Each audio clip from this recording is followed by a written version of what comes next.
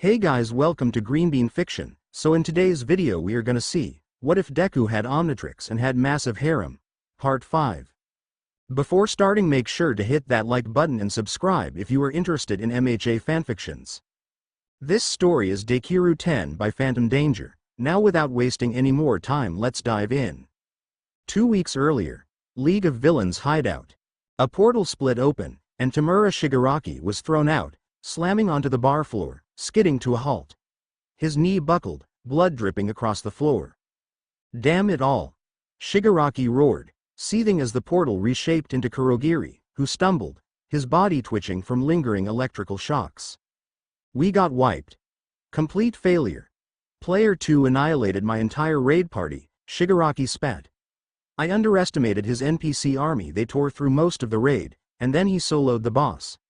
We had to retreat, me and Kurogiri. A monitor across the room blinked to life, and a cold, authoritative voice came through.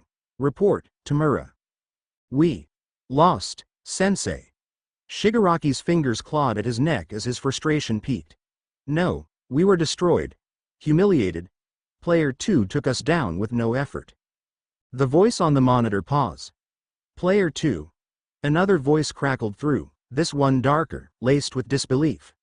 What? He defeated my Nomus? Nomus designed to be perfect? Shigaraki's eyes widened as he shouted back, but we weren't prepared for him. Sensei, why didn't you tell me All Might had a successor? Why didn't you tell me he was like you? A pause hung in the air. All Might's successor? The mentor's voice shifted, laced with interest. Elaborate, Tamura. Player 2. He's like nothing I've ever seen. His strength matched, maybe even surpassed, All Might's. He took out my raid party faster than I could blink, and those flames. Shigaraki's voice trembled. Flames. The voice held a note of intrigue. Shigaraki looked to Kurogiri, who nodded, his voice strained. Yes, sensei. He seemed to wield multiple abilities. As if he had the powers of several pro heroes. And the flames unlike anything I've seen before. The heat alone. It was like standing inside a furnace. Shigaraki's fists clenched.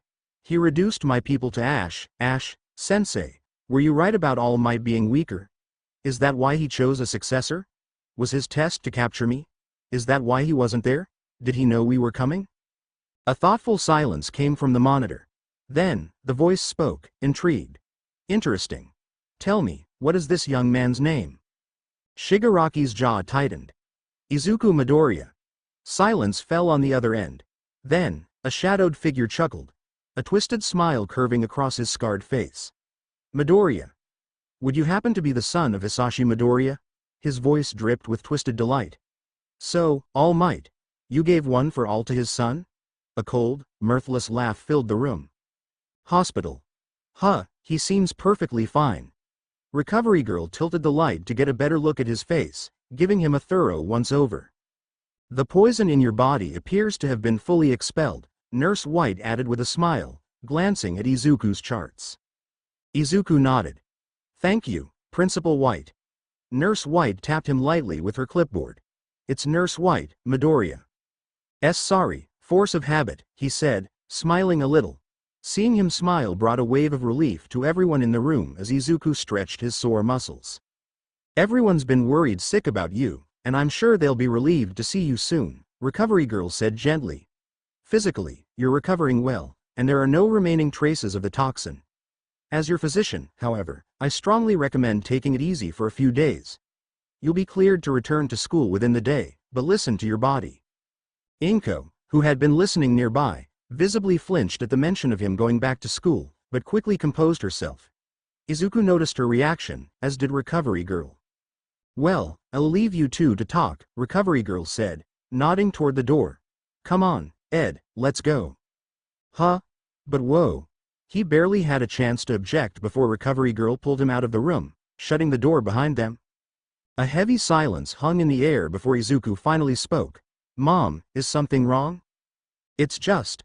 I don't think you should go to UA anymore, Inko whispered, her voice cracking as she looked up, the disbelief written all over Izuku's face. Mom, why you can't be serious, it's only been the first week. I know. The first week, Izuku, Inko interrupted, her voice shaking. And you're already lying here in a hospital bed, nearly on death's door. Honey, you were going to die. Her head lowered, and tears began to fall as she clutched his hand tightly. Mom, but I'm fine, look, it wasn't Yue's fault, I was too careless. Izuku began, but Inko cut him off. Izuku, they were beaten, and you were forced to save everyone. Inko's voice trembled. My baby who only just got his quirk was thrown into danger, forced to fight. Why did it have to be you? She looked at him, shaking with quiet sobs. Mom, I'm okay now, Izuku said, gently placing a hand on her shoulder. I know, honey. But you were almost killed, she whispered. I don't know what I'd do if I lost you too. It was hard enough when I thought you'd never get a quirk, and now. Inko's voice hitched with a small hiccup. Mom, Izuku started. But then I saw how worried your friends were, she continued, her eyes softening. They've only known you a week, and yet they care so much. You've already had such an impact on them. So, against my better judgment, Inko managed a small, tearful smile. You can go back to UA, she said softly. Mom. Izuku whispered, his own eyes welling up. You're my son, the only family I have left, Inko said, her voice breaking. I can't lose you like I lost your father. I just can't. She held his hand tightly. So please, Izuku, promise me you'll be careful. Be safe, honey. I know you're strong, but just promise me. She took a shaky breath. I'm putting my trust in UA. I trusted them with you, and they promised to keep you safe. But you have to promise me that, no matter what, you'll come home to me. Please, Izuku. Just promise me. With tears in his eyes and a determined look, Izuku replied, I promise. As Inko pulled her son close, crying quietly into his shoulder, All Might stood just outside, his fist raised to knock but stopping short. He smiled to himself, realizing there was no need to convince her. Looks like I don't have to worry after all. Izuku sat in his hospital room, dressed in casual clothes, the Omnitrix plainly visible on his wrist. He pressed the button, and the faceplate popped up, projecting a holographic image of Heat Blast. The most powerful device in the universe. Izuku thought, recalling Tetrax's words. So I have the most powerful device in the universe right here on my wrist. And the aliens I turn into are real aliens. He paused, rotating the dial until the image of Diamond Head, who looked remarkably like Tetrax, appeared. This whole time, I've had this much power? Izuku was lost in thought, but then something clicked. He remembered his first meeting with Nezu. Wait. The Omnitrix is actually called the Omnitrix. How did Nezu know its real name? Izuku wondered, continuing to turn the dial. Maybe he just made a lucky guess. But a knock at the door pulled him from his thoughts. He looked up to see All Might, in his skeletal form, entering with Detective Tsukachi. We were hoping to talk to you, Tsukachi said as both men stepped inside. They began questioning him, mostly about Shigaraki, the Nomu, and Kurogiri. Izuku recounted everything he remembered. And that's pretty much all of it. We got separated when Todoroki's ice wall went up, Izuku finished. Tsukachi sighed. So this confirms it. All for One is alive. All for One? Izuku echoed, his confusion evident. All Might exhaled, a heavy look in his eyes. He had known this conversation was inevitable. He needed to tell Izuku the truth, whether he wanted to or not. Tsukachi, could you give us the room? All Might asked. With a nod, Tsukachi exited, closing the door behind him. Young Midoriya, All Might began, his gaze serious, sending a chill down Izuku's spine. I'm going to tell you about the man who almost killed me. The person who murdered my master, the previous holder of One for All. A man I feared for so long that I distanced myself from others. Something I regret deeply. As he spoke, an old memory surfaced, a thought of Hisashi. Sometimes I think of you, Hisashi. You faced Vilgax and never once let fear stop you from connecting with people, from falling in love. All Might shook himself from the memory and looked back at Izuku. His name is All for One. So, I have to fight All for One someday. And he might do anything, including capturing or killing the people I'm close to? Izuku asked, his heart racing at the thought. Possibly, All Might replied gravely. This confirms that he's alive and is molding Shigaraki to be the next him. He's also one of the reasons I never found love. I've kept secrets even from my closest friend, David Shield. Wait, David's shield doesn't know about one for all? Izuku asked, surprised. All Might nodded in response. Izuku glanced at the Omnitrix, then at his clenched fist. I finally get a grip on my powers and survive a villain attack. Now I have a target on my back? Can't I catch a break? He groaned in frustration. All Might hung his head, shame washing over him. I'm sorry, young Midoriya. If I had known he was alive, I would have given you one for all sooner. He gripped his thighs, clearly distressed. It's okay, All Might, Izuku said, scratching the back of his head. He took in the sight of the frail man before him, reflecting on how Tetrax's words had illuminated his perception. He had always seen All Might as an invincible hero, never considering the reality of his declining health. As he observed the guilt etched on All Might's face, Izuku inhaled deeply. All Might, I think it's best you give me one for all, he said firmly. Toshinori's eyes widened in shock as he regarded his protege. You really think so? I mean, you're not in your prime anymore, right? You can barely hold your form for more than 3 hours, Izuku noted, glancing at the scar on Toshinori's side. Plus, who better to take on All for One than the guy with essentially 2 quirks? Neither of which can be stolen. Izuku added with a grin. All Might chuckled softly. Technically, One for All is the only true quirk. The Omnitrix is a different kind of power, and you don't have a quirk of your own. My point is that All for One can't take the Omnitrix or One for All, Izuku interjected, a hint of nervousness creeping in as he contemplated the battle ahead. He raised a shaky thumbs up. Don't worry. Just leave it to me, All Might. Young Midoriya. Toshinori looked at him with a mix of surprise and pride. If that's the case, and you're going to take on All for One, we're going to train a lot, All Might declared, standing up. Izuku looked up in surprise. After school, it will be just you and me training one-on-one, All Might said with a determined smile. Izuku's eyes widened. Since you'll be living in the dorms, we can train for longer sessions. With Recovery Girl on site, we can push your training to the limit, All Might continued, though Izuku's expression turned worried. But what about favoritism? Izuku stammered before All Might placed a reassuring hand on his shoulder. You are my successor, it's my responsibility. I let you down during the USJ incident, but I need to prepare you for what's coming. Nezu agrees, Midoriya. There's a lot ahead, and you need to be ready. All Might said firmly. Yes, it might seem unfair, but your classmates don't have a literal psychopath who can steal quirks and bring Japan to its knees. So I think a little favoritism is warranted. Toshinori added with a light chuckle. All Might, Izuku began, but All Might cut him off. And from the footage of the USJ, you seriously need to work on your battle awareness. The first fight with the Nomu highlighted your lack of experience, but you quickly remedied that. Just know I'm not going to pull any punches, All Might said, a smirk creeping onto his face. Izuku nodded vigorously. I wouldn't have it any other way. A few minutes later. Okay, you're good to go. Just remember to relax and stay in your dorm for the next 4 days. Avoid anything too strenuous, Recovery Girl said as she finished her final diagnostic on Izuku before he headed home with his mother, along with some medication. 4 days. I can't stay in my room for that long, Izuku exclaimed, suddenly realizing he had been in the hospital for 2 weeks. Oh man, I already missed the sports festival. Recovery Girl sighed, her tone calm yet authoritative. No, the school was closed for a week due to the recent events, and once the students returned, it was agreed that the sports festival would be postponed for a month. You still have 3 weeks to prepare. Oh, Izuku said, sighing in relief. You need to focus on healing. The toxins may have cleared from your system, but your body still requires time to recover. You were not only shot but also suffered multiple fractures, and thankfully, none of this was due to overexertion with your quirk. I cannot stress enough how important it is to rest.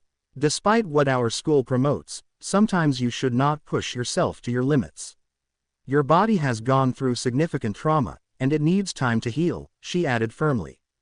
Izuku rubbed some of the sore spots on his body, feeling the ache in his shoulder where the bullet had gone through and his side, which still bore the small scar from Shigaraki's decay attack. One day, he asked hopefully. A cross vein appeared on Recovery Girl's forehead. This isn't up for negotiation. Izuku flinched back. 2 days. I blame you, she exclaimed before striking All Might gently in his weak spot. 3 days. Rest and heal, young man. Look at All Might. He didn't listen to his doctors and now. All Might rubbed his side in pain. She's right, young Midoriya. Lack of restraint has led me to this body. I hope you learn that lesson. He gestured to his frail form. Overexertion has cost me a lung and most of my stomach. Izuku nodded, understanding the seriousness of their words. Understood. You should head back now. Today is Saturday, so you'll have a day to prepare for moving into the dorms with the rest of your class, Recovery Girl concluded. Izuku bowed in gratitude before he left, escorted by All Might, who led him to where his mother was waiting in a taxi. Thank you again, Toshinori, for informing me about my son, Inko said as she bowed deeply. Informed? Izuku asked, confusion evident on his face. Oh, I called your mother to let her know you were awake, Toshinori replied. You have my mom's number? Izuku asked, a dangerous glint in his eyes. Why yes, young Midoriya, All Might stammered, visibly nervous under the intense gaze. Midoriya regarded All Might for a moment before turning his attention to the Omnitrix. The holographic display caused a wave of dread to wash over All Might. Whoa, wait, young Midoriya. I swear it's not like that. All Might exclaimed, his voice rising in alarm. Sure, I believe you, but Wrath just wants to have a few words, Izuku said as he continued dialing the Omnitrix. Why your mother was just concerned because you manifested a quirk, and I had to explain the second part since it caused injuries. Nothing else, I promise. Toshinori rushed to clarify. Midoriya nodded, finally stopping the dial. Okay, I trust you. I thought you were going to kill me for a second, Toshinori said with a nervous chuckle, wiping the sweat off his brow. Izuku then shifted his focus to his mother, giving her his full attention. So, are we heading home? It was Monday, the start of a new week, as the sun began to rise over UA High School. Izuku stood outside Heights Alliance, taking in the sight of his new home for the next 3 years. The building was large and rectangular, with a red brick exterior and white columns at the entrance, giving it a formal, sturdy appearance. It was divided to accommodate both Class 1A and Class 1B, with each section clearly marked above the entrances. 1A was labeled on one side and 1B on the other, in bold, large lettering. The building had multiple floors with wide, wraparound balconies on each level, lined with railings where students could step out to view the surroundings. Large windows lined each floor, allowing plenty of natural light to pour inside. At the front, a broad set of stairs led up to the main entrance, flanked by 2 tall lampposts. The structure was surrounded by a neatly kept lawn, with pathways leading up to the entrance. It was imposing in size and clearly built to hold a large number of students comfortably. Izuku gulped. So, for the next 3 years, this will be my new home, he murmured to himself. He looked around, then checked his phone. It was still early. Seems like no one has arrived yet. With his backpack strapped on, Izuku walked inside, taking in his new surroundings. The place was silent. Guess no one's here yet, he thought, until he heard the faint sound of brewing and caught the scent of something delicious. Following the aroma toward the kitchen, he caught sight of a girl with raven hair styled in a spiky ponytail, brewing tea. Yaoyorozu, Izuku said softly. However, the girl didn't respond. Her head was down, and her expression was one of frustration, defeat, and sadness, all emotions that Izuku was all too familiar with. He didn't know what was bothering her, but he felt the urge to reach out. Gently, he placed a hand on her shoulder, catching her attention. She jumped slightly in surprise, turning to see Izuku. Oh, Midoriya, Momo said, seeming flustered. She fumbled with the teapot, accidentally spilling her tea. Oh no, I've made a mess, she muttered, quickly creating a cloth to wipe it up. Are you okay? Izuku asked gently. His voice startled Momo, who flinched before hastily cleaning up the spilled tea and attempting to leave. Of course, Momo said quickly, a little too fast. Don't worry about me, I'm just a little tired. I think I'll go lie down. Izuku noticed her red, puffy eyes and the dark circles beneath them. She'd clearly been crying, and he could sense the self-doubt the feeling of powerlessness, the same feelings he knew all too well. Nervously scratching the back of his head, Izuku took a shaky breath and managed to call out just as she began to leave. Mind if we talk?" he stuttered. Momo paused, biting her lip and keeping her head down, but he could see the faint glisten of a tear on her cheek. I'm sorry, I have to go," Momo said as the girl began to make a hasty retreat. Realizing this might be his only chance to reach out, he found himself blurting out and grabbing her wrist, "I know what you're going through, and I just want to help." Momo froze as he placed a hand on her arm, her body trembling as if holding back sobs. After a moment, he released his grip and bowed his head. I'm sorry, I didn't mean to shout," he said softly. "I just, He hesitated, then looked back up at her, his expression earnest. "Can we start over? I know we've only known each other for a week, and maybe I don't know you well yet, but could I at least say something?" Momo stood in silence, but the fact that she hadn't walked away gave him the courage to continue. "It's about what happened at the USJ, isn't it?" Izuku asked, keeping his eyes down to avoid pressuring her. I think I understand how you're feeling right now." Momo's fists clenched. "How could you possibly know what I'm feeling?"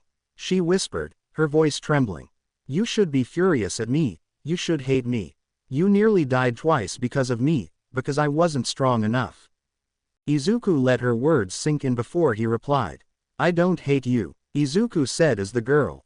"You're an amazing person, one of the smartest people I know, really kind and nice, so I don't hate you, and I don't blame you especially for what happened," Izuku said as the girl's body shoulders from suppressed sobs as she wrapped herself in her arms, hugging her torso, visibly holding back tears.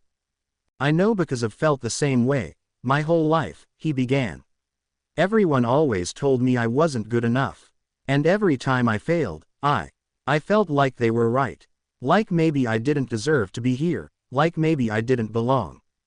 Momo's shoulders shook as she listened, his words seemingly hitting close to home. "It's easy to feel like that when people keep pointing out your mistakes," Izuku continued. "It starts to feel suffocating, like every single failure confirms that you're just not good enough. And then you question yourself, and you feel like everyone else might be better off without you. But if there's anyone who belongs here, it's you, Yaoyorozu." Momo's gaze slowly lifted, and though her eyes were still damp, there was a spark of curiosity there. Izuku took a breath and looked her in the eyes, gathering his confidence. "I've only known you for a week, but I can already tell that you're incredible," he said, his voice stronger. "You're Momo Yaoyorozu. Not only is your quirk amazing, but you're also the smartest person I know. You don't have an intelligence quirk, and you're still brilliant enough to make Principal Nezu jealous. You created an EMP in, 2 minutes?" Momo looked down, a slight blush on her cheeks. "It didn't even work. We didn't win. Maybe it didn't fully stop that villain Kane, but you did everything you could. And in the battle trial, you set up all those traps, you scored perfectly, and unlike a certain blonde with an ego the size of UA's budget, you never rub it in anyone's face." A tiny giggle escaped her, a tearful, wobbly giggle, but a giggle nonetheless. "Kane was strong," he continued, his voice softer. "I barely even beat him. But you can't let that loss weigh you down.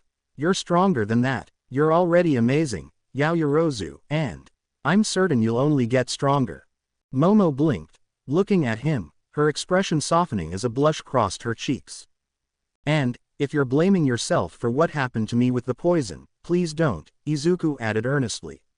"I don't blame you, I should have thought things through more. But that was our first real fight with villains, and by the end of it, we sent them running. We fought, and we won.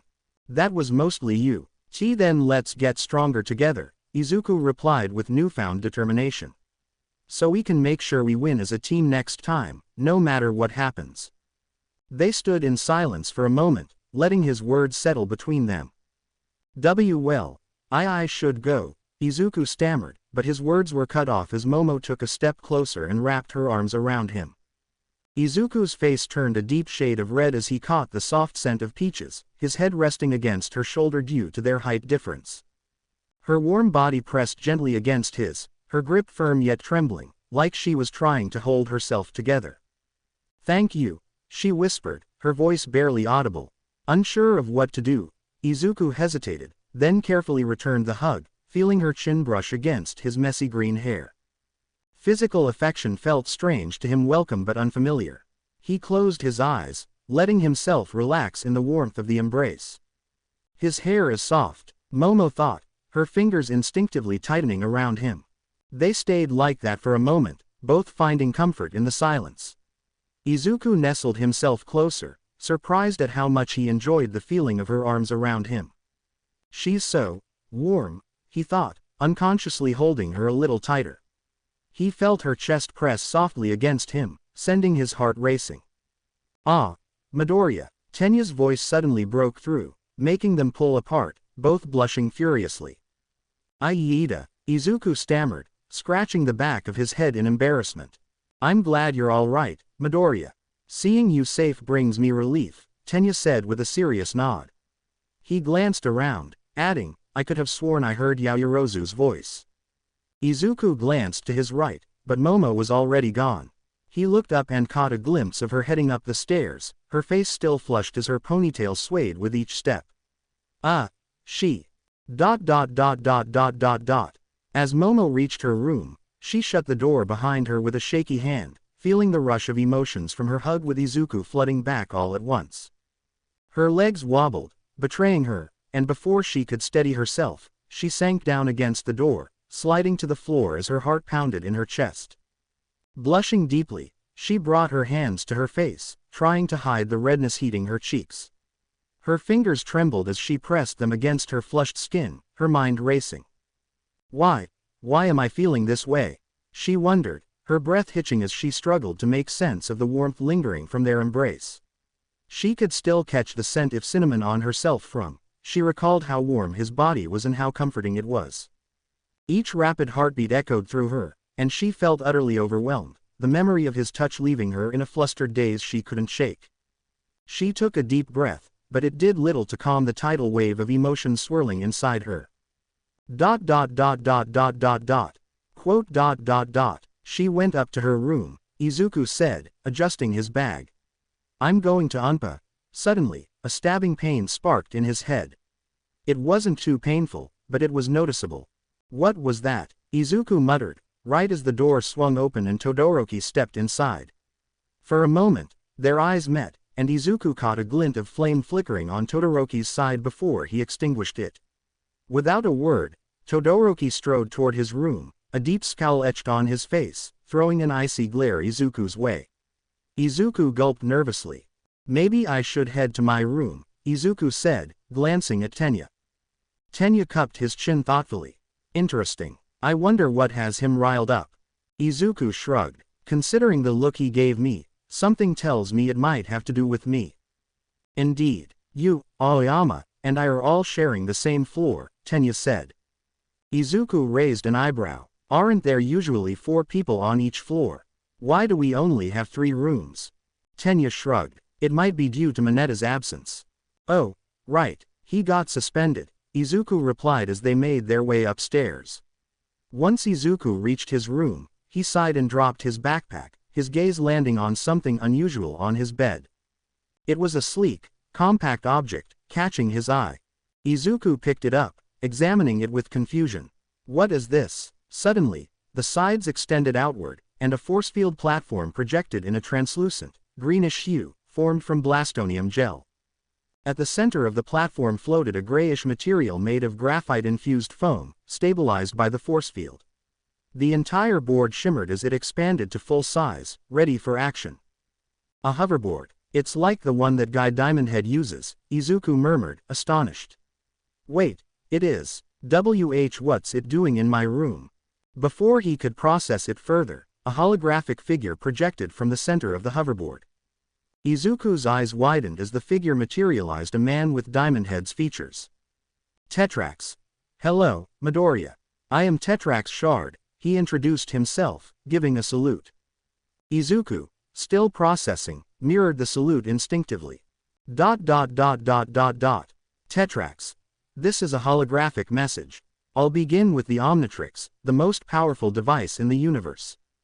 Izuku glanced at the Omnitrix, a bead of sweat trickling down his forehead. Most powerful device. He swallowed nervously. Tetrax. The origin of the Omnitrix is unknown, but there will be those who seek it, those who would do anything to possess its power. Like one for all, Izuku murmured, listening carefully. Tetrax. The Omnitrix is bonded with you, and it cannot be removed. A fact, I'm sure, that you're well aware of. Izuku nodded, confirming Tetrax's observation. Tetrax. You'll have to grow stronger. Most of the universe considers the Omnitrix a myth, a legend. Hardly anyone believes it exists, which is fortunate. Izuku nodded thoughtfully. If people don't believe it exists, they won't come looking for it. Tetrax. But some beings know of its existence, and they will come for you. When you transform, the Omnitrix sends out a signal, a beacon that lets others know it's active. For now, I've set up a signal jammer. Each time you use it, the signal will appear to come from my location, not yours. But this will only work temporarily. Prepare yourself. Your body, your mind. You'll need to be ready for anything the universe throws at you. Izuku gave a determined nod. Tetrax. Until then, as an old friend might say, may the force be with you. Izuku's sweat dropped, chuckling in disbelief. Was that a Star Wars reference? How would an alien even know that? The hologram faded, leaving Izuku staring at the board, smiling slightly. But before he could start unpacking, that stabbing pain in his head returned, sharper this time. There it is again, he muttered, wincing. Yet, this time, the pain felt different, almost as if it was guiding him. Clutching his head, he found himself pulled toward his balcony. What's happening? He whispered, gripping the railing. As he squinted into the distance, he spotted a group of boys surrounding a girl with honey-brown hair. Activating full cowl, green electricity crackling over him, he leapt into action. In the middle of the group stood Kanoko Komori. Look at the freak, one boy sneered. I bet her eyes are so ugly she has to hide them. Yeah, and her quirk is weird too. Izuku clenched his fists, ready to step in. I know, right, she was always so obsessed with mushrooms back in middle school, one of the boys snickered, sneering as he looked at Kanoko Komori. She stood quietly, her head lowered, gripping the strap of her bag tightly. She had been on her way to Heights Alliance, hoping for a fresh start, when these familiar faces from General Studies cornered her, blocking her path. I bet she wet herself during the USJ attack, another one chimed in, laughing as his friends joined in. If freaks like her can make it into the hero course, then the standards must be scraping rock bottom.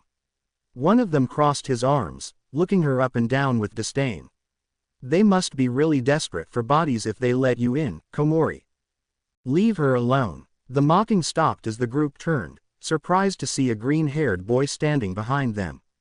Though Izuku Midoriya was still visibly worn from his injuries at the hospital, he held his head high, his determined gaze focused on the group.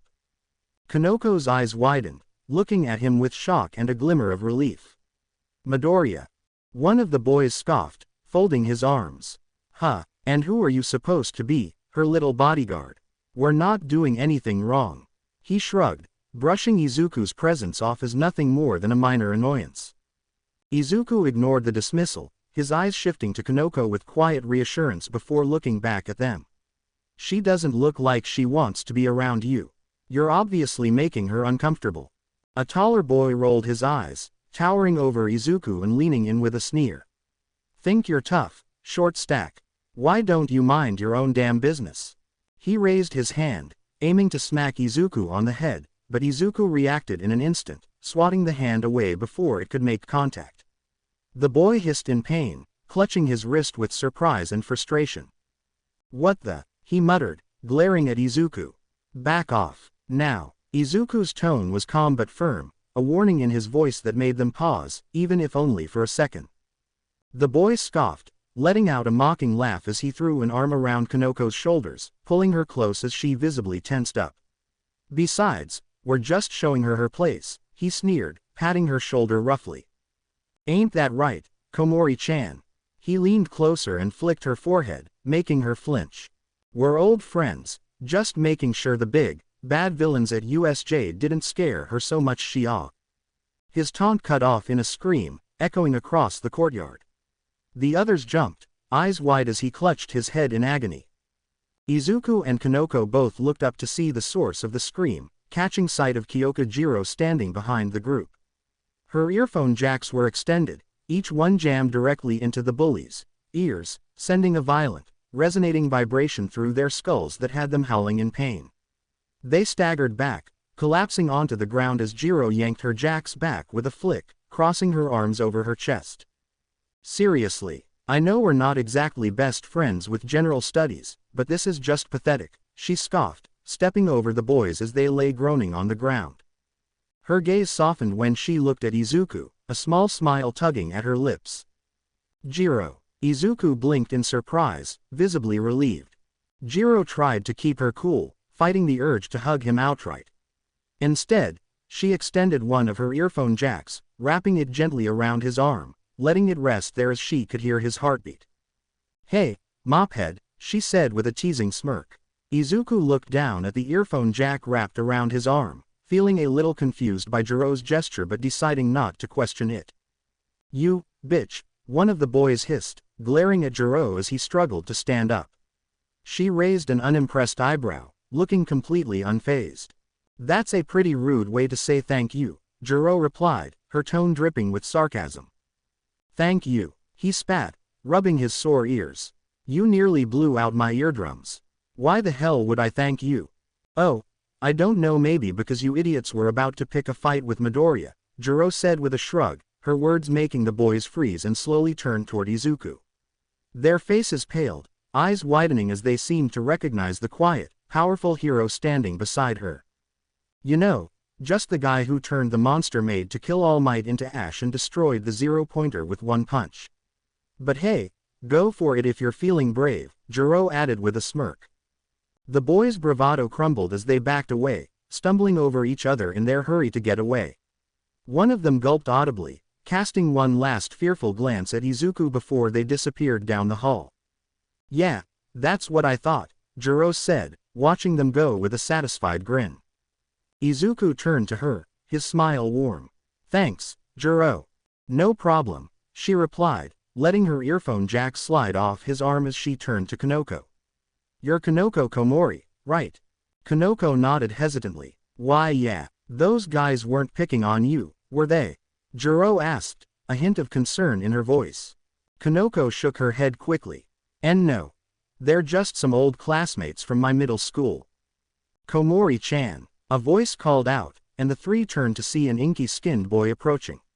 "Come on, I wanna check out the dorms already," he said, grabbing Kanoko's arm with a slight tug.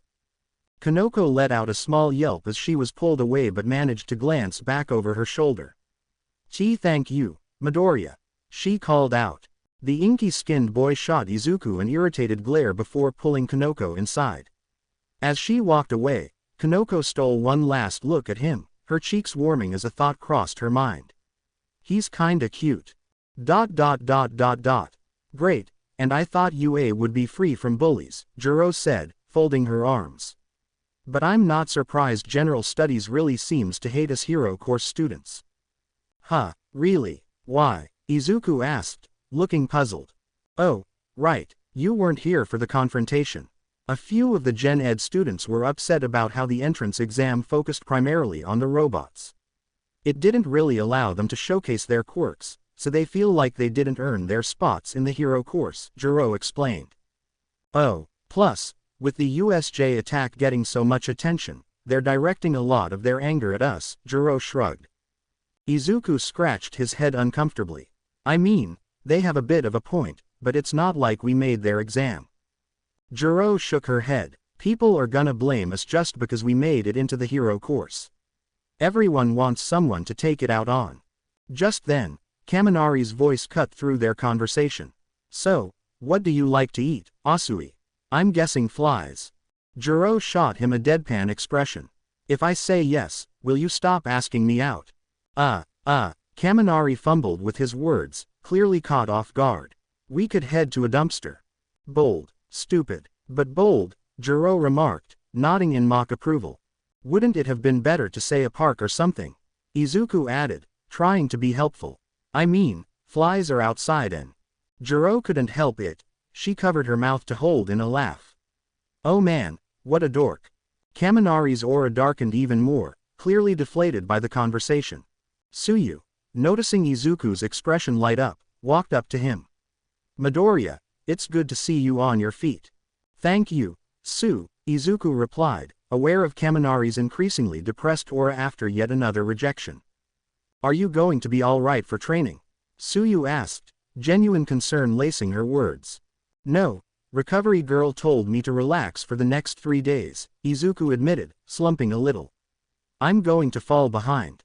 3 days. With what you went through, I'm surprised you're not still bedridden, Jiro said, her tone filled with concern. Tsuyu nodded. You really should take a break, Midoriya. Don't overwork yourself, she urged, her eyes softening.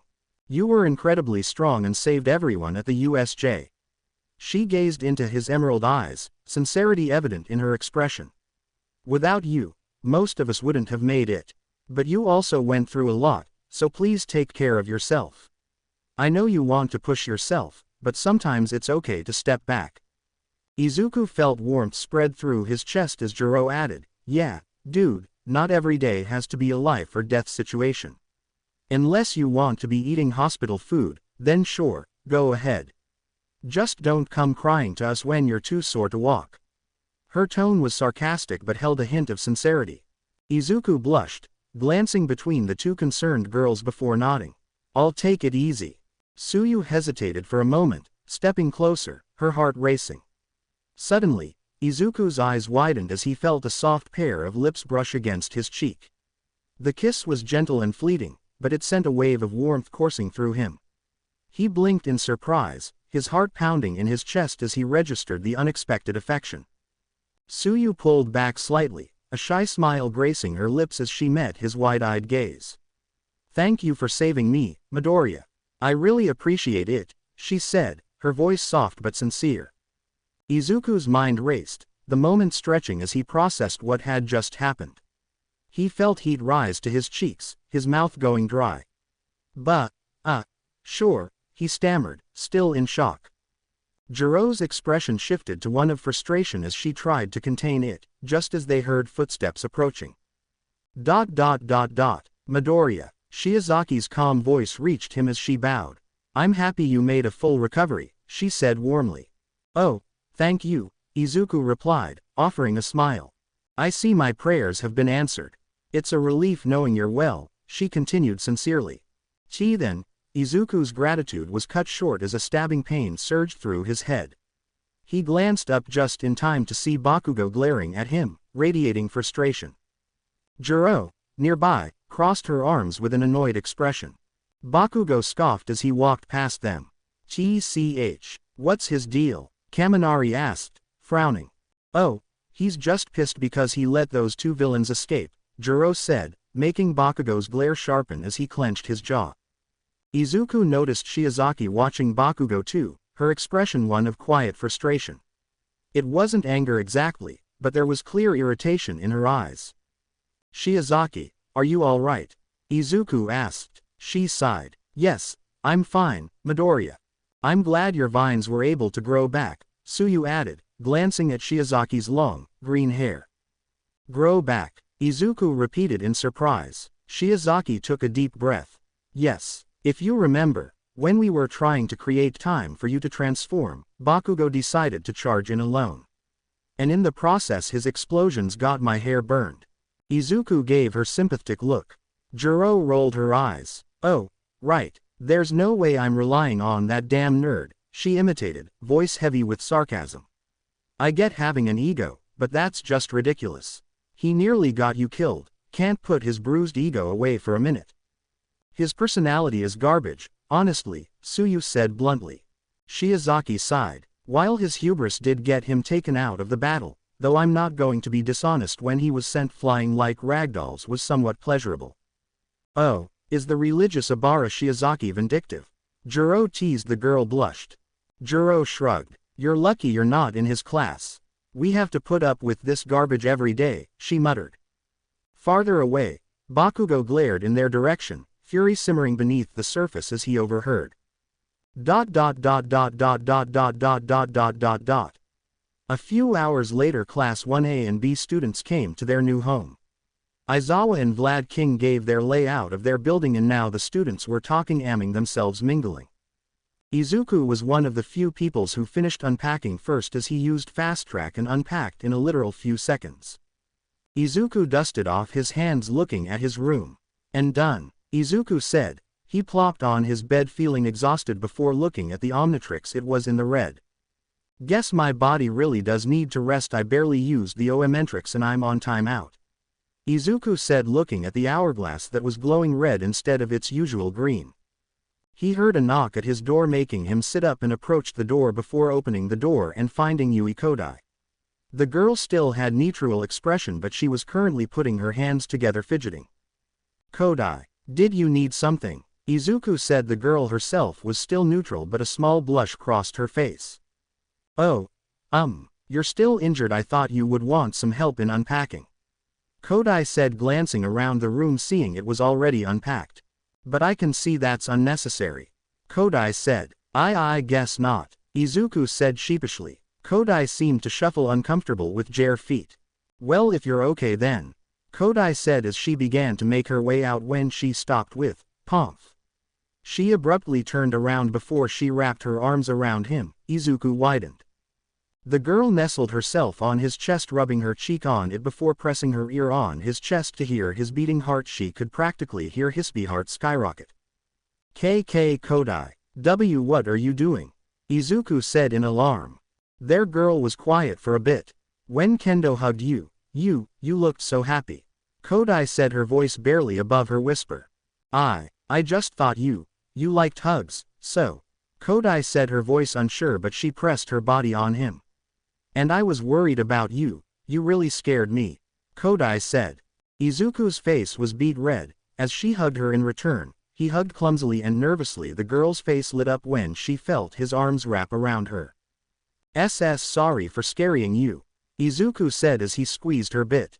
As the two were about to separate, the door to Izuku's dorm room swung open. The two ended up. It hit Kodai as she was forced down, causing Kodai to be on top of Izuku, both close to one another. Izuku, quickly realizing how close they were, blushed in embarrassment as he looked with wide eyes. Kodai, visibly startled, caused her cheeks to flushed. What? Juro said, her face red. Ochako said, her face red. Yaoyorozu Onyx eyes shot open, her mouth agape, her face red before all three girls exclaimed. What in the hell? What are you two doing? Juro said in outrage, her face red from embarrassment, her heart feeling crack from the sight. Ochako was wide-eyed, glancing down at the two, blushing profusely, trying to calm her racing heart in a panic. Dekiru, what are you doing? Her voice was laced with some possessiveness in it. Momo blushed a panicked look. She couldn't explain the pain in her heart from the two being so close. Yui blinked before her foot shut the door behind. The three girls blushed before they heard the quiet and soft voice of Yui Kodai. Go away. Momo's face felt heart sink before she opened the door. Kodai, this is highly inappropriate. Midoriya's is still injured and needs his time to heal, and. The girl's voice began to panic, her emotions controlling her actions. This is highly inappropriate, Momo said, trying to stop her beating chest. Ochako nodded, her face crimson. Yui gently got off Izuku, who was blushing profusely, avoiding eye contact. We wanted to see if you needed help unpacking. Ochako's voice came through, her voice barely above a whisper. But seems you don't need help. Juro said, her face red, twirling her jacks in frustration. Thanks for their offer. Izuku said, stuttering a bit from embarrassment. Momo struggled to maintain her usual elegance as she spoke up, her voice wavering. Well then, I suppose the rest of us should get our own stuff unpacked. She stammered before quickly grabbing Yui's arm and pulling her away. Whoa, Yui mumbled, letting herself be dragged, a slight hint of confusion in her expression. Meanwhile, Juro was unable to hold back her frustration. She pointed one of her jacks directly at Izuku, her face flushed as she hugged herself, her heart pounding with a mix of jealousy and irritation. What were you two doing? She demanded, her tone sharp, though her embarrassment was clear. Izuku swallowed nervously. We were just hugging. At that, Ochako, Juro, and Momo all whipped around, faces flushed with disbelief. You hugged her? They exclaimed in unison, each one feeling the pang of jealousy tightening in their chests. Izuku nodded, unsure of what to say, and before he could explain, Kodai stepped in, her tone calm and matter-of-fact. "Why does it matter if he hugs me?" she asked bluntly, which only made the three girls blush even more. "You're not jealous, are you?" Kodai added, her question hanging in the air as Jiro's jack trembled slightly from the implication, her face as red as ever.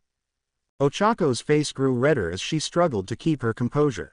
I need to unpack," Jiro muttered, turning on her heel and walking away, her heart still racing. Momo hesitated, cheeks still flushed, before nodding and following suit. Without a word, Ochako quickly ran off, while Yui found herself being dragged away by Momo. Izuku stood there, staring after them in confusion, scratching his head. "What just happened?" he murmured, still unsure of what he had done wrong. A few hours later, after everyone had finished unpacking, the students began gathering in the common area. Classes A and B mingled, laughter and chatter filling the room. Excitement rippled through the crowd when they spotted Izuku. The girls' faces lit up, and before he knew it, Ashido launched herself at him with a dramatic cry. "Midori," she exclaimed, clinging to him with a grip that could rival a pro wrestler's. She immediately burst into ugly tears. "IIW was so worried about you," Ashido sobbed, her voice barely understandable through her sniffles. Izuku's face flushed as he tried to console her, especially when more classmates who hadn't yet seen him began to crowd around. "Bro, you were super manly out there, especially against that Nomu." Kirishima cheered, giving him an enthusiastic thumbs up. "Like, dude, I still get goosebumps just thinking about it. And I've never seen flames like that," Toru added, practically bouncing on her toes with excitement. "It was incredible. Will you be allowed back in class?" Shoji asked, his serious tone cutting through the chaos, concern evident in his gaze. "You were seriously injured. Are you even allowed to come back to training?" "Yeah, you didn't look so hot when you were in the hospital." Ojiro asked just as concerned. Izuku, looking a bit overwhelmed by the attention, managed a shy smile. "Let's not crowd him too much, guys," Shoji said, using his extra limbs to gently nudge some classmates back. "Thanks, Shoji," Izuku said gratefully, catching his breath. "And I'm all right. I just need a few days," he added with a reassuring smile. But he noticed everyone staring at him, particularly the guys, their expressions frozen between disbelief and concern. Did I say something wrong?" he asked, blinking in confusion. "Don't get us wrong. We're all glad about your recovery, but..." Shoji hesitated, glancing at the others as though searching for the right words. "Shoji overheard the doctors say the poison in your system was potent enough to kill a horde of 20 elephants, Tokiyami added, his tone serious. The girls gasped in unison, their expressions mirroring each other in horror. "Wait, what?" they all shouted. "Why didn't you say anything?" Toru pressed, sounding both worried and a little hurt. "Yeah, dude, how could you not tell us?" Mina demanded, giving him a playful shove before crossing her arms. Her pout was practically an art form at this point. Shoji glanced away, looking a bit guilty. "You all seem so worried about Midoriya already. I didn't want to make bad news worse," he admitted. "I didn't want you all to worry any further." Ashido huffed, her pout turning into a frown. "But seriously, how the heck did you even survive that?" Kaminari and Sato echoed, their faces a mix of awe and bewilderment. Izuku scratched his chin thoughtfully. I'm not sure. I kind of just did," he said, trailing off as his gaze drifted down to the Omnitrix on his wrist. "Did the Omnitrix save me? If it did, what else can it do? Guess Midoriya's is just built different," Shiro said. Izuku felt an arm slung over his shoulder. "I'm just glad you're okay. You totally saved our butts back at the USJ, Shiro said, grinning. Some of Class B started to come over, clearly interested in joining the conversation. Shishida nodded. "That Nomu's strength was truly monstrous, and my punches barely even scratched it." "And you were able to send it flying. When you turned into 4 arms. That was totally sick," Ashido added, practically bouncing with excitement. "I could feel the shockwaves from all the way over at the plaza." "Dude, I knew you were strong, but that was on another level. Sato said, wide-eyed. Midoriya, I had no idea Fast Track could generate such force to blast those giant doors right off the hinges. Tenya added, his eyes practically sparkling. Feeling a bit overwhelmed by the barrage of questions, Izuku decided to address Tenya's comment. Oh, actually, Fast Track isn't that strong. Class 1A and B responded in unison. Wait, but how could he not be? Mina asked, incredulous. You blew those doors clean off their hinges, and they're like 20 feet tall. It took me minutes just to melt a hole in them with my strongest acid, and even then, I was barely able to get through without hurting myself. Izuku scratched his chin thoughtfully, trying to explain. Well, it's like this. Fast Track doesn't have super strength, not in the usual way, but he has incredible speed, and I can use that speed to create force. So, I created some distance and then ran back at super speed. At that point, I was moving around, 800 miles per hour or more, maybe. 800, Kirishima stammered, eyes wide with shock. Izuku nodded. Yeah, roughly. It might have been faster, but that's a minimum. Moving at that speed, I was able to build up enough kinetic energy that when I hit the doors, the impact force just blew them off. Ida's eyes widened, a mixture of admiration and envy flickering across his face. Midoriya, that level of speed is remarkable. I can't even imagine moving that fast. It takes intense discipline just to handle my own speed without injury, but to be able to move at such momentum and have great control over your trajectory, it's incredible. Kuwaro, who had been observing quietly, finally spoke up, his dark eyes gleaming with intrigue. So, you're moving at a speed that could make shadows stretch for miles. That's next level, he murmured, almost to himself. Kanoko's eyes were wide with awe, her hands clasped together. 800 miles per hour, that's even faster than Hawk's. You're faster than the fastest hero. She squeaked, practically buzzing with excitement. Shroom, you're practically the fastest person in Japan. Izuku's cheeks flushed as he shrugged modestly. It's kind of a trick, he admitted with a small smile. Using speed to substitute for strength is risky, but it works in a pinch. Pony, the comic book enthusiast, perked up and was suddenly right in front of him, her tail flicking excitedly. You actually did the supersonic punch. Izuku blushed, nodding. Yeah, I remembered the comics you lent me. I didn't think it would actually work, but I tried it out with, my sensei, he corrected himself. That's a pretty risky move, Momo said, walking up to him, her expression serious but admiring. Oh, how so? Shiro asked as Momo adjusted her stance, gracefully cupping her chin in thought. Well, Momo began, considering the speed you mentioned, and from my analysis of your quirk apprehension test results, you were likely moving at about Mach 1.1. At such a velocity, you're generating a massive amount of force. If your angle were even slightly misjudged, or if something unexpectedly blocked your path, the kinetic energy would have nowhere to go but back into you. She gave a serious look. The impact could result in catastrophic injuries, potentially shattering every bone in your body. Kaminari's head was sparking in confusion, while everyone else had similarly bewildered expressions.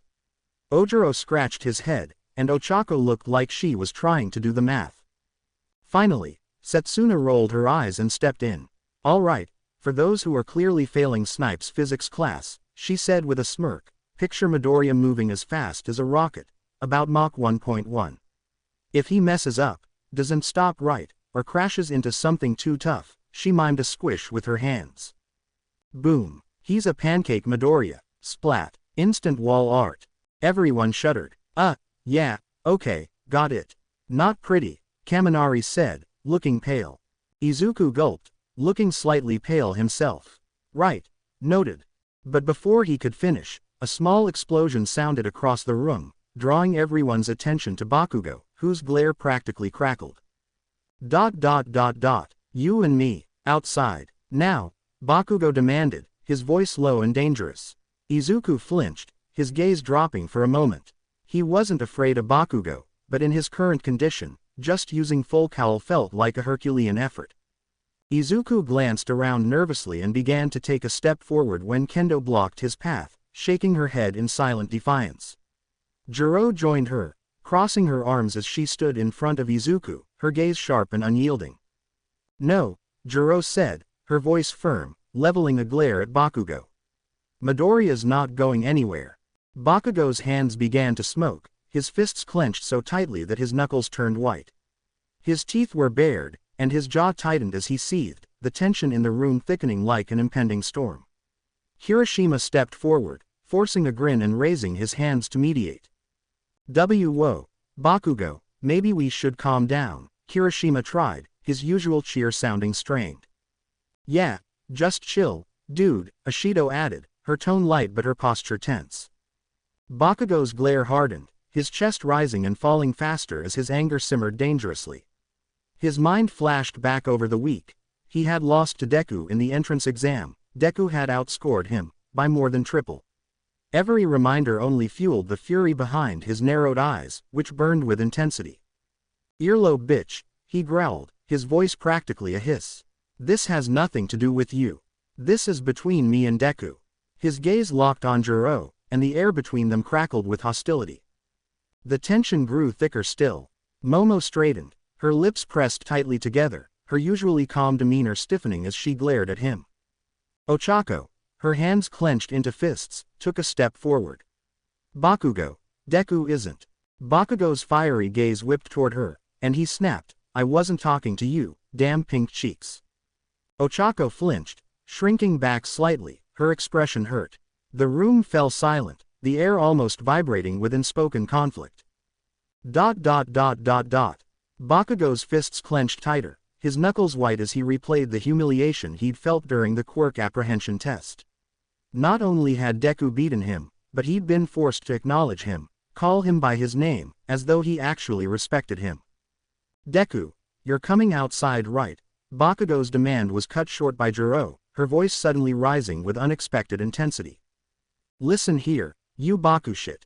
Jiro snapped, stepping forward as her glare bored into him.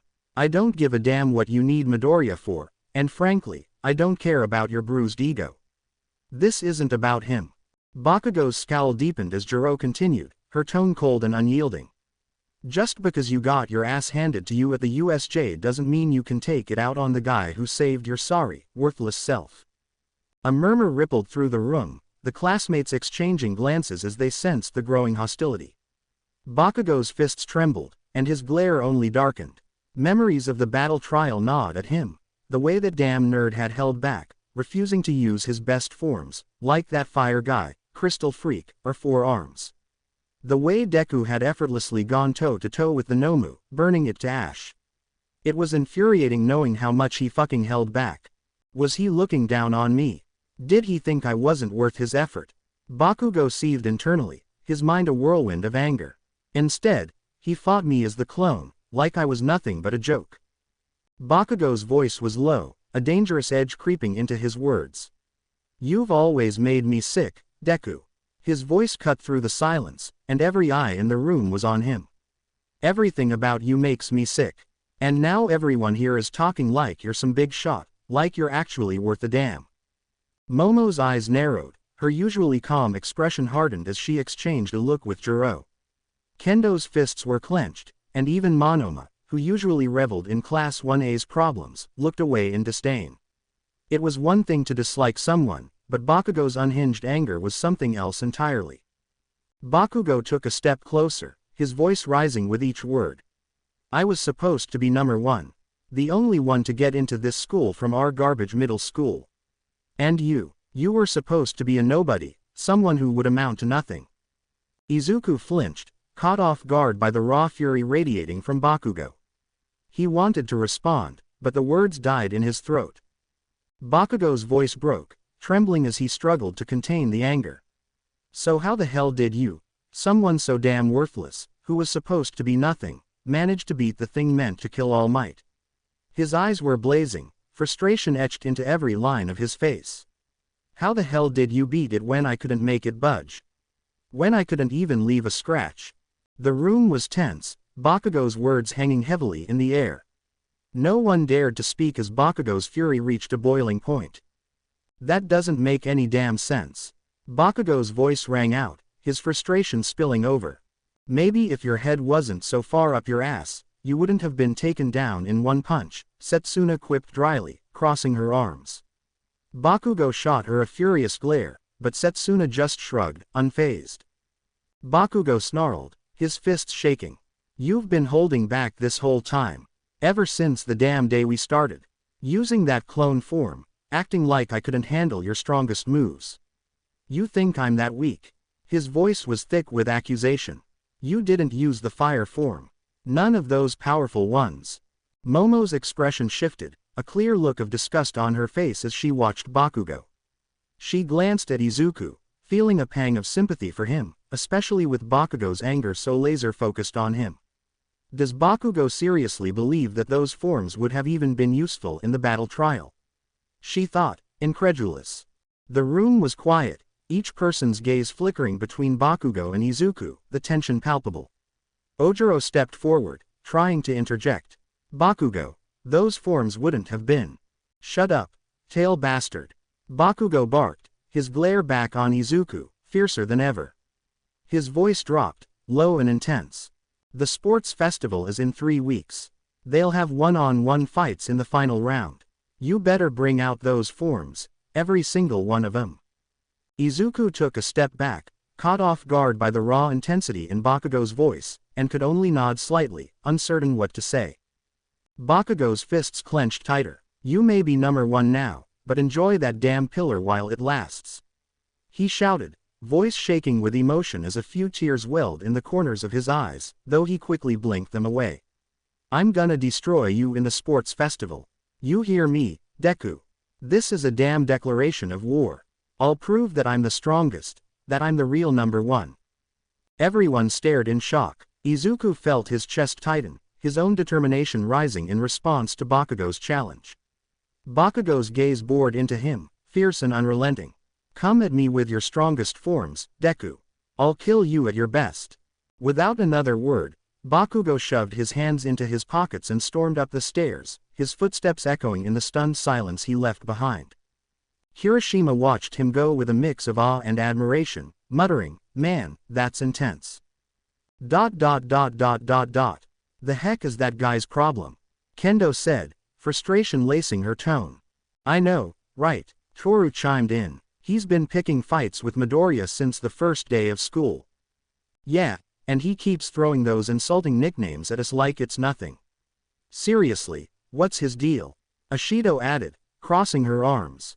Hiroshima scratched his head. Yeah, but I kinda get where he's coming from. His words earned him confused looks from the others. We were practically useless during the USJ attack.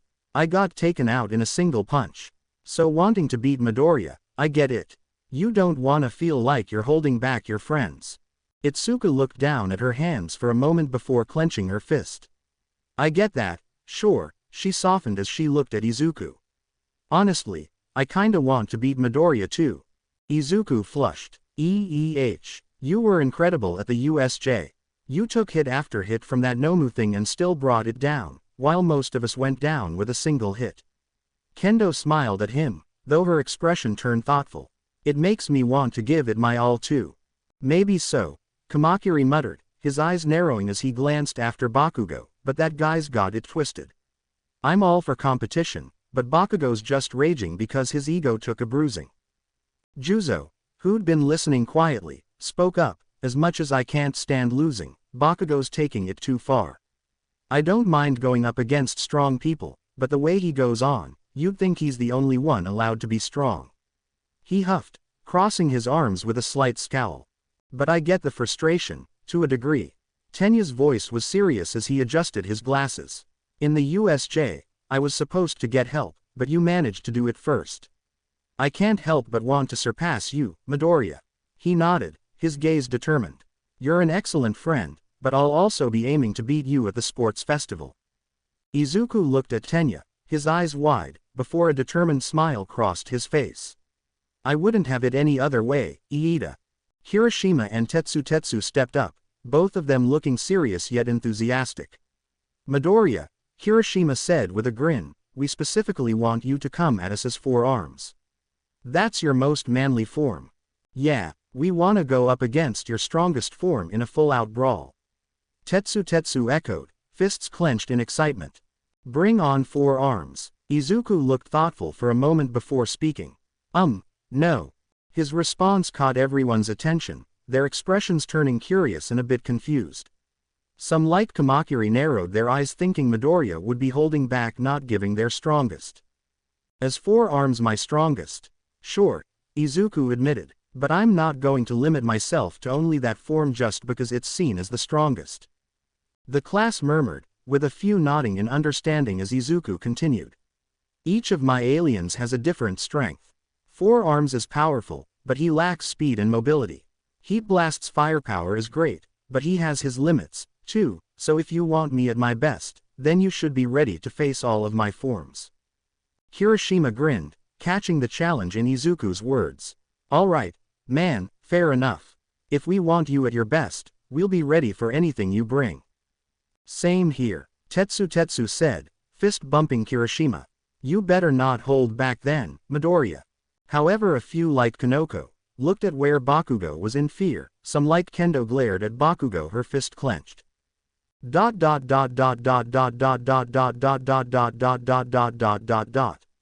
Ashido looked around, noticing the lingering tension in the room. The scent of caramel still hung in the air, and Momo couldn't help but glance at Izuku with concern. Let's have a movie night, Ashido suddenly shouted. Huh, the class responded, collectively caught off guard. A movie marathon night, Ashido exclaimed, waving her arms. We all need some fun right now. A movie marathon, Setsuna said, intrigued. Sounds like a blast. I'm in if everyone else is, Ojiro agreed. Kaminari perked up, a mischievous smile crossing his face. It should be horror movies, so the girls can cuddle with us when they get scared. He winked, earning collective eye rolls from the girls. Oh, I love horror movies, Hagakure said excitedly, bouncing up and down. Imagine, sleeping bags, popcorn, spooky movies all night. Ojiro grinned, and slushies, plus, all kinds of snacks to keep us going. A horror movie marathon, Monoma laughed, unable to resist a challenge. Perfect, let's see how 1A handles some real scares. Anyone who doesn't scream is a winner. Kendo groaned, rolling her eyes. Monoma, not everything has to be a competition. This will be amazing, Hagakure said, some slushies, popcorn, the whole deal. Jiro, however, looked hesitant. Are we sure we want to watch horror movies? She was clearly uneasy. Ashido smirked, teasing her. Is little Jiro scared? Jiro huffed defensively. Shut up, I'm just not a fan of creepy movies. Who actually enjoys being scared? In response, Tokiyami, Kuwaro, and Yanagi all raised their hands. Jiro sighed, facepalming. I walked right into that one. Tokiyami gave a serious nod. I dwell in the shadows. I have witnessed the darkest of films. You may not be able to handle it. Bakugo, hearing Tokiyami's comment, took it as a challenge. You think some weak-ass movie is gonna scare me, bird boy? Yanagi raised her hand and said softly, I've seen some creepy movies too. She shrank behind Kendo, glancing cautiously at Bakugo. But he's spooky in a not good way. Kuwaro smirked, stepping beside Tokiyami.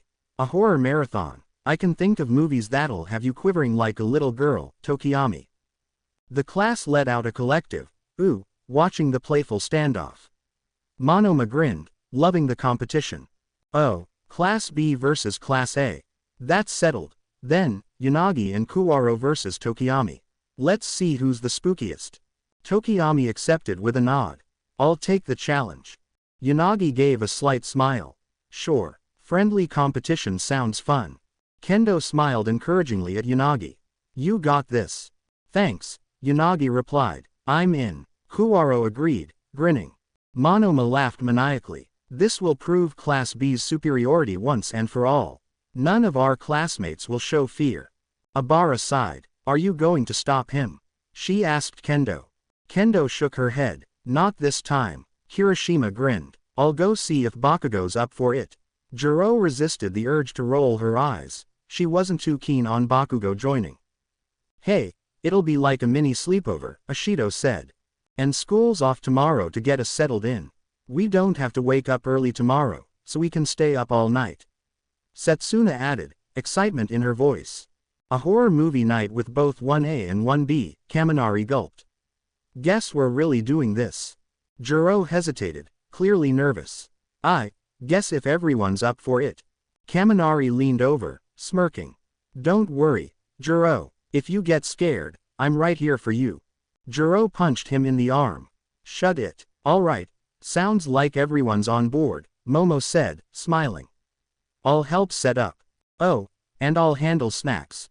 Hagakure chimed in. Ooh, let me help with that. Sato added, I can make sweets for everyone. The class collectively drooled at the thought, even Monoma begrudgingly interested in Sato's baking skills. Then it's settled, Iida declared, clearing his throat. A Class 1A and 1B movie marathon to foster camaraderie and friendly competition. Please bring your own sleeping bags. Sato and Hagakure, you'll be in charge of snacks. Wait, hold on, Ojiro interrupted, looking around. There are 40 of us, and the TV is way too small for everyone to see. Iida smirked, pressing a button on a remote as a massive TV rose from the wall, taking the class by surprise. Oh, wow, Uraraka said, staring in awe. It's huge. Nezu provided this as an apology for our last, surprise training. Iida adjusted his glasses, nodding approvingly. All right, everyone, meet back here around 9 p.m. Don't be late.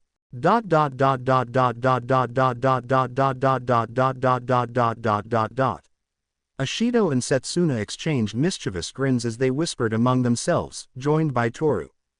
Those three are gonna be trouble? Kendo asked, raising an eyebrow.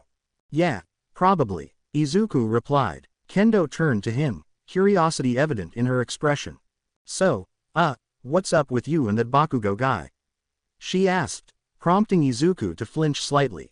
Well, I don't like the way he talks to you. But honestly, he's not the first arrogant jerk I've met, Kendo added.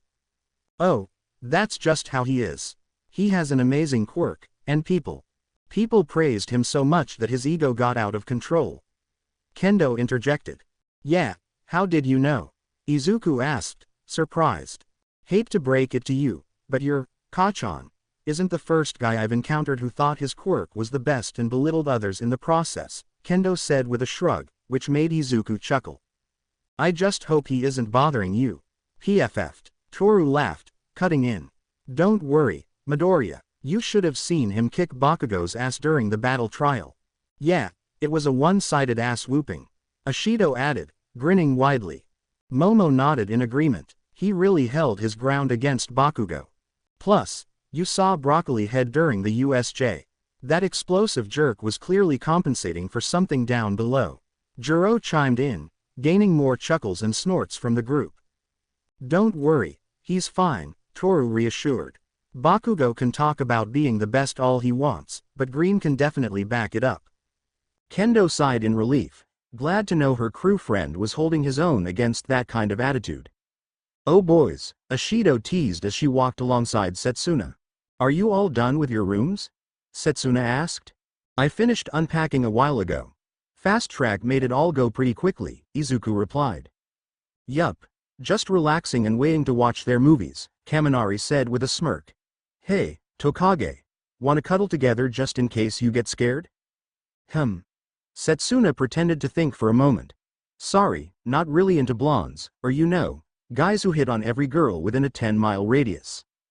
Kaminari's expression darkened, a black aura surrounding him. Well, me and some of the girls were talking, and Mina began.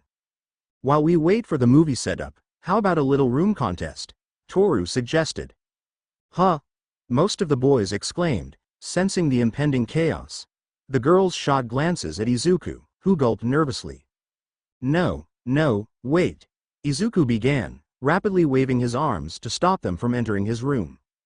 But before he could protest further, they gasped and rushed inside. Oh my gosh, so much All Might merch, dude, Mina exclaimed, her face lighting up. I can't believe I'm in his room. Oh my, Momo said, looking around and blushing slightly from the sudden intimacy of the space. I didn't know you were such an otaku, Izuku, Pony said enthusiastically, her eyes sparkling with excitement. I knew you were a hero nerd, Jiro chimed in, eyeing the diverse collection of hero memorabilia. She picked up an action figure and blushed a little at the sight of it. Izuku's face turned crimson. Well, I've been trying to expand my horizons in heroes so I can use their super moves with my alien forms, he stammered. Huh, I knew you were a massive dork, but this is pretty cute, Setsuna teased, making Izuku blush even harder. Can we move on? He pleaded. No, not yet, Setsuna replied with a smirk as she and Mina leaned against him from either side. Not before we find those pervy mags you're keeping. They both chimed, and the girls blushed at the thought.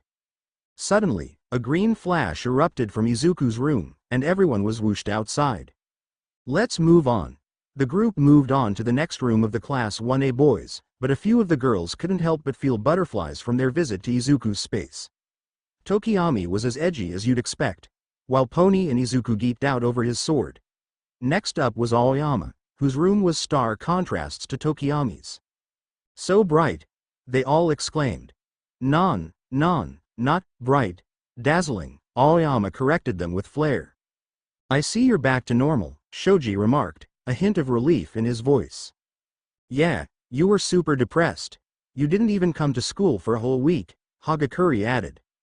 Midoriya's miraculous recovery has pushed me forward, Aoyama proclaimed dramatically, striking poses. Meanwhile, Sen Kaibra eyed Aoyama with suspicion. There was something about the guy that seemed insincere. The way he moved and talked felt off. Not wanting to dwell on it, he shrugged and walked away. They continued to the third floor on the Class 1A side, where Ojiro's room was surprisingly ordinary. Wow, so normal. Ashido and Toru both remarked. Izuku couldn't help but feel sympathetic toward Ojiro, having been called plain all his life and being quirkless. Well, that sort of made him normal, didn't it? Next was Ida's room, which was just as organized as one would expect. The shelves are lined with hard books, Ashido exclaimed. With that many books, aren't you worried about them falling? Setsuna asked. You have so many glasses, Ochako said, putting a pair on for effect. What's strange about that? I expect them to be destroyed during our intense training, Ida said proudly. Shishida nodded in agreement, shaking hands with Ida in mutual respect. I also carry spares. I expect them to be destroyed during training, he added. Next was Kaminari's room. It's so gaudy, Ashido and Hagakure both exclaimed. It's so loud, Yanagi commented, shaking her head. Why do you have so many hats? Yui asked, bewildered. What? Isn't it great? Kaminari replied, convinced his room was cool. When they reached Koda's room, the girls squealed in delight. There's a rabbit. It's so cute, Toru, Mina, Pony, Kanoko, and Setsuna exclaimed in unison. No fair. You're trying to bribe the judges, Kaminari and Subaraba protested. Next up was Class B, starting with Nato Monoma, who was smug about his room, which looked like it belonged to a theater kid. Following him was Hiryu Rin, an exchange student from China, whose room featured plenty of dragon-themed decor. Then they entered Kojiro Bando's room, where stacks of unbuilt model kits filled the space. Izuku nearly geeked out at the sight of a TIE fighter model sheet and an X-Wing. No way, he muttered. An X-Wing and a TIE fighter. These are super rare. His eyes sparkled with excitement. Bando chuckled nervously. Thanks, I've had the time to finish them since I study so much to be a hero. A diligent hero to boot, Tenya added, noticing Izuku's starry-eyed fascination. Yui, crouched next to him, thought it was adorable. As everyone was about to leave, Izuku accidentally knocked something off a shelf. He bent down to pick it up and, from under Bando's desk, he found a platter of adult magazines. Before he could react, he felt a firm grip on his shoulder as the usually easygoing Kojiro turned suddenly threatening. You saw nothing, he warned. Izuku gulped and nodded, his heart racing. Juzo's room was relatively normal, with a few manga scattered across his desk. The boys started to feel judged by the atmosphere until Kendo spoke up, suggesting that the girls should showcase the rooms. Juro replied. Oh, I see, so we'll be deciding who has the best taste in interior decoration in both classes, or who has the best room. Mina added, her eyes gleaming with excitement. Ah, so it's a competition now, is it? Monoma said, his voice dripping with sarcasm. A sadistic grin spread across his face. Well, let me save you the suspense. Class 1B students possess the finest taste. Compared to, he was cut off as everyone began to walk away. So, Hiroshima's room is next? Kendo asked, turning her attention to the group. Yeah, but it doesn't have to be a competition, Ojiro said. I wouldn't mind it not being a competition, Shishida chimed in as they headed up to the 4th floor to see the rest of the Class 1A boys' dorms. The ones on the boys' side of the 4th floor are Bakugo, Hiroshima, and Shoji, right? Uraraka inquired. Where's Bakugo? Iida asked, looking around. He said, this is lame. I'm going to sleep. A while ago, Hiroshima replied with a shrug. Kendo felt a gnawing unease in her stomach as everyone entered Hirošima's room. Hey, Ochako, what's Bakugo's deal anyway? Kendo asked, making the girl turn to her. What do you mean? Ochako responded, puzzled. Kendo couldn't shake the feeling in her gut. It's just that Bakugo kinda seems like a bully, especially with how he treats Midoriya. Ochako raised an eyebrow, disbelief etched on her face. You think Bakugo bullied Deku? Kendo, as much as Bakugo screams about being the strongest, he isn't Deku's equal. He's beaten him so many times and hasn't even used his strongest forms. But, Kendo struggled to articulate her thoughts. When I first started school, he threatened him and accused him of cheating. Ochako placed a comforting hand on her friend's shoulder. Look, he's been spouting nonsense about how Deku cheated. I think Bakugo just can't handle the fact that he got completely beaten in the exams. The guy isn't exactly sane, Ochako reassured her. Okay, but what about the nickname thing? You know Midoriya doesn't like being called Deku, Kendo countered. Hiroshima jumped in. The guy calls everyone insulting nicknames. He just called Jiro, earlobe, well you know. Kendo's unease only grew. She couldn't shake the feeling that something was off between the two. Yeah, those two are just rivals. Don't get so worked up, Kendo, Ochako said, patting her shoulder. If there was something going on between them, don't you think Deku would have told us? Kendo looked at Ochako, nodding hesitantly. I guess you're right. As they continued to judge the rooms, they eventually ended up at Jiro's room, where she blushed in embarrassment from all the attention. Ah, man, are we seriously doing everyone? Jiro sighed, pressing the ends of her ear jacks together. Izuku looked around her room in awe. You can play all these instruments. Yeah, she mumbled, blushing as she realized he was taking in every detail of her space. Izuku's gaze shifted to the corner, where he noticed two bass guitars. Unlike the others, these were heavily damaged, with broken strings and deep scuffs. His eyes widened in recognition, and Jiro's blush deepened. It's not what it looks like. She stammered, her face bright red. These are the guitars I used against that storm monster, right? Izuku said, gently picking one up. Jiro's face was nearly crimson with embarrassment. Look, okay, I just picked them up after you left, she mumbled, her voice barely above a whisper, heart racing. Izuku's cheeks colored slightly, but before he could say anything, Jiro, flustered beyond belief, quickly shoved everyone out of her room. Let's just move on, she muttered, still flustered. As they continued, each of the girls grew surprisingly shy when Izuku stepped into their rooms, and he couldn't help but get flustered himself. Finally, they reached Yaoyorozu's room. Last is Yaoyorozu, Shiro announced as they reached her door. Momo opened the door, a small, embarrassed smile on her face. Well, I think I may have miscalculated. While all of your rooms are filled with such originality, mine turned out a bit cramped. Everyone's jaws dropped at the sight of a massive bed taking up most of the dorm room. It's huge, Kaminari exclaimed. That's what she said, Saburaba quipped, earning a round of laughter. Izuku tried to peer in, but the bed took up so much space that there was hardly room to enter. Yaoyorozu, what happened? Momo's face flushed with embarrassment. It's some furniture I had been using, but I didn't realize the room would feel so small with it in here. Rich girl problems, Jiro and Izuku thought simultaneously, exchanging glances. Yui stepped forward, managing to squeeze her way past the others. Are you okay with the bed being this size, Yaoyorozu? Or would you like me to adjust it so there's more space? Oh, I'm fine, Momo replied with a sigh, though she glanced around, clearly wishing it were smaller. I guess I could use a bit more space. Before she could finish, Yui placed her hand on the bed. Instantly, the oversized bed shrank down to a manageable size, allowing Momo to move around comfortably.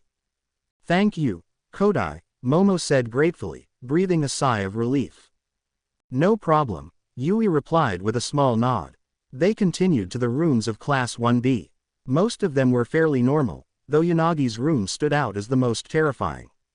The atmosphere was dark and spooky, with eerie decorations scattered around. Shiro and Kaminari clung to each other, too afraid to enter. Wusses, Yanagi muttered, her tone cutting into their pride. Then they moved on to Subaraba's room, which was filled with sports equipment, balls, rackets, and more.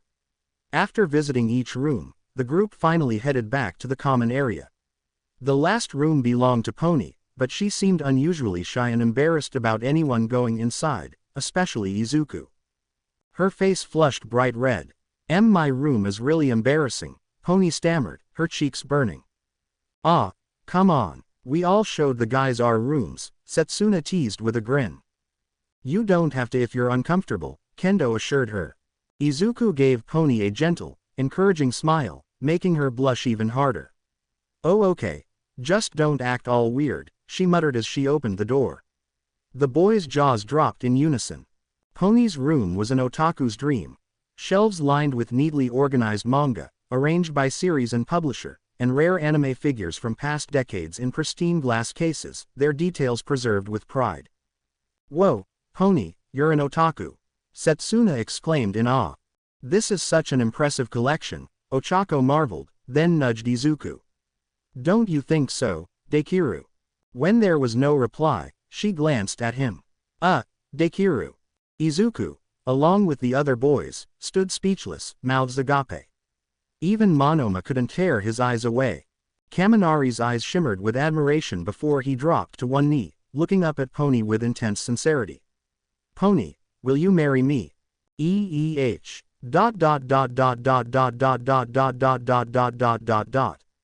Time skip. Sato was in the kitchen, whipping up some pies and snacks for everyone, while Hagakure set out cola and other soft drinks on the table. Ashido, however, was grinning like she'd just hatched an evil plan. Okay, since Midori's back, it's my time to shine. When we watch the movie, there won't be enough seats for everyone. A chibi version of Nina looked around at the lack of seating. She then turned to Midoriya with a mischievous glint in her eye. Then I'll be like, oh no, guess I'll have to sit right here. And just plop myself right on his lap. She clasped her hands together like a mastermind. It's flawless. Ashido, you're not planning anything perverted, are you? Tsuyu asked, tilting her head with a skeptical look. Ashido flinched and then whistled innocently. And no, just excited. Yaoyorozu crossed her arms, giving her a disapproving look. I don't know what you're planning, Ashido, but maybe try some restraint. You've got that same look Mineta gets. Hey, I'm nothing like Mineta, Ashido retorted, looking offended. Don't worry, ladies, Kaminari chimed in, stretching his arms wide, there's enough Denki to go around. Cuddle privileges for all. This earned a round of chuckles, though Setsuna grinned, leaning over to Kendo and whispering, you totally have permission to cozy up to Midoriya. Kendo turned bright red, frantically shaking her head. Meanwhile, Yaoyorozu's mind wandered to a certain green-haired hero in training. Her cheeks grew warm as she made herself some tea, remembering how close they had been earlier and the feel of his strong arms around her. He's so muscular. She then recalled the closeness between Izuku and Yui, her heart fluttering as she imagined him holding her that way. The thought made her eyes go wide as her heart raced. What am I thinking? She screamed internally. Suddenly, she slapped her cheeks, drawing curious looks from Tsuyu and Kanoko, who were carrying bowls of chips. Shroom, are you okay? Kanoko asked, her brow raised.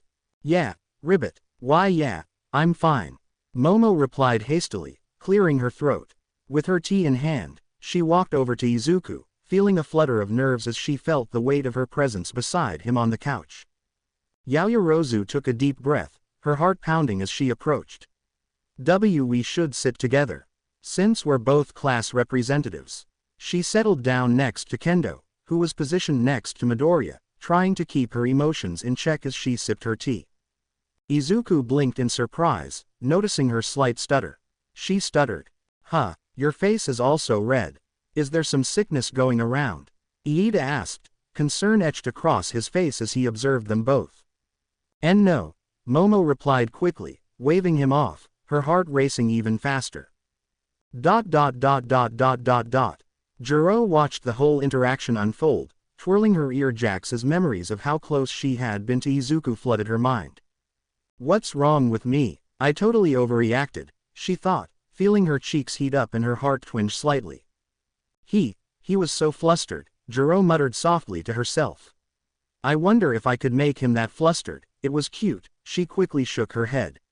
And no way, he probably only likes girls who are more curvy anyway. Just then, she felt a poke on her shoulder.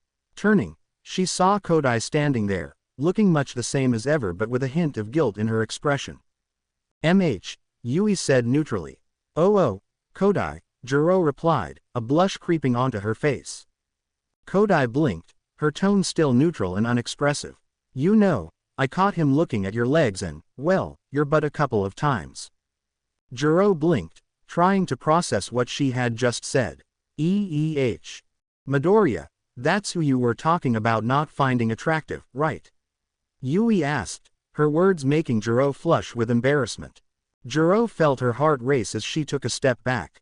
Wait, what? A few times, actually, Yui confirmed, and Juro's heart fluttered at the revelation.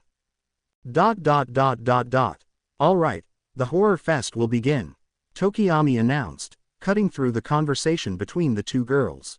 As everyone found a spot and settled into their sleeping bags, the atmosphere buzzed with anticipation. Uraraka wanted to sit next to Dekiru, but she decided against it, opting for a spot next to Tsuyu instead. She didn't want to risk her feelings bubbling to the surface during a horror movie. Tsuyu noticed her friend's somewhat downcast expression and leaned in to cheer her up. I really wanted to sit with Izuku, she murmured. But Ochako seems really sad. Unless you're pregnant. A wuss, Kurorio interjected, making a jest. Shut up, we can handle it, Bakugo yelled, sitting beside Kirishima and Kaminari, who was decked out in an adorable Pikachu onesie. The guys found it hilarious, while the girls thought it was cute, a win in Kaminari's book. You have been warned, Yanagi declared. Now take your seats. Ashido's eyes gleamed with mischief as she noticed Midoriya was sandwiched between Kendo and Juro. She smiled, ready to put her plan into action when. You're not planning anything, are you, Ashido? Yaoyorozu's stern voice cut through the air from the couch. Me, no, I was just looking for a seat, and it seems everywhere is taken, so maybe Midori can give me a seat, Ashido replied innocently. Oh, sure, Midoriya said, oblivious to the brewing tension. Just as Ashido was about to make her move, Yui passed her and plopped down perfectly on his lap, snuggling into his chest. My seat. A moment of silence followed before chaos erupted. Midoriya. The chorus of voices rang out. Kodai. Midoriya turned into a blushing mess, desperately trying not to do anything to make Yui feel, well, uncomfortable. Kodai. You can't sit there. He stammered, his voice barely above a whisper.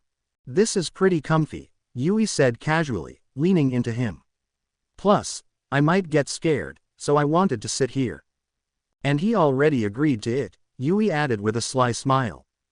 Everyone turned to Midoriya, who looked away guiltily, like a kid caught with his hand in the cookie jar.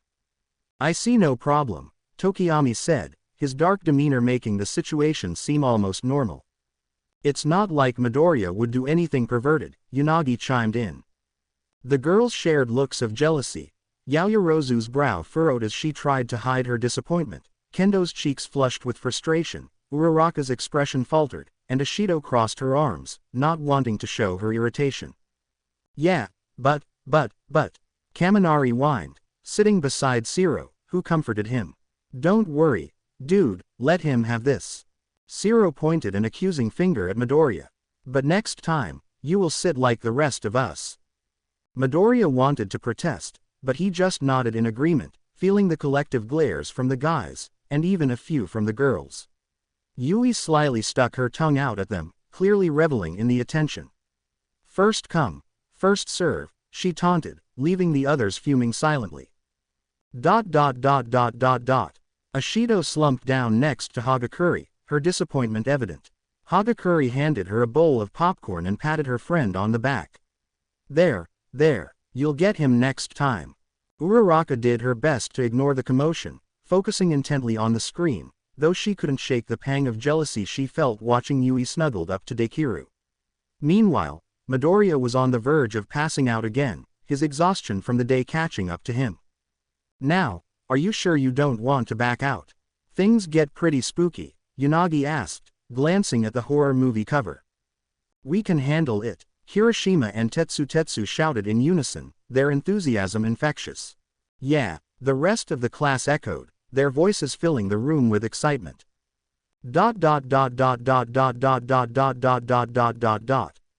Half an hour later, Kaminari and Shiro clung to each other like a lifeline, eyes wide with fear.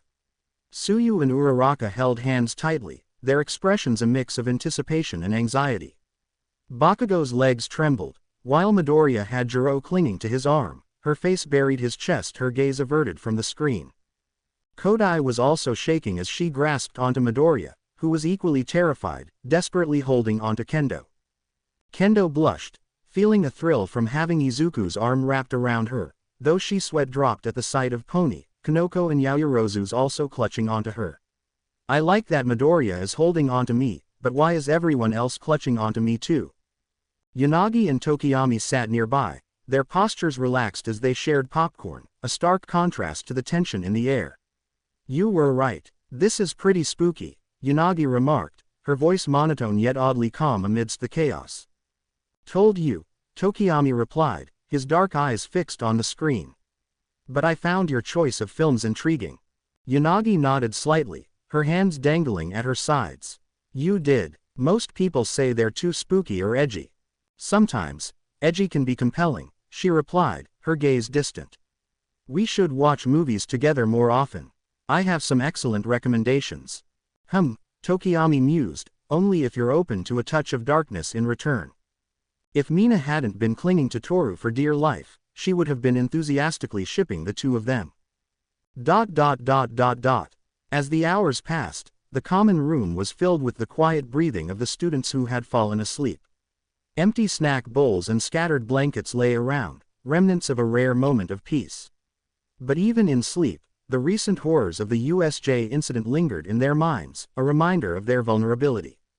I need to grow stronger, Bakugo muttered in his sleep. I want to stand by him, Kendo thought to herself. Dekiru, I wanna be strong like him, Uraraka thought, her heart aching. As she murmured her next words unconsciously, she wouldn't remember them later, but they hung in the air with quiet intensity. I love him. I want to be a shield that can protect my friends, thought both Kirishima and Tetsu, sharing a sense of determination. I want to be faster, Iida thought, his brows furrowing even in his dreams. In the stillness, a sudden, vibrant glow began to pulse from the Omnitrix on Midoriya's wrist. It cast waves of light across the room, brilliant blues, deep purples, fiery reds, and neon greens, like those in the night sky. Each color seemed to spark to life, illuminating the faces of his sleeping friends with a mysterious, shifting radiance. The Omnitrix's light spread, slowly filling the room with an ethereal glow that seemed to dance across every surface. As the colors swirled and intensified, Midoriya's lips parted in a whisper that would echo in the hearts of his classmates for years to come, setting them on paths they had yet to imagine. Let's grow stronger.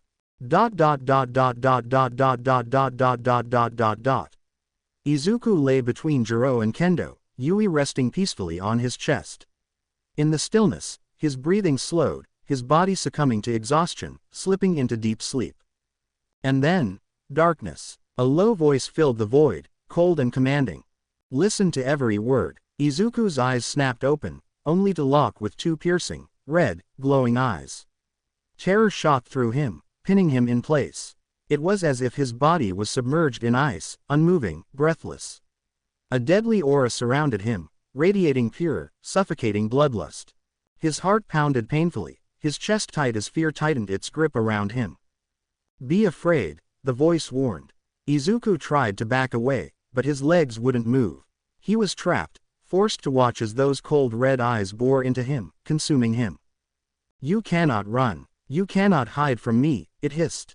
A wave of dread washed over him with each word. The urge to flee was overwhelming, yet he remained paralyzed, bound by invisible chains. The entity's presence seemed to squeeze the life out of him, his skin crawling under its gaze. "I will find you, and when I do, I will retrieve my Omnitrix." Without thinking, Izuku's hand flew to the Omnitrix on his wrist, clutching it as if holding it tightly would somehow protect him. But the eyes burned brighter, a glint of sinister satisfaction flickering within them. "And I will destroy you, just like your father." Izuku's breath hitched, the words slashing through him like a knife. In an instant, he jolted awake, gasping, drenched in a cold sweat. His wide, terrified eyes darted around the dim room, his heart hammering against his ribs. His classmates were still asleep, blissfully unaware, their soft snores a stark contrast to the terror that lingered within him. But Izuku could still feel it, that consuming bloodlust, an image of his own death burned into his mind. What was that? Yaoyorozu had drifted into the most peaceful sleep she'd had in weeks. Slowly waking, she became aware of her hand resting against something warm and solid, the surface smooth yet unyielding beneath her fingers. She felt herself unconsciously tracing over it, captivated by the quiet, rhythmic movement under her touch. Her fingers explored gently, savoring each line and contour, her body unconsciously pressing closer, seeking more of the warmth. A slow, tingling sensation spread through her as she continued, her breath catching slightly, feeling the subtle firmness give way to the rise and fall beneath her hand. Wait a minute. Her eyes flew open, and her body went still, realization hitting her like a lightning bolt. Her hand was nestled under Izuku's shirt, pressed firmly against his bare skin. Heat rose swiftly within her, spreading from her chest down to her between her legs where she had to rub her thighs to stop the growing itch. Her cheeks burning as she registered just how intimately she'd been touching him. Izuku, lost in a deep sleep, felt a soft warmth trailing over his skin, a gentle caress that made his breath hitch. It was soft and very inviting like a woman's hand and couldn't help but lean into the touch. Stirred by the sensation, he held back a laugh, blinking awake to find Yaoyorozu inches away, the nose practically touching, and he could feel her warm breath tickle his neck, her hand frozen mid-caress. Izuku blinked, unable to understand what was happening before the sensation of her fingers on his chest was felt like a lightning bolt throughout his body. "Why Yaoyorozu?" He biting his cheek to not burst into laughter, his shoulders shaking slightly. "I'm, kinda ticklish." Yaoyorozu jolted, yanking her hand away as if she had burned it, her whole body red from embarrassment. I'm so sorry. I didn't mean I wasn't." Silence filled the space between them, charged and heavy, her pulse racing with the lingering memory of his warmth beneath her touch. Both lay there, cheeks flushed and hearts pounding, unable to meet each other's gaze, the intensity of the moment simmering unspoken in the air. "It wasn't my intention to, Yaoyorozu said nervously, her cheeks still flushed from the intimate moment. Midoriya, ever the brave or perhaps foolish one, tried to lighten the mood. "Yaoyorozu, it's okay. Technically, we're even, you could say." "Huh." The girl blushed deeper. "Why yes, you could say that. But in the future, let's refrain from touching each other without mutual consent." Just then, Kaminari stirred, rubbing sleep from his eyes. "So you're saying if he asks, he can touch you?" he quipped, a teasing smile spreading across his face. Both Yaoyorozu and Midoriya blushed at the implication, the tension in the room thickening.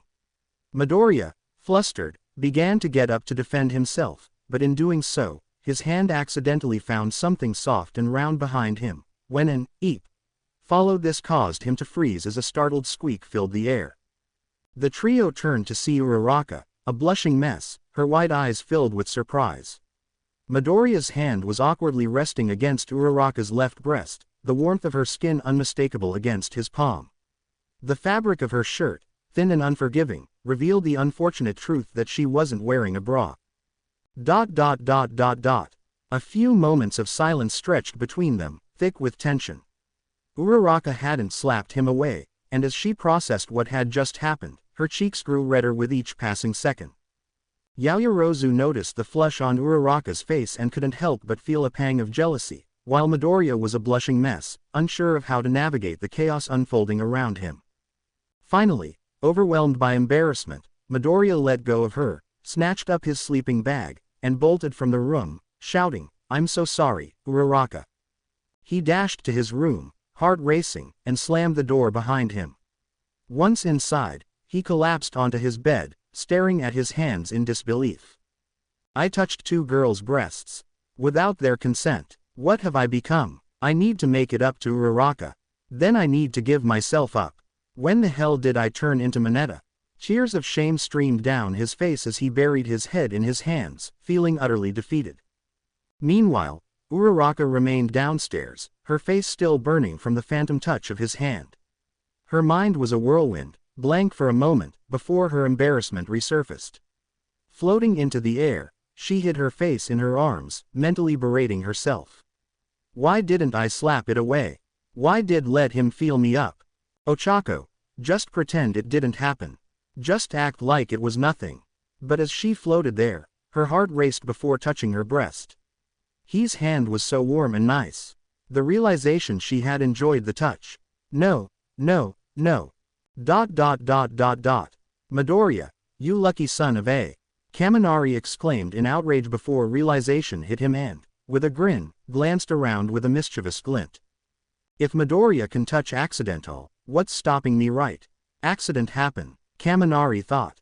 Then his eyes drifted over to Jiro, who appeared to be asleep on the couch. He smirked, his hand hovering over her ass. But before he could even think about actually doing anything, he felt a jolt of fear. Try something, Sparky, and I'll end you, Jiro warned, her ear jacks coiling around like snakes. Kaminari jumped back, eyes wide. Wait, you were awake the whole time? She stretched with a smirk. Yup, Kaminari slumped. How come Midoriya gets all of this accidental luck with the girls, and I can't even get close?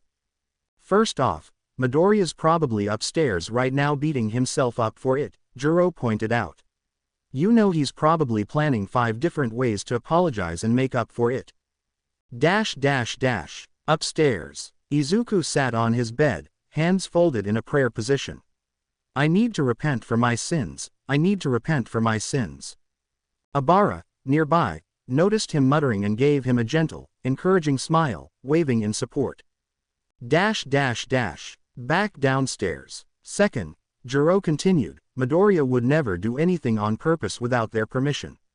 He'd probably ask permission, write it down, then double-check a dozen times before even thinking about it.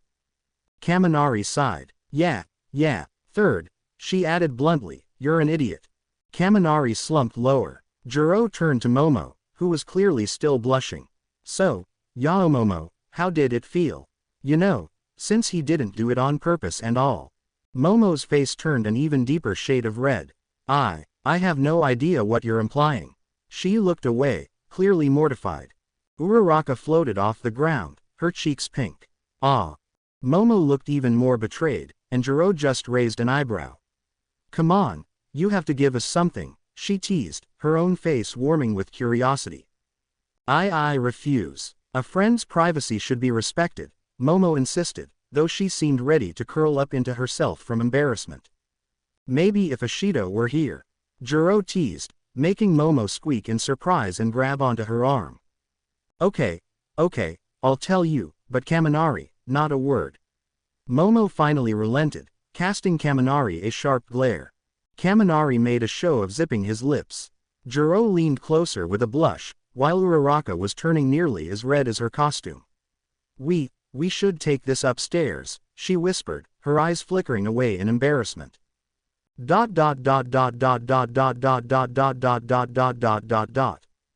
day later, Izuku sat alone in his room. Everyone else had gone to class, leaving him in the quiet stillness of recovery. His body was still weak, and he knew he needed rest. Absent-mindedly, he tapped his notebook, memories flashing back to the brutal USJ incident, the fight with the Nomu, and the warning Tetrax had given him about idolizing All Might too much. I nearly died in that fight, he muttered to himself. 4 arms was a good distraction, but I should have chosen someone else. Diamond Head would have been perfect. I could have pinned the Nomu down with crystals. But that hand villain would have just crumbled me away.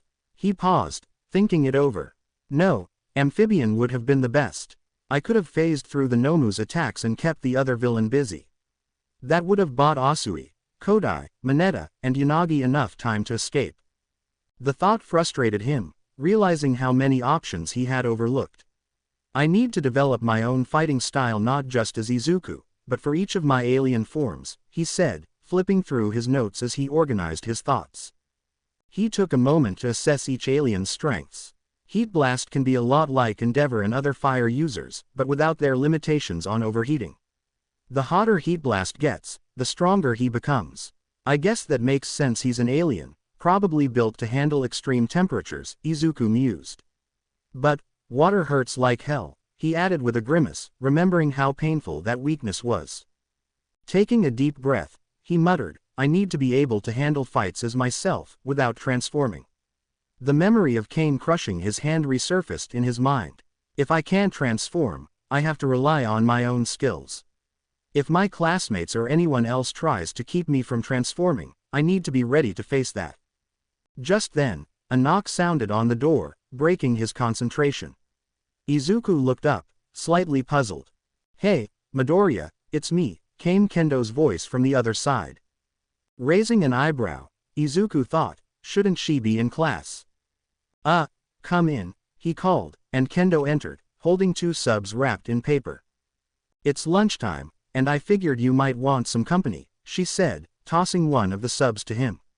He caught it easily, a bit surprised. Oh, I didn't even realize it was lunchtime, Izuku admitted as Kendo settled on the edge of his bed, unwrapping her sandwich. She handed him a few sheets of paper along with the sub. I also brought some notes for you. I overheard Kaminari going on about how Ectoplasm's math class was dragging on forever, and I deduced that my class is a few chapters ahead. Maybe these can help you catch up. Thanks, Kendo, Izuku said, setting the notes beside him. I'll take all the help I can get at this point. He took a bite of his sub but couldn't shake the thoughts swirling in his head. Kendo watched him closely before speaking up. Something on your mind? She asked, noticing his far-off expression. It was also the kind you get when you were struggling with a math question. You've got that same look you had when you first got those 9 new aliens. Like when you realized Ditto's clones all share damage, and you spent days trying to figure out a workaround. Well, Izuku stammered, feeling a bit flustered. I think I need to figure out my own fighting style, without relying so heavily on my alien transformations. But I'm having a hard time figuring out what that style should actually be, he admitted, twirling slightly in his chair. The fight with Nomu kinda got me thinking that punching isn't the best. Yeah, punches aren't really a style, especially the way you're doing them, she said, shaking her head. It's like how do I put this? She rubbed her chin thoughtfully, then snapped her fingers. You're kinda throwing punches like a heavyweight boxer, you know. Izuku raised an eyebrow. Is that a bad thing? For 4 arms, no, it isn't, Kendo replied with a small laugh, but for you, yeah, it kinda is. She leaned forward, her tone turning a bit more serious. Midoriya, if you try to fight like a heavyweight boxer in your regular body, you'll slow down, lose your agility, and tire yourself out way too fast. You just don't have the body type. Izuku looked at her, trying to process the idea, but his expression betrayed a bit of confusion. Think of it this way, she continued, taking a thoughtful bite of her meatball sub. If a hawk tries to fight like a bear, it's wasting energy on strengths it doesn't have. It's the same for you. You need to figure out what works for your body type, not just mimic something meant for someone built like 4 arms. He nodded slowly, understanding her point. And about 4 arms, she went on, it feels like you're borrowing a fighting style without fully understanding it. You've improved, but sometimes it's like you're copying moves without really getting why they work in that form. She gave him an encouraging smile. Oh, I think I get it, Izuku said, nodding slowly as the pieces started to fall into place. Good, not gonna lie, You're already amazing at fighting, especially with all the martial arts you picked up from a certain sexy redhead. Kendo smirked, tapping her chest proudly. Izuku chuckled, scratching the back of his neck. Your movements are sharp, Kendo continued, but your punches, they're a little stiff. They still hurt like hell, but that's mostly cause the power behind it. Izuku sighed. I've been focusing so much on getting stronger, I never thought about if my moves even fit my body. Exactly, she said encouragingly. But don't stress. Here's an idea. Which form feels the most natural for you? He looked at her, a bit lost. Natural, think about it, which alien's movements are easiest to carry over into your regular body. Like, I bet you don't even notice it, but sometimes you crouch down like Spider Monkey. She tilted her head, watching his reaction.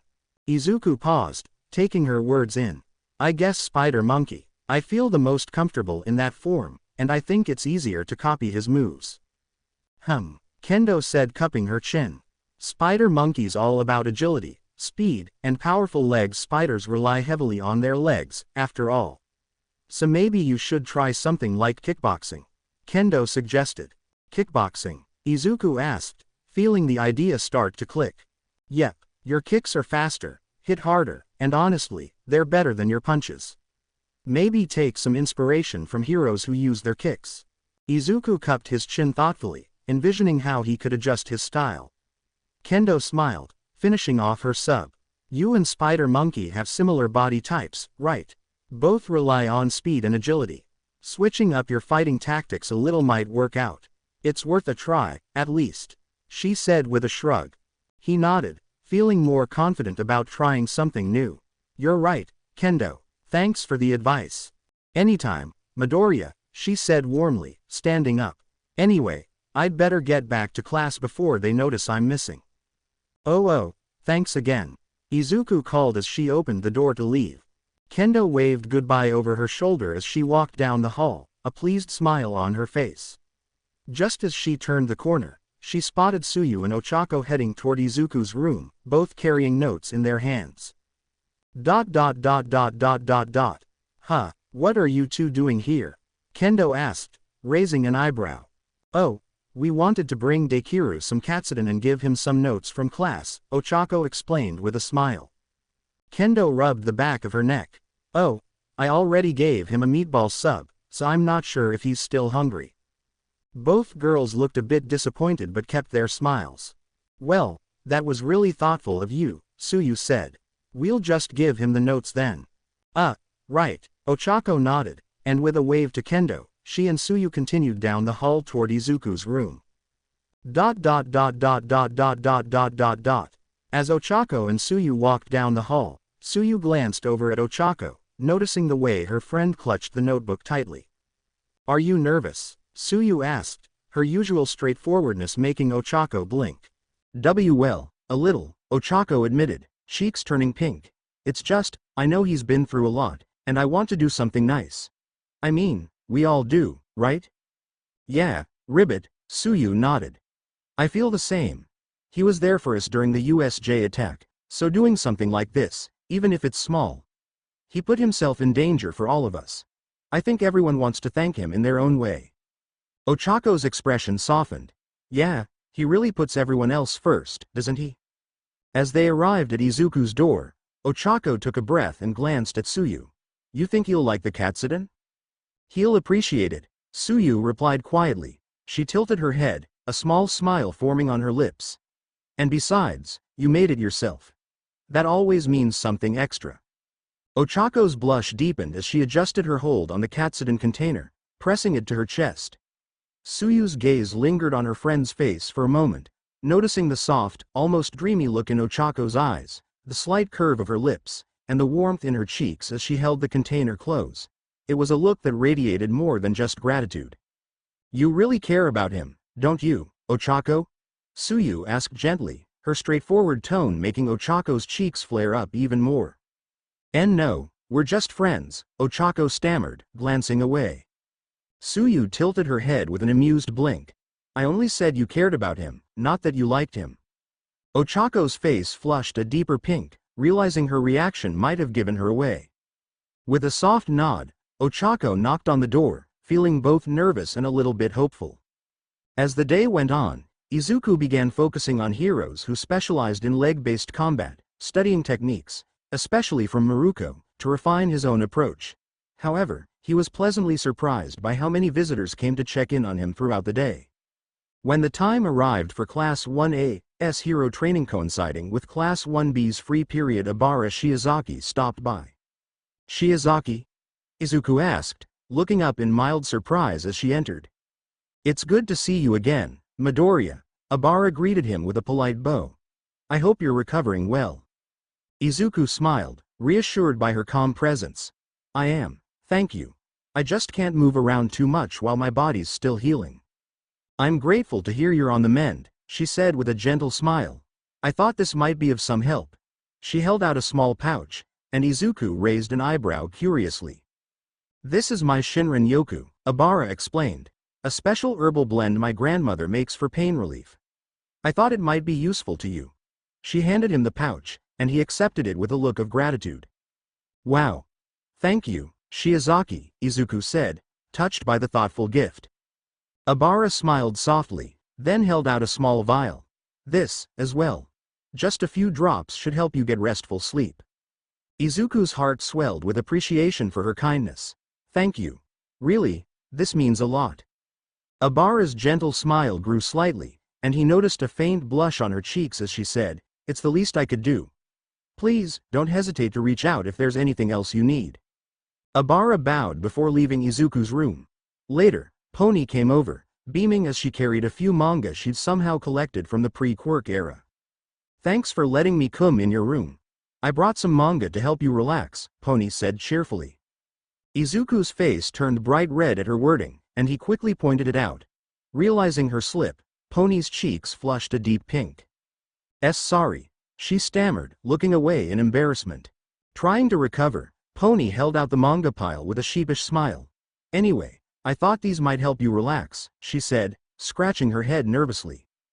As their hands briefly touched when she handed him the manga, Izuku felt his own face warm up a bit. "Oh wow, thank you," he replied, smiling gratefully. Pony returned his smile before heading out, and as soon as she left, Izuku flopped down on his bed, eagerly opening the first manga in the stack and getting lost in its pages. The day continued, and with classes over, students from Class 1A and 1B made their way to the training facilities, everyone except Bakugo, who was banned from training for the next month after nearly killing Izuku in the battle trial, much to the blonde's frustration.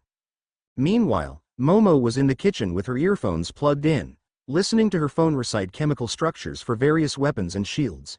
She wore a blissful smile as she kneaded cookie dough, her hands molding it carefully. A soft blush tinged her cheeks as she worked on the dough, which she'd been attempting to perfect for the past hour. "Yao Momo, what are you making?" Jiru asked, noticing the pleasant aroma wafting through the kitchen. Momo pulled out one of her earbuds to listen. "Pardon? I asked what you're making, it smells delicious," Jiru replied, smiling. "Oh." Momo blushed slightly. "I'm just baking some cookies, and making tea," she murmured, her face turning redder. "Nice." Kaminari chimed in with a grin. "What's the occasion?" "Ooh. Are you making them for a boy?" Ashido teased, noticing Momo's flushed cheeks and the flour on her hands. Yes." Momo admitted, a deeper blush spreading across her face. "Aha. Someone's in love," Toru exclaimed, making Momo jump slightly at the accusation. "Don't be ridiculous," Momo stammered, quickly turning away to focus on her baking. "Come on, don't hide it," Ashido said, grinning. "You've got that look like Cupid struck you right in the heart." "It's totally Todoroki, isn't it?" Toru guessed with excitement. But Momo didn't react to that, continuing to roll and shape the cookies, though her thoughts drifted to a certain green-haired boy with freckles. Her face grew warmer, and her heart thudded faster just thinking of him. "Of course, it's for the pretty boy," Tsuburaba muttered under his breath. "Ah, you two would make such a cute couple," Toru said encouragingly. "You're both recommended students, and your quirks are so powerful." Momo's face only grew redder, her chest fluttering and her hands feeling clammy as she thought of Izuku. She hesitated, trying to find the right words as her heart raced. Admitting the cookies were for him felt surprisingly embarrassing. And no, therefore. She felt her heart pound, unable to shake the feeling of shyness that overwhelmed her. Someone else, she finished, her cheeks burning as she quickly busied herself with the dough again. Ashido gave Momo a teasing grin. Ah, no fun. Guess I'll just take a taste test then. She reached for one of the freshly baked cookies and took a bold bite. Wait, they're still hot, Momo said in a panic.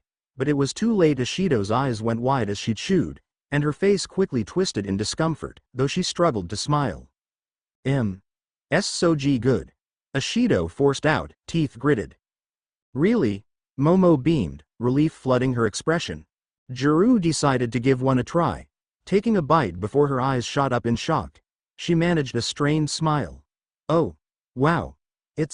Wow, she said, clearly trying hard not to spit it out. Kaminari, not wanting to be left out, grabbed a cookie himself but gagged, nearly spitting it out.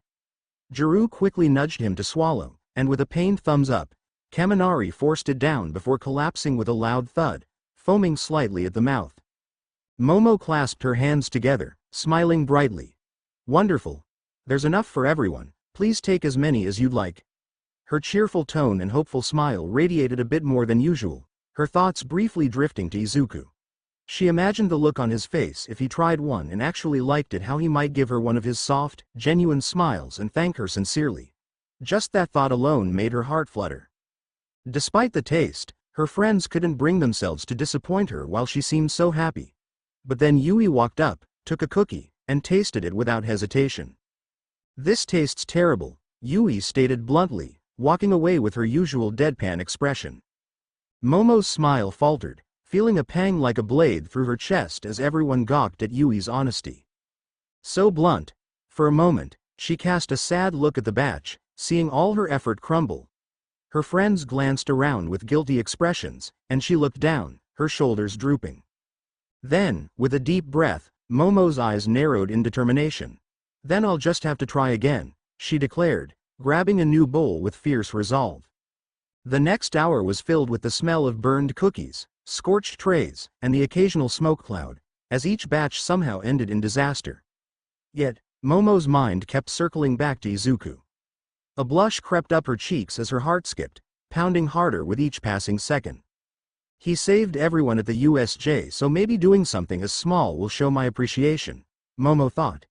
And she recalled the warmth of his embrace, how his strong arms wrapped around her, making her feel safe despite his smaller stature. I just want to thank him. Finally, after the third attempt, Suyu took pity on her. Here, let me help you, Suyu said gently, stepping in to show Momo some basic baking techniques, while Sato was busy training. With Suyu's help, Momo's face softened into a small smile, a glimmer of hope returning. As she stirred the batter, she imagined Izuku trying the new batch, his face lighting up in surprise. The thought made her smile and her heart beating in excitement. Izuku was completely absorbed in the manga Pony had just lent him. He didn't notice the burnt smell wafting up from the kitchen below or that night had already fallen. Can't believe Annie was the female titan, I mean, it was kinda obvious, but still. A sudden knock at his door startled him. Yo, Greenie. Let me in, Juru's voice called. Izuku fumbled, quickly shoving the manga under his pillow. Come in, he managed, watching as Juru and Toru entered. Hey, Greenie, Juru greeted, twirling one of her earphone jacks. Just checking on you. Oh, I'm fine, Izuku reassured her. But you must be bored just hanging out in your room all day, right? Toru added. From the way her clothes moved, it looked like she was hiding something behind her back. Izuku chuckled. It was, but Pony gave me some manga to keep me busy for the next few days. Juru's eye twitched slightly before she dropped onto the bed beside him. Well, if you're just gonna read all day, you might as well listen to some music while you're at it. She snatched his phone and began scrolling through it. I think I've got a few songs you'll like, they're pretty chill. Izuku leaned over to look at her screen, raising an eyebrow. Oh, really? Juro blushed slightly at how close he was. It's just a playlist I put together, nothing fancy. She turned her head to the side, trying to create a bit of space. Izuku smiled, and her blush deepened before she quickly jumped up, clearly flustered by the moment. Why yeah, so, Now you have music and manga to keep you busy or whatever, she muttered. Toru giggled at Jiro's reaction. Izuku turned to her. Hagakure, was there something you needed? Oh, Toru's blush, invisible to everyone else, heated her cheeks. You don't have a crush on him. You don't have a crush on him. We're just friends, she thought, clutching a small bag of treats behind her back. Just give it to him. Simple, Toru urged herself. She looked up and met Izuku's eyes, her heart skipping a beat. Ahem. So, what's in your notebook? She asked, trying to avoid the question and noticing it open on his bed. Oh, Jiro perked up, glancing at the notebook as well. Toru's eyes widened when she saw sketches and notes about heroes inside. Whoa, I had no idea you could draw like this, Toru said, admiring a detailed sketch of Endeavor. Jiro leaned closer to get a better look but then noticed the cover was scorched. Hey, what happened to this thing? She asked, smacking the burnt cover for emphasis. Izuku scratched the back of his head, a bit embarrassed. Oh, that. Kachan wasn't too happy when he found out I was applying to UA. So, he burned it. Jiro scowled, and Toru crossed her arms, frowning. Geez, can that guy get a life? Jiro muttered irritably. Seriously, the guy acts like the whole world revolves around him. Jiro sighed, leaning back with her arms crossed. We nearly lost the battle trial because he couldn't work with us. Oh, really? Izuku asked, a look of concern crossing his face. Toru nodded. Yeah, Ojiro and I came up with a good plan since we had the numbers, but Bakugo decided he'd handle it on his own, and let's just say we didn't get a passing grade. We won, but we got deducted so many points. Toru hesitated, the memory clearly not a fond one. Anyway, don't stress about it, Midoriya, she added, forcing a cheerful tone as Jiro raised an eyebrow, glancing back at him. Hey, where's your hero entry? Jiro asked suddenly, sounding almost curious. What do you mean? Izuku looked puzzled. You have all these sketches of heroes, and a whole section just on your aliens. But you don't have a page dedicated to yourself, Jiro noted, thumbing through the pages. Izuku froze, his eyes widening as Jiro continued to page through his notebook. The question left him speechless for a moment, the thought of sketching himself never crossing his mind. I guess I never thought about that. Suddenly, Jiro's expression shifted, her cheeks going bright red. What? She sputtered, her voice raising a notch as she stared down at a particular page. Izuku's face flushed as he realized exactly what she'd found, and he lunged forward, trying to grab the notebook. Wait, it's not what it looks like, he stammered, reaching out frantically. Jiro's face was still red as she pulled the notebook just out of his reach, her eyes glued to the drawing of herself that made her look like a goddess. Hold on, let me read what you wrote, she teased, holding him at bay with one hand while flipping through the notes with the other. She sat back in his chair, crossing her legs as she kept the notebook out of his grasp. Please, it's really embarrassing. Izuku's cheeks burned as he tried to reach around her. Ooh, is my picture in there too? Toru asked, bouncing up and down, clearly excited by the idea. Izuku, thrown off balance in his attempts to reclaim his notebook, flailed wildly, his hands reaching out for something to hold onto. In the next moment, he stumbled forward, landing right against his desk behind Jiro, his hands bracing himself on the surface for stability. The sudden closeness made both of them freeze, their faces mere inches apart.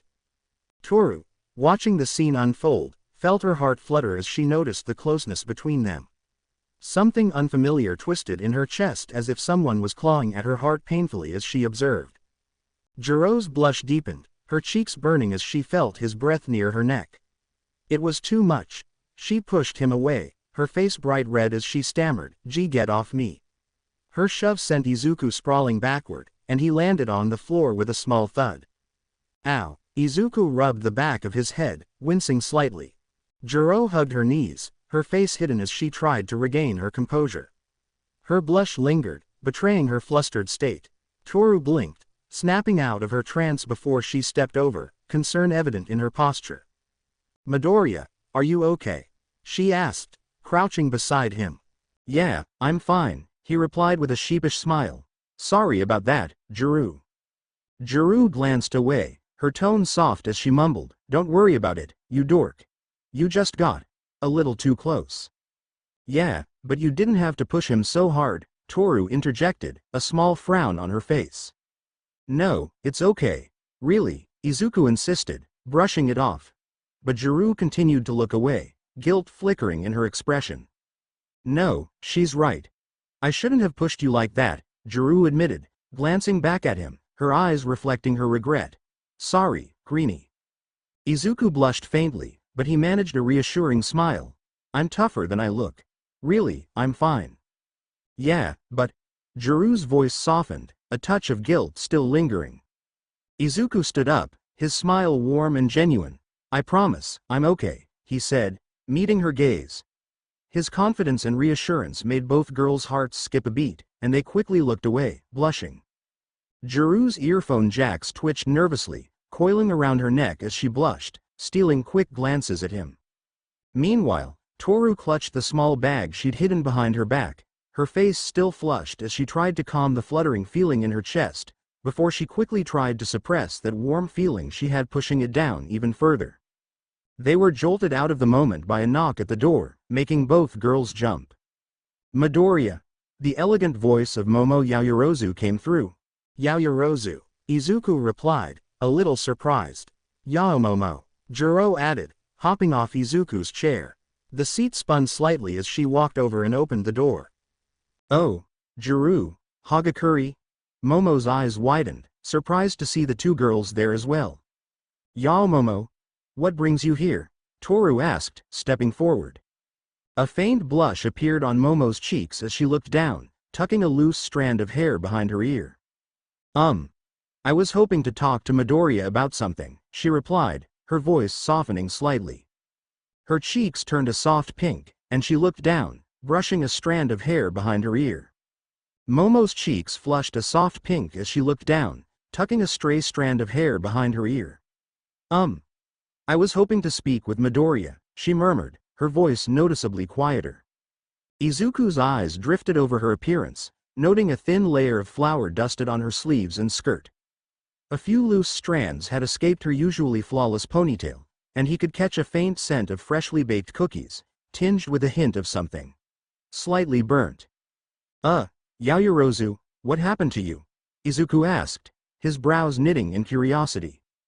Momo's blush deepened as she fidgeted, her feet shuffling slightly as she cast a quick, uncertain glance at Toru and Juru. Juru caught on immediately. Though she looked a bit reluctant, she grabbed Toru's arm and began tugging her toward the door. "Hey, Hagakure, you've gotta come check this out," Juru said, forcing a quick exit. Hey, wait a minute," Toru yelped, but Juru had already ushered her out, leaving Izuku and Momo alone. Momo's blush intensified, and she seemed unable to hold onto her usual composed demeanor as she fidgeted with something behind her back. She took a shaky breath, as if gathering her courage, then cleared her throat, trying to restore her elegant tone. "Well, I wanted to thank you for what you did at the USJ. You were really incredible. Your strategic thinking. It was invaluable to us. And the girl began to bite her thumb. Oh, there's no need to thank me, really," Izuku stammered, rubbing the back of his neck, a light blush forming on his cheeks. "No, I must," Momo insisted firmly, her cheeks growing warmer. Without realizing it, she had leaned in close, her face only inches from Izuku's. The proximity made her heart beat faster than ever, the steady rhythm threatening to drown out her thoughts. "Please, allow me to thank you," she whispered, almost as if lost in the moment. Realizing how close they were, her cheeks turned a deep pink, and she quickly pulled back, snapping herself out of the trance. Turning her head sharply to the side, she closed her eyes, thrusting a small bag toward him with both hands, almost too quickly. Here. These are for you," she managed, her voice betraying her flustered state. Izuku blinked, feeling his face warm as he took the bag from her. Thank you, Yaoyorozu." No problem," Momo replied, her voice barely above a whisper. Her heart pounded in her chest as she watched him open the bag. She could feel her pulse in her ears as he pulled out one of the cookies and took a tentative bite. Her eyes lingered on his expression, waiting with bated breath. Izuku's face lit up, and he reached for another cookie. "Oh wow, these are really good," he said, beaming. Momo's face broke into a radiant smile, her cheeks flushing with pride. "Thank you. They pair wonderfully with some herbal tea. They're known for helping with pain relief and relaxation." "Really? Could I try some tea with these?" Izuku asked, looking up at her with a hopeful smile. Toru from afar looked down as she had her own bag of caramel biscuits. She clutched it before turning away. 2 days later, it was finally time for Rescue Training 2.0, the first rescue-focused session since the USJ incident. The damage from the attack had been extensive. Izuku's nearly indestructible crystal structures had taken weeks to remove, the melted floors and frozen. Flood Zone needed major repairs, and the massive hole in the facility had required more work than expected. But at last, everything was ready. Izuku practically bounced in his seat with excitement. When the bell rang, the room quieted as the classroom door slid open, revealing Aizawa's bandaged head poking in. Behind him, the shelves holding their hero costumes opened with a click. "You all know we're doing rescue training, so let's not waste time. Suit up in your hero costumes or gym clothes and meet at the parking lot, just like last time," Aizawa instructed before disappearing down the hall, his footsteps fading away. All right. Let's go." Izuku grinned as he jumped up, grabbing his suitcase before heading out. "I'm kind of nervous," Ochako admitted, gathering with the other girls. "I just hope nothing bad happens again." "We shouldn't worry too much," Momo reassured her with a gentle smile. "Aizawa-sensei mentioned that there'd be more security this time." "I hope so. Last time's encounter is something I don't want to relive," Tsuyu added with a small shiver, earning nods from Mina, Juru, and Toru. As they made their way to the locker rooms, Momo noticed Izuku up ahead, looking unusually energized. "Midoriya," she called out, and he slowed down to join the girls. "You seem pretty chipper today. Is there a reason?" "Well, yeah," Izuku admitted, his grin widening. "I finally get to train again, and it's our first heroics lesson focused on rescuing people. I've been looking forward to this. All Might is famous for his rescue missions. Hundreds of people saved in under 10 minutes. That's what inspired me to become a hero in the first place," he explained, clenching his fist with excitement. "There's just something incredible about saving people. It's one of the coolest things a hero can do."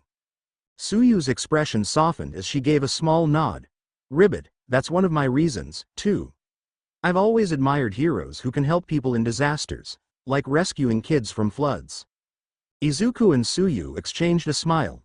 "Yeah, I'm excited too," Ochako added. "There's something amazing about being able to save people." A loud scoff sounded behind them. "TCH." Bakugo strode up, flanked by Kaminari and Kirishima, who looked curious about the conversation. "Why don't you extras focus on rescuing other extras? I'll handle the villains. That's what heroes do.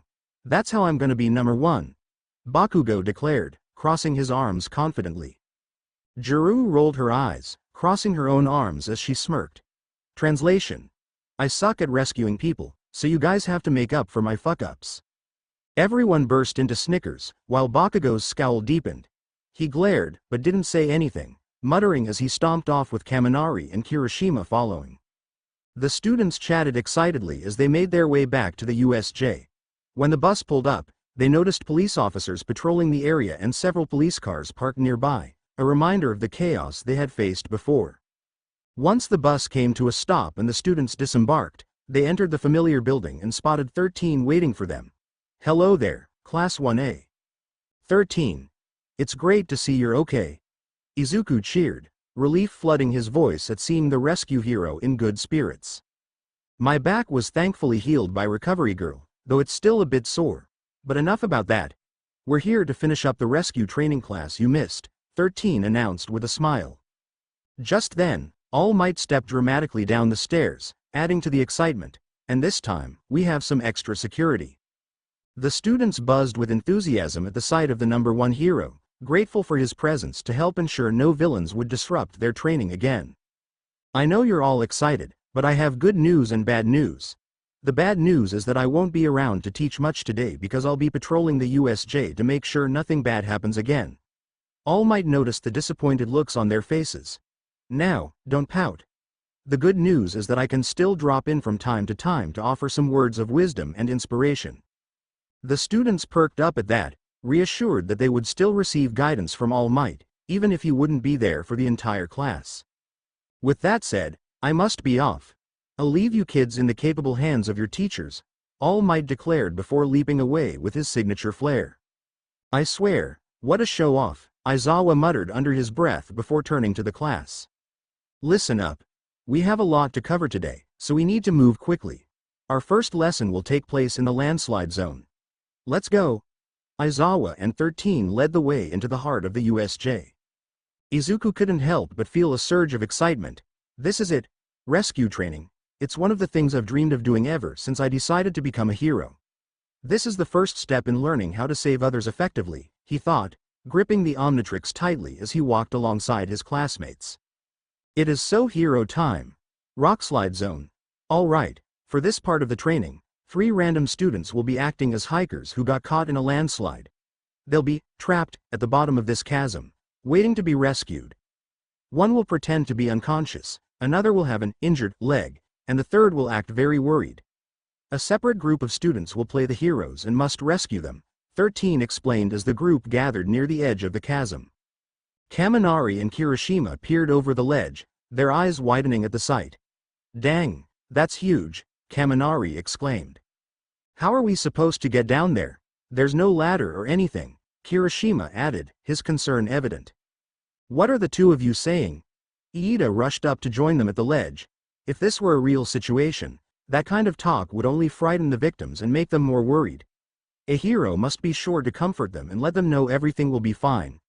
Hello down there. Don't worry. The heroes are here to help. He yelled down into the chasm. Oh man. That was really unmanly of me, Kirishima exclaimed, tears welling in his eyes as he clenched his fists. Kaminari awkwardly nodded in agreement with Iida. Right, sorry, man. While Iida could tone it down a bit, he's right. You must be careful with your words in both public and rescue situations, 13 said. The first 3 students to play as the victims will be Midoriya, Uraraka, and Iida, 13 continued. The 3 perked up at the mention of their names, and Ochako asked, all right then, but how do we get down? She glanced at the massive chasm, uncertainty creeping into her voice. There's a stairway right over there, Aizawa said, pointing toward a large rock that had a door. I mean, how else did you expect to get down there? Jumping? Aizawa added dryly. Most students thought to themselves, with Ua, that wouldn't be too surprising. A few minutes later, Izuku, Ochako, and Iida found themselves at the bottom of the chasm. Iida had been selected to be the panicking victim, Ochako the unconscious one, and Izuku the one with the broken leg. All right, let's do our best to act injured, Iida declared, trying to channel panic. You know we're just pretending, right? Izuku replied, raising an eyebrow. I'm unconscious, Ochako chimed in, her eyes closed as she lay on her back, trying to stifle a laugh. You do realize that people who are actually unconscious don't talk, right? Izuku pointed out. I'm an unconscious person who talks in their sleep, Ochako countered playfully. Back at the top of the chasm, 13 continued with the lesson. With the victims chosen, we now need heroes. Yaoyorozu, Bakugo, Todoroki, and Tokiyami will be the rescuers. You may use your quirks and some basic equipment, 13 instructed, gesturing toward some rope, a harness, a first aid kit, and a rescue stretcher. Why'd I have to save Deku? Bakugo snapped, irritation evident in his voice. 13's tone shifted to serious. Because you don't decide who you save, she said, her change in demeanor sending a shiver through the students. They were used to her kind nature, so this sudden intensity was a bit frightening. In a crisis, you should save everyone, regardless of who they are. It doesn't matter if they're a villain or a bystander. A hero's duty is to protect all lives. A hero cannot be biased in their rescue efforts, she continued, letting the gravity of her words sink in. The students absorbed this information in silence. And if you don't, you'll receive a failing grade. Now stop arguing, 13 added, her tone cheerful once more. What a switch. Everyone thought. Bakugo shot her a glare, but it didn't seem to faze her. With a reluctant huff, he replied, "Tch fine. Help us. Anyone? Please help us," Iida shouted as the victim group prepared for the rescue. Hearing this, Todoroki approached the ledge. Let's get started. Who should go down? Bakugo whirled around, glaring at Todoroki. Hold on, who put you in charge? I say we just blow up the side of the mountain to create a slope. That way, we can carry these losers back up. Todoroki sighed. That could just cause more problems, like triggering a rock slide. Yaoyorozu, can you create a pulley for the stretcher to help pull them up? Then Tokiyami can use his quirk to keep the stretcher stable while we lift the victims. Momo and Tokiyami nodded, agreeing with Todoroki's plan. However, Bakugo's frustration only intensified. I asked who made you in charge. He shot back, glaring at the ice and fire user. No one, but I'm not here to play games. I'm here to be a hero, and I don't want to waste time with pointless arguments, Todoroki retorted, his own glare locking onto Bakugo's. The two were locked in a silent standoff, Todoroki's icy glare clashing with Bakugo's fierce defiance. Fortunately, Momo stepped in. Enough, both of you. If you can't work together properly, we'll fail. In a real-life situation, your arguing could put innocent lives in danger when we should be helping them. Realizing Momo was right, Todoroki and Bakugo broke their gaze. Look, it's fine to have different ideas, but we can't force them on each other. We need to be open to suggestions, Momo continued. And before we do anything, we have to reassure the victims to help keep them calm. Panic can make our job much harder. With that, Momo walked to the edge of the chasm and called down, "Hello there. Don't worry, we're here to help." "Thank you. Please hurry," Iida yelled dramatically, causing Ochako to giggle despite her role of pretending to be unconscious. With a pulley system in place and Todoroki icing the cliff edge to protect the rope, Tokiyami was lowered into the chasm using a harness. Bakugo and Todoroki managed the rope, while Momo supervised, ensuring that nothing interfered with Tokiyami or the stretcher. Soon, Tokiyami reached the bottom, the stretcher in tow. "Sorry for the wait," he said. "Hey, Tokiyami," Izuku greeted as Iida continued his dramatic performance. "Uraraka, we're saved. We're going to be all right," Iida declared theatrically. "Just hold on, don't go into the light." Ochako had to clamp her mouth shut to stifle a giggle at Iida's overacting. "Okay, since Uraraka is unconscious, that might indicate she has a head injury. We'll put her on the stretcher first so she can receive immediate medical attention," Tokiyami said. "But won't it be dangerous to leave her unsupervised while she's being lifted?" Iida countered, dropping his act. "Oh, who said I was alone?" Tokiyami smiled as Dark Shadow emerged from his cloak, causing Izuku, Ochako, and Iida to stare in awe. "Whoa." Izuku breathed. "It's a little dark down here, but manageable," Dark Shadow said, surprising Izuku, who hadn't noticed the creature during the battle trial. "Dark Shadow, help Uraraka up," Tokiyami instructed. "I don't want to," Dark Shadow replied, crossing his arms. "Just do it," Tokiyami said, narrowing his eyes. Dark Shadow sighed. "Fine."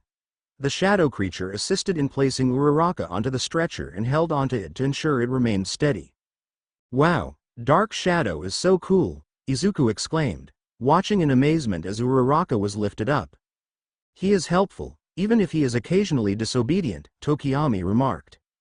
"Still awesome, though. A partner who always has your back, that's incredible. I wish I had a transformation like that," Izuku added, oblivious to Tokiyami's surprised expression at his words. The compliment made Tokiyami smile. It felt good that Izuku appreciated the advantages of his quirk and thought it was cool. "You were amazing. Thank you, heroes." Iida returned to his acting, clapping enthusiastically as Ochako reached the top, causing her to giggle again. "Peeved, why is he so serious?" "Come on now. He isn't that bad," Momo argued as she helped Ochako, though she couldn't deny that Iida's dramatic acting made things a bit goofy when they were meant to be serious. "Let's get the next one," Todoroki said, lowering the stretcher again with Bakugo's help. "Just shut up and do it," Bakugo grumbled. "Man, he can't do much without his quirk. Pulling on the rope is all he's good for," Siro joked. "Fuck off." Bakugo shot back. He judged that his quirk wouldn't be helpful and did the right thing by not using it, 13 interjected, catching everyone's attention. "If you focus too much on quirk usage instead of skills, you won't be able to help in situations where you can't use your abilities. Knowing when to hold back your quirk can take you far as a hero. That boy is on the fast track to being a great hero. 13 beamed at Bakugo's efforts, while Zero just smirked. Yeah, but with an attitude like his, he won't be great for long, Zero quipped. I will kill him, Bakugo thought, feeling the urge to explode Zero right then and there. After Izuku and Iida were pulled to safety, the next few groups took their turns rescuing and being rescued. The most memorable moment came when Bakugo had to play the panicking victim. He refused to play the weak-ass extra role, as he called it. Aizawa then gave him an ultimatum. Either play the role or fail the rescue training. That effectively silenced him, and he began yelling for the useless heroes to come rescue him already.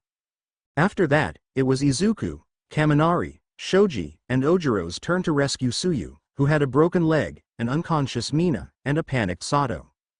Kaminari looked down into the chasm, scratching his head as he said, "So, I don't think my quirk would be too helpful for this kind of rescue operation." Izuku stretched a bit and pressed the button on the Omnitrix. The faceplate popped open, glowing as a holographic figure materialized before him. My tail is strong, so I think it would be best if I help pull up the victims, Ojiro suggested. Same, Shoji agreed. Then in that case, Kaminari can help you too while I go down to assist down there. No need to do that, Izuku interjected. I think I have a better idea. He began scrolling through the Omnitrix, his eyes focused as he searched for the right transformation. Shoji, you'll be with me. Your dupli arms will help me carry the civilians out, and with you, I'll be able to lift more people, Izuku explained, making Shoji raise an eyebrow in curiosity. Wait, are you planning on using that fire guy to bring them up? You could seriously burn them, Ojiro cautioned, concern lacing his voice. Izuku smirked, shaking his head. It's a good thing he isn't my only flying form. With that, he slammed down his hand on the Omnitrix, and a massive green flash erupted from the device. Everyone nearby instinctively covered their eyes as a horrid smell quickly washed over them. Stinkfly! He exclaimed, and Shoji's eyes widened as the others nearby scrunched their noses in disgust. Green, you stink, Jiru complained, waving a hand in front of her face. I know, Stinkfly replied, his tone nonchalant. He turned to Shoji. Get on my back, and you can use your arms to carry one more person. Shoji nodded, moving over to Stinkfly's back and settling in. Hang on, Stinkfly warned before launching himself into the air, kicking up dust. Shoji held on tight as they ascended. Just make sure to grab the stretcher, Shoji called out, his voice steady despite the rush of wind. Stinkfly nodded, his spindly arms reaching out to grasp the stretcher with ease. Stinkfly to the rescue, he shouted, excitement in his voice as he launched upward, soaring into the sky. Everyone watched in awe as he glided gracefully toward the chasm, his wings flapping like shuddering blades, creating a rush of air around them. The three students could hear the blades shuddering, a mechanical sound mingling with their anticipation. Don't worry, we're coming down, Stinkfly called out, his voice echoing in the chasm below, as he prepared to make the descent. He flew down into the chasm, the light fading as they descended, and winds rushed past Shoji, whipping his hair around. The three looked up and heard the distinct buzzing of Stinkfly's wings. Cool new guy. Oh, hurry, one of us is hurt, and another is knocked out, Sato started, but then gagged, covering his nose from the overwhelming stench. The smell made Tsuyu and Mina scrunch their faces in disgust. As Stinkfly hovered above them, his wings created a loud, buzzing sound that stirred the air around them. Don't worry, Stinkfly is here to the rescue, he announced confidently, his voice slightly distorted by his insectoid form. Ashido grinned, her face turning a bit lilac from the smell. This was the same form he'd used to save her before. Ooh, nice one-liner, she murmured, half pretending to be asleep, scrunching her nose against the foul odor. Sato, wide-eyed, waved Stinkfly down. Sweet entrance. I mean, help us, my friends are hurt. Don't worry, Stinkfly replied, his antennas twitching as he surveyed the scene. This bug's got it covered. With a firm yet gentle grip, he maneuvered the stretcher from above, lowering it carefully. His multi-directional vision allowed him to keep track of everyone below as he gently scooped Tsuyu up with his long, spindly arms, placing her onto the stretcher with surprising delicacy. Hang tight, he added, his wings humming as he steadied the stretcher, preparing to lift it. Shoji then leapt off and gently cradled Mina in his arms. I can place a Shido on my back and use my arms to carry Sato. That way, I can carry all of them in one go, Shoji suggested. Stinkfly nodded in agreement as Shoji secured Tsuyu on the stretcher, something Stinkfly hadn't accounted for. Shoji carefully placed Mina on his back, using his lower pair of arms to keep her steady as he picked up Sato in a bridal carry before climbing back onto Stinkfly. Is everyone secured? Stinkfly asked. Shoji nodded, looking down at his friends. Yeah, though it's totally embarrassing being carried like this, Sato complained, his face flushed. Ribbit, Tsuyu added, nodding in agreement. With that, Stinkfly began to ascend steadily, his wings vibrating through the air, creating a sound like blades slicing through the wind. They flew upward, breaking free from the dark confines of the chasm. As they emerged into the light, Shoji gently handed Mina to Kaminari and Sato to Ojiro while Stinkfly carefully placed Tsuyu down.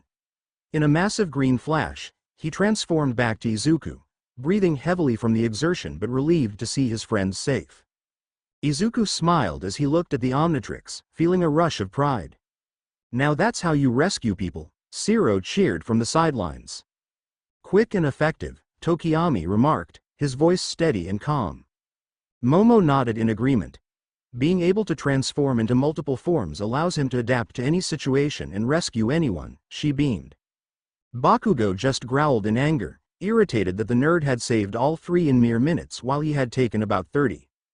Izuku suddenly felt someone hug him from behind, arms wrapping around him tightly. Thanks for saving me, Ashido said, her voice bright with gratitude.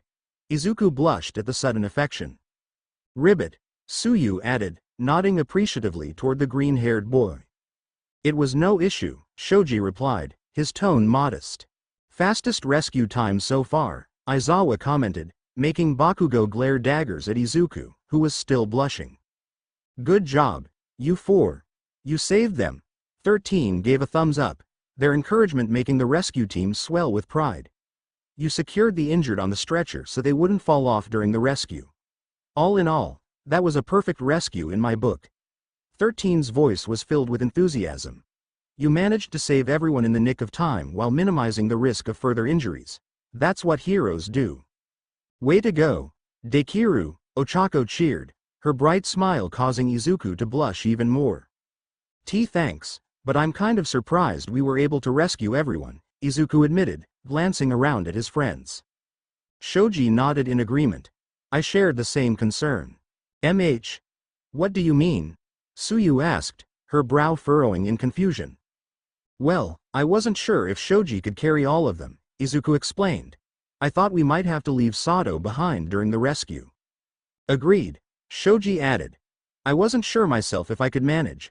I was certain I could carry one at a time, but Ashido's smaller stature allowed me to carry her relatively easily. If it hadn't been for that, I think leaving Sato would have been our only option. Sato nodded in agreement. Oh, right. If Shoji couldn't carry all of them, it would make more sense to leave the only person who is fully conscious instead of the unconscious person and the one with the broken leg, Ojiro remarked. Not completely true, 13 interjected, drawing curious looks from the others. What? But weren't the other two far more in need than the panicking guy? Kaminari asked, bewildered. True, Ashido could have had a concussion, and Tsuyu's leg could get infected, 13 acknowledged, but in extreme and stressful circumstances, panicking victims can unknowingly cause more problems and escalate the situation, she continued. A hero not only saves others physically but mentally as well. Alleviating fears is crucial to keeping those in trouble safe. If that doesn't work, you may need to move panicking individuals to a safer spot so they can calm down. The students nodded, absorbing 13's insights, but All Might had just entered the conversation. I was on my way over here and overheard what 13 was saying, All Might began, excitement bubbling in the air. I wanted to add something important. In a superpowered society like ours, the mental state of victims is doubly crucial. The students perked up, eager to hear more. Distraught victims may accidentally use their quirks if they become too stressed or frightened, All Might explained. This is another reason why heroes need to keep the tension down while rescuing. Accidental quirk usage can not only worsen the situation but also endanger those nearby, including yourself. The students mentally noted 13's points, recalling news reports of innocent victims whose quirks had activated in stressful situations, often complicating matters for the heroes. Bakugo particularly remembered when the sludge villain had tried to take over his body. In his panic, he had attempted to use his quirk to blast the villain away. Unfortunately, this had resulted in fires that hindered nearby heroes. Stupid extras. Slowed down by some fire. Well, I won't make that mistake. I will be a better hero than any of them, he vowed to himself. Now that things are looking good in this section, I'm off to patrol the next area. See you later, kiddos. All Might called out, dashing off to assist elsewhere. Aizawa sighed, his expression exasperated. Why can't he leave like a normal person? He muttered, earning a few chuckles from the students. Now that we've finished the first section, we're moving on to the next. Don't relax yet. Class is still in session, Aizawa said, making the students exchange worried glances about what awaited them. Once they were clear of the landslide zone, the class split up to participate in various simulations throughout the USJ. Thankfully, nothing went awry, and the students learned how to handle different rescue scenarios. Time flew by, and they soon found themselves in the flood zone. Here, they focused on water rescues and were in the midst of a practical exercise on a ship. Izuku felt a strange sense of déjà vu as he remembered being teleported here during the invasion. Out of the corner of his eye, he noticed Tsuyu leaning against the ship's railing, gazing down into the water. Despite her quirk making it difficult for her to show her emotions on her face, Izuku could sense that Tsuyu was feeling down. Concerned, he wondered what was bothering her. Izuku glanced over at Tsuyu, wondering if she felt as out of place as he did. Hey, Asui, Su. He corrected himself, feeling a bit awkward. Is it weird being here for you, or is it just me? Tsuyu blinked, processing his question. Yes, it is, she replied plainly. Izuku laughed a little, realizing she wasn't one to beat around the bush. You really don't mix your words, huh? She nodded. I don't really see the point in that. But it's surprising to hear you say that. You took down the villains in under a minute. Last time I was here, he started, his face coloring slightly. I was 4 stories up, with Kodai holding on tight, right before we almost splashed into the water. Stinkfly's wings aren't exactly water-friendly, he admitted, scratching his head. Really? Tsuyu tilted her head, looking curious. Yeah, if Stinkfly's wings get wet, I can't fly. I'd be a sitting duck in the water, so I was a little on edge that whole time, he said with a chuckle. Tsuyu looked thoughtful, but you did great regardless. You saved us and took down the villains.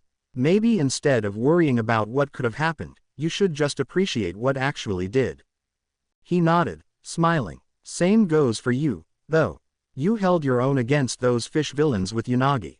Ribbit, you think so? She asked. I feel like I didn't do much. Izuku shook his head. Even though you were outnumbered, you stayed steady and got Aizawa-sensei and Vlad King-sensei to safety.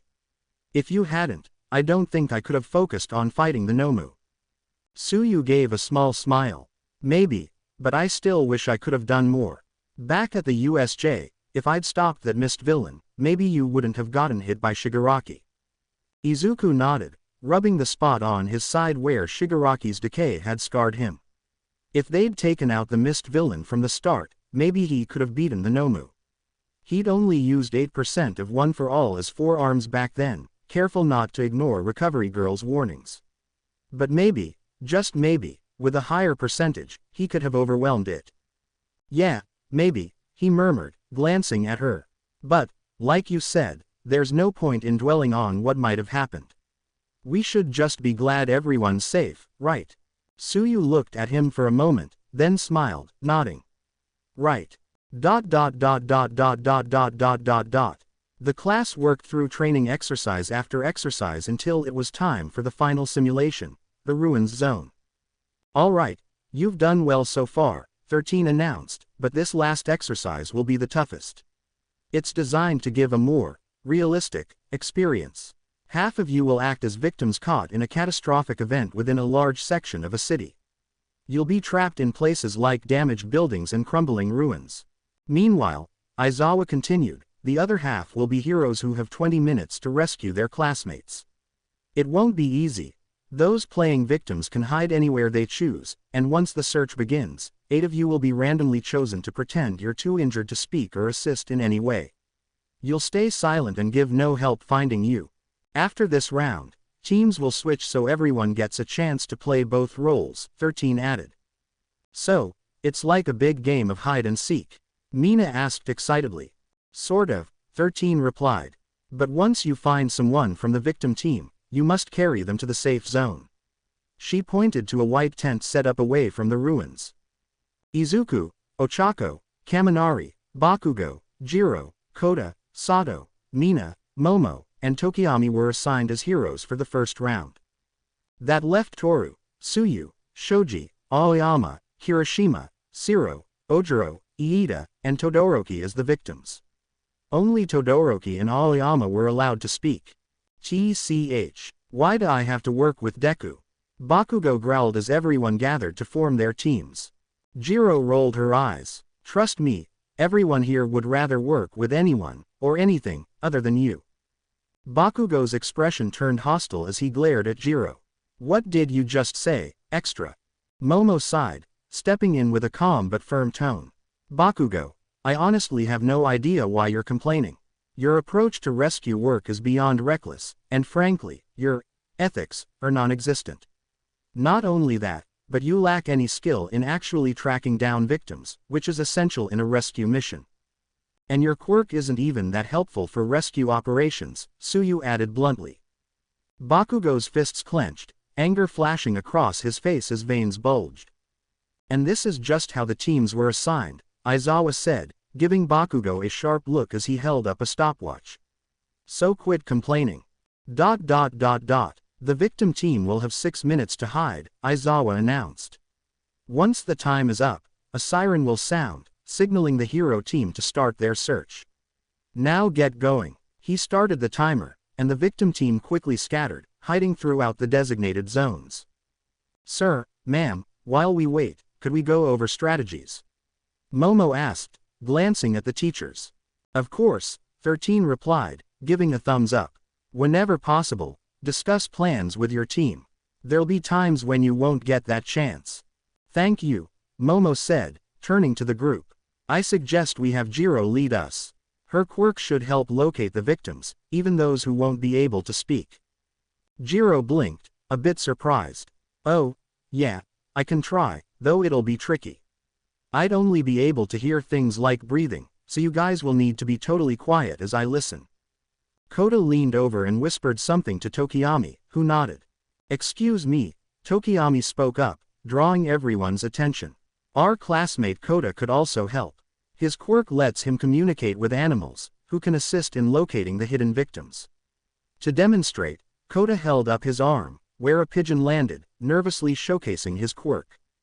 Oh, perfect, Mina grinned. With Jiro and Kota working together, we'll find everyone in no time. Izuku pressed the Omnitrix, cycling through options on the dial. Spider Monkey's enhanced hearing could be helpful for tracking too, he suggested. Momo nodded thoughtfully. Then we could split into groups, pairing up to support those tracking and rescue the victims together. Izuku smiled. That way, we'll be able to bring back as many people as possible, efficiently. A loud horn blared, filling the air with a sudden, sharp tone. All right, your time starts now. Remember, you only have 10 minutes to find all the victims, Aizawa announced. Then let's get moving. Kota, Jiro, Midoriya, please lead the way, Momo instructed as the group fell in behind them. Mina slipped up beside Izuku, clearly excited for the task. But Bakugo had other plans. Please, I don't need help. You extras can do all that searching while I'll save everyone myself.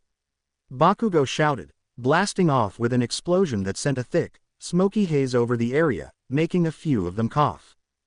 Jiro sighed. That idiot. He knows we're supposed to work together, right? Kaminari muttered. Momo shook her head. It can't be helped. We have limited time, so we need to move fast. She looked at Jiro. Where should we head to first? Jiro closed her eyes, focusing. Her ear jacks twitched, picking up distant heartbeats. A few blocks away, there's a building around the corner. I can hear 2 heartbeats inside, she said, pointing ahead. Izuku nodded. Got it. I'll take that one, he replied, raising his arm and slamming down on the Omnitrix. A green flash burst from the device, forcing everyone to shield their eyes for a second. Spider Monkey, the alien hero called out as he somersaulted through the air, landing on all fours in a spider-like pose. I'll swing over to that building, Spider Monkey said, adjusting his stance as he prepared to leap. Mina's eyes brightened, and she stepped closer. I'll go with Midoriya, offer a little backup. She shot a playful wink and wrapped her arms around him. Spider Monkey blinked, clearly flustered by her sudden closeness, while Momo, Ochako, and Jiro's faces flushed red as they watched the two. What are you doing, Ashido? Ochako stammered, her fists clenched tightly. What? Midoriya's going to be swinging over, so I need to hold on tight. Duh, Mina said, smiling as she hugged herself closer to him. Momo's face burned, and she forced herself to look away, trying to brush it off logically. Okay, that makes sense. She tried to focus on the mission, but her heart was pounding harder than it should have been. Why did it bug her so much? Jiro's face darkened with a jealous frown. What? But that doesn't mean she has to, She groaned in frustration. It didn't help that seeing Mina so close to him made something stir inside her, something she didn't want to admit. Let's just get this over with, Jiro muttered, feeling an odd twist in her chest she couldn't quite shake. Spider Monkey gulped, glancing back at the girls, catching the tense expressions on their faces. See you guys later, Spider Monkey said, crouching low with his muscles coiled like a spring. In one powerful leap, he launched himself into the air, the ground falling away beneath them. Mina held on tight, her knuckles white as she felt the dizzying height they gained from just that first bound. Whoa, Mina exclaimed, her voice barely audible over the rush of wind whipping past them. With a swift flick of his tail, Spider Monkey fired a web line toward the building ahead, the sticky strand latching onto it with a solid pull. They swung through the air, gaining height as Mina hugged herself closer to him, the rush of wind exhilarating and almost overwhelming. Just as they began to arc downward, Spider Monkey flicked his tail again, sending out another line that redirected their momentum. The sudden shift made Mina's stomach drop as they flipped upside down for a split second, gravity pulling them in before he expertly angled them back upright. She gasped, her heart pounding as they descended, only to be whipped back up by another web. Whoa, she screamed as Spider Monkey somersaulted midair, the city below spinning as she clung tightly to him. Another web shot out from his tail, attaching to a nearby streetlight as he spun them around in a controlled spiral descent, sliding down the line until they landed smoothly on the ground. Mina, catching her breath, looked up at him with wide, excited eyes. Midori, she panted, clutching her chest as she tried to steady her heartbeat. That was amazing. You really know how to show a girl a good time. Spider Monkey chuckled, a hint of a blush on his cheeks. Yeah, hope you didn't get airsick. Airsick? Are you kidding? We have to do that again, Mina said, her excitement barely contained as she leaned into his face. Take me swinging. It was incredible. Spider Monkey laughed nervously, scratching the back of his neck. Maybe later. We should probably find the victims first. Oh, right, totally forgot about that, Mina said, sheepishly glancing around. So, do you hear something or? Closing his eyes for a moment, Spider Monkey focused, picking up faint heartbeats echoing through the building. I think there are 2 people inside, he said, nodding toward the structure. Mina nodded back, and they stepped toward the building. Suddenly, Spider Monkey felt a stabbing pain in his head, but before he could react, a deafening explosion echoed nearby. They turned to see Bakugo storming in, his expression shifting from surprise to a fierce glare. What the hell are you extras doing here? He spat, his voice dripping with venom. We were here first, Mina shot back, folding her arms defiantly. Bakugo scoffed, shoving them both back with a rough push. Get the hell out, you damn extras. Mina rubbed her arm with an annoyed glare. Seriously, dude, we were here first. Besides, there are 2 people to save, so why don't we just work together? I'll handle the damn extras myself, Bakugo growled. Now get lost, scum. Spider Monkey felt a flicker of anger. Kachan, you can't just. Piss off, Deku, I don't need your damn help. Bakugo snarled as he tried to move past them. Come on, we're supposed to work together. Spider Monkey argued, but the stabbing pain returned, forcing him to act on reflex as Bakugo swung a backhand toward his face. Spider Monkey caught his wrist with ease, his enhanced reflexes kicking in. Bakugo's eyes narrowed in rage, his pride bruised by Spider Monkey's quick reaction. I told you I don't need your help, you useless Deku. So get lost. Fuck off. Spider Monkey released Bakugo's wrist, exasperated. Geez, do you ever stop yelling? This is why you can't have a normal conversation. Before he could finish, the stabbing pain spiked again, and Spider Monkey's body moved on instinct, leaping into the air just as a fist collided with the spot where he'd been standing. He clung to the ceiling, watching as a dust cloud spread from the impact, obscuring their attacker. The hero's reflexes aren't bad, sneered a deep, mocking voice from within the dust. I'll give him that. Emerging from the cloud, the villain locked onto Bakugo with a cold, calculating stare before launching a brutal punch toward him. Bakugo's eyes widened, caught off guard. The villain's fist slammed into his gut with a sickening crunch, his body convulsing from the impact. Air exploded from his lungs as he was thrown to the side, his body hurtling toward the wall. The sound of crunching bone and crumbling plaster filled the room as Bakugo crashed into the wall and slid down, his vision blurring from the blow. From the swirling dust emerged a towering figure, nearly as tall and broad as All Might. He wore rugged green cargo pants, a helmet with jagged spikes, and a gas mask covering his face, giving him an intimidating, militaristic appearance. Villain, Spider Monkey muttered, feeling a sharp twinge of pain in his head just as the villain lunged. The man's fist collided with the ceiling, unleashing a shockwave that reverberated through the room, shaking the entire building. Ashido, get to the person trapped in here. The villain probably knocked them out. Spider Monkey shouted, his voice urgent. Ashido hesitated, fear flashing across her face, but she managed a nod. Just then, the villain was suddenly in front of her, his fist mere inches from her face. She squeezed her eyes shut, bracing for impact. TCH. Damn heroes, the villain sneered, turning his attention back as Spider Monkey shot out webs, anchoring the man's arms and legs and yanking him backward.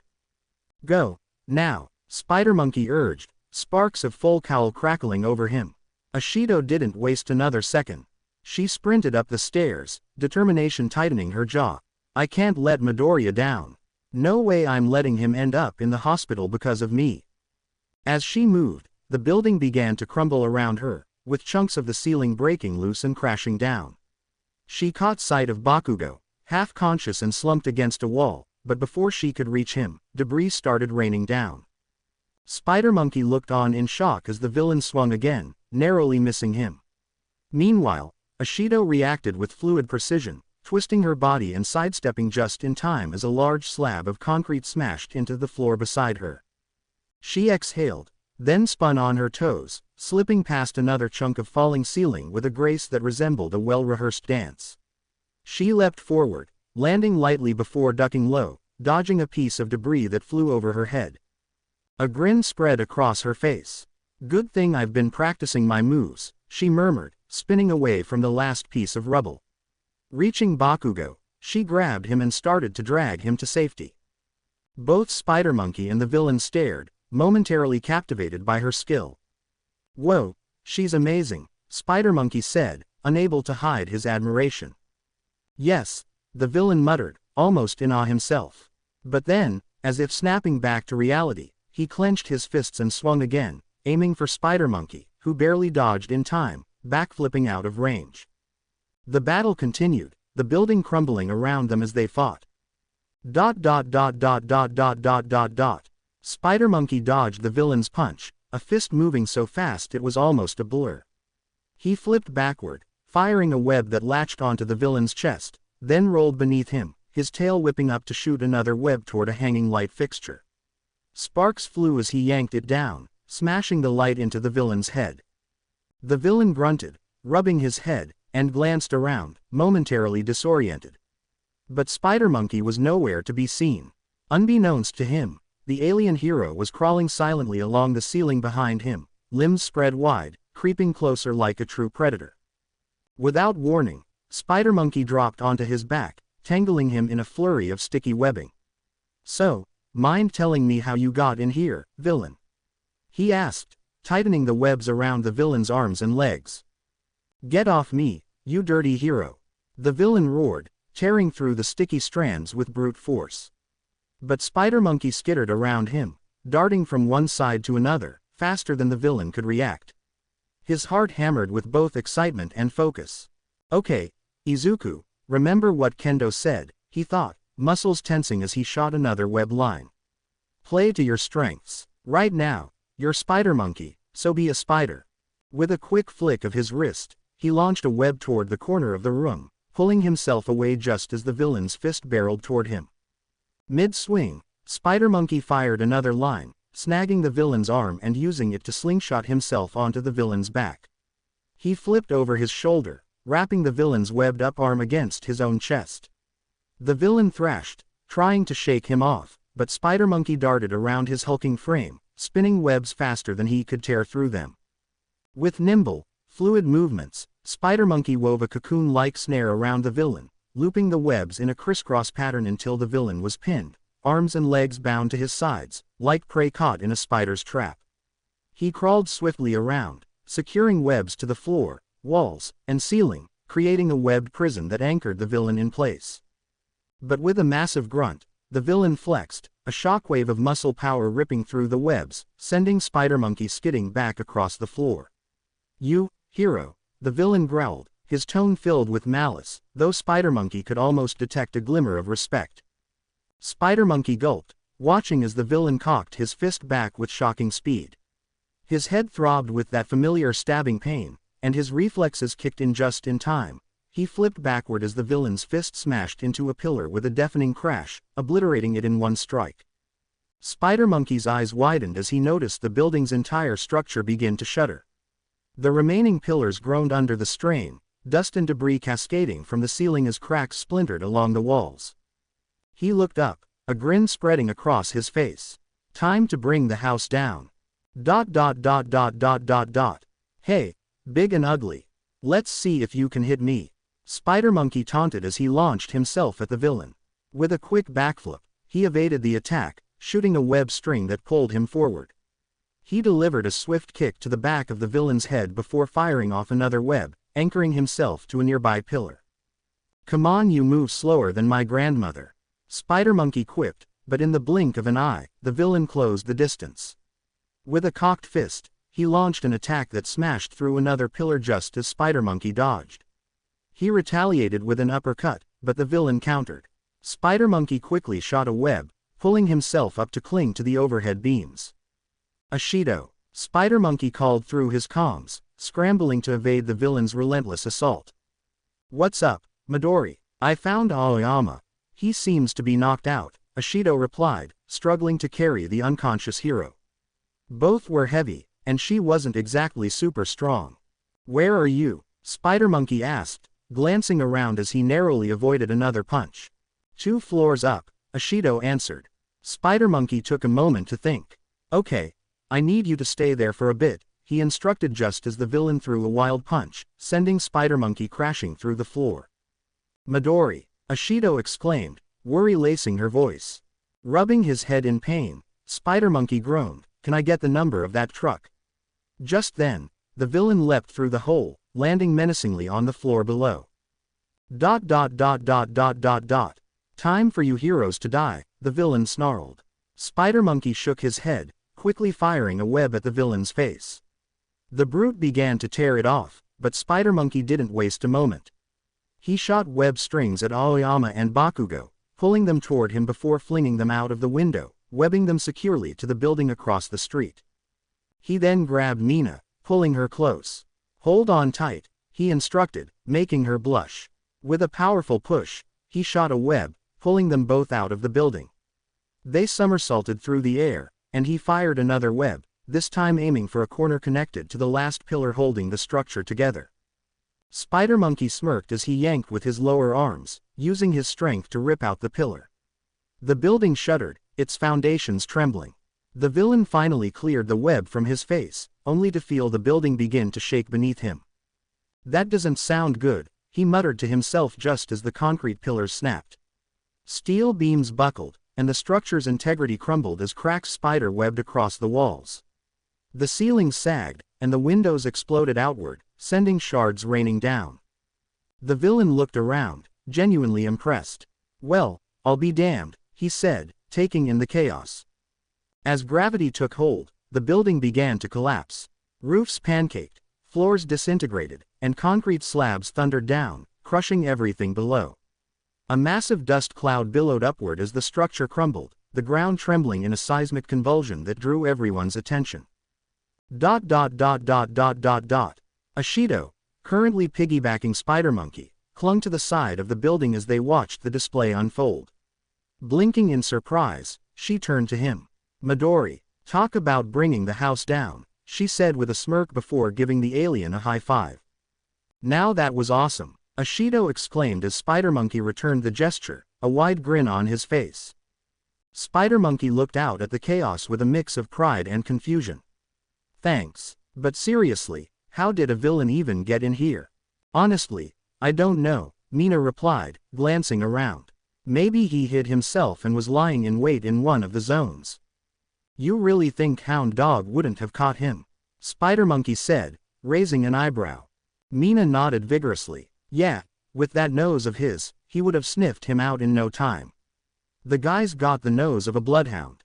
Suddenly, the voices of Momo, Ochako, and Jiro called out from the ground. "Hey, what the heck happened?" Jiro asked, her eyes wide as the rest of their team sprinted toward them. Sato, Kaminari, Kota, and Tokiyami followed closely behind. "We heard a massive tremor and ran here as fast as we could," Ochako panted, glancing up at the debris. "What on earth transpired here?" Tokiyami inquired, his voice calm despite the chaos. "We felt those tremors from a few blocks away." Sato nodded in agreement, looking around. "Me and Ashido were looking for a victim when we ran into Bakugo," Spider Monkey explained, his tone serious. "Then the villain suddenly appeared, knocked Bakugo out, and I fought him off. We managed to get them out, but, he trailed off, glancing at Mina. "Midori brought the building down," Mina said, jabbing a thumb toward his chest. The other girls looked at him, their expressions a mix of surprise and concern. "A villain," everyone exclaimed in shock and worry. "Midoriya, are you sure about this?" Tokiyami asked, his eyes narrowing slightly. Momo nodded, her brow furrowed.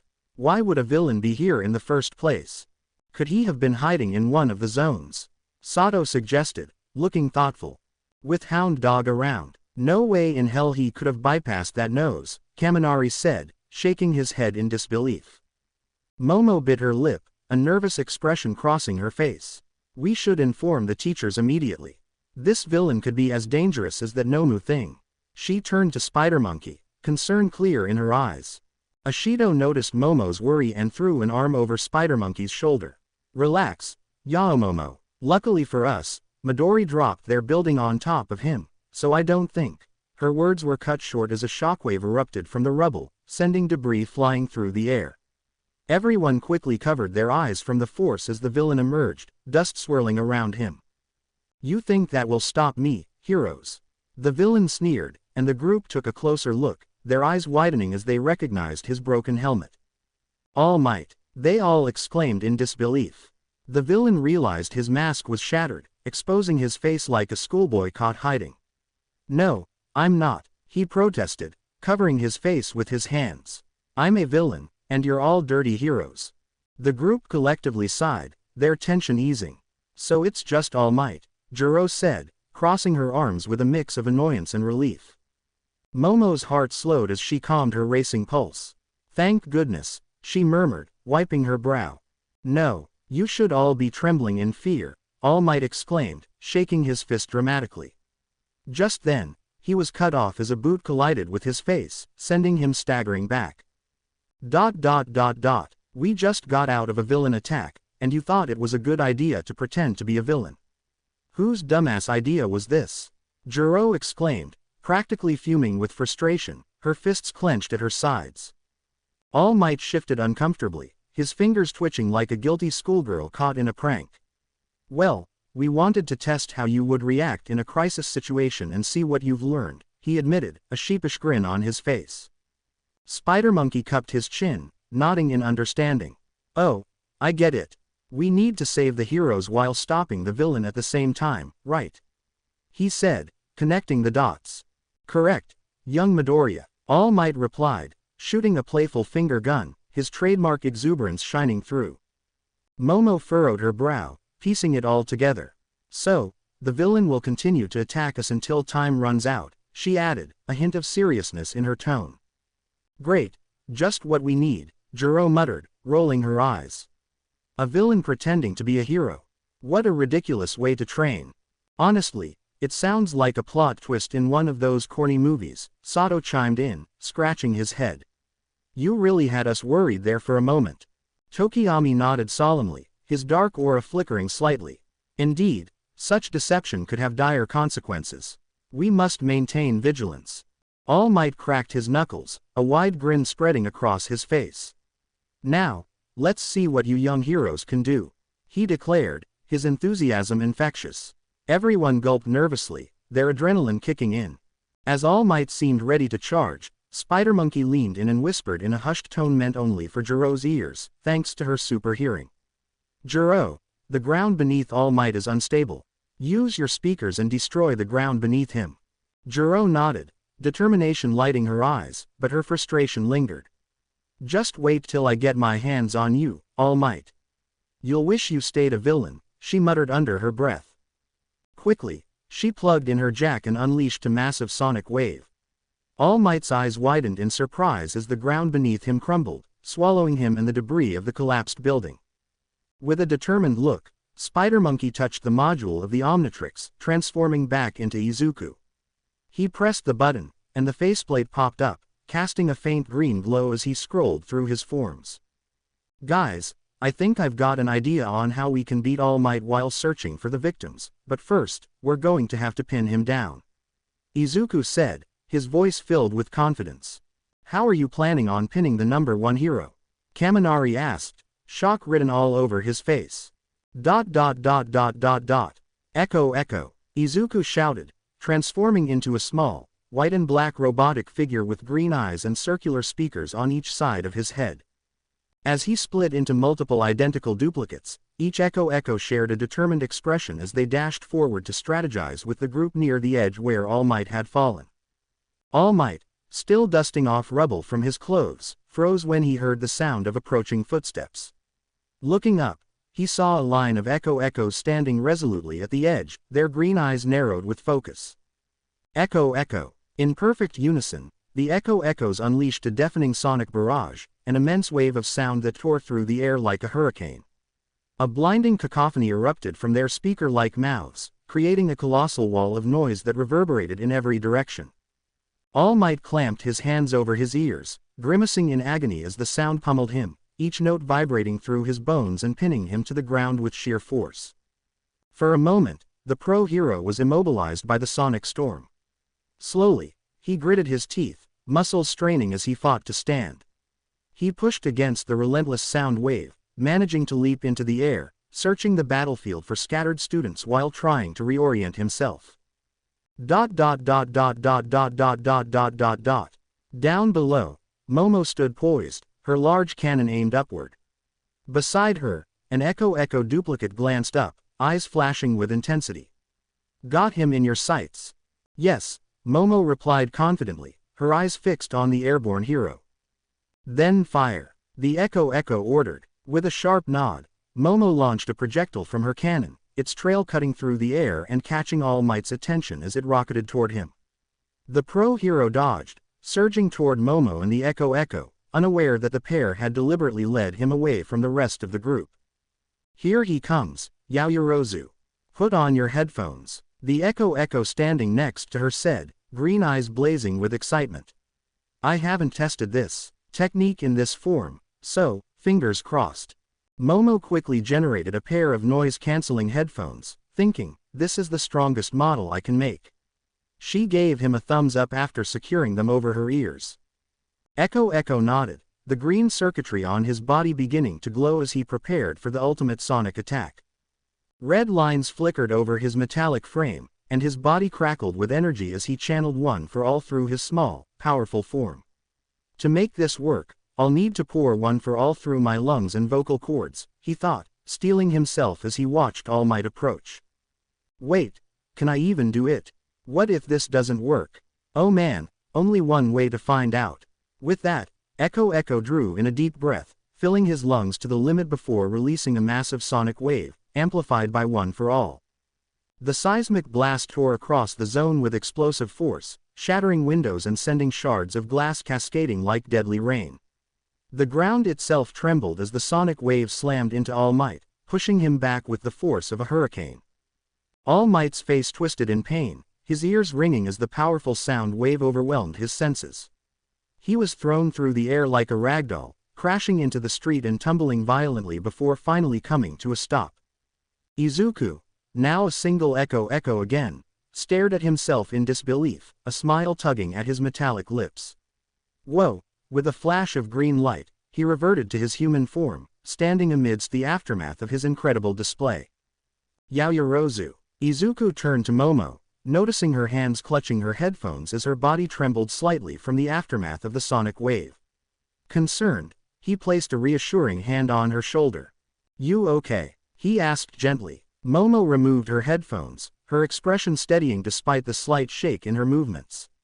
I feel a bit rattled, she admitted, but I'm okay. Izuku nodded in relief, glancing toward where All Might had landed. I doubt that was enough to take him down. Momo's eyes lit up with determination. Then we need to put our plan into action. Right, Izuku agreed, activating the Omnitrix and quickly scrolling through its options, readying for the next stage.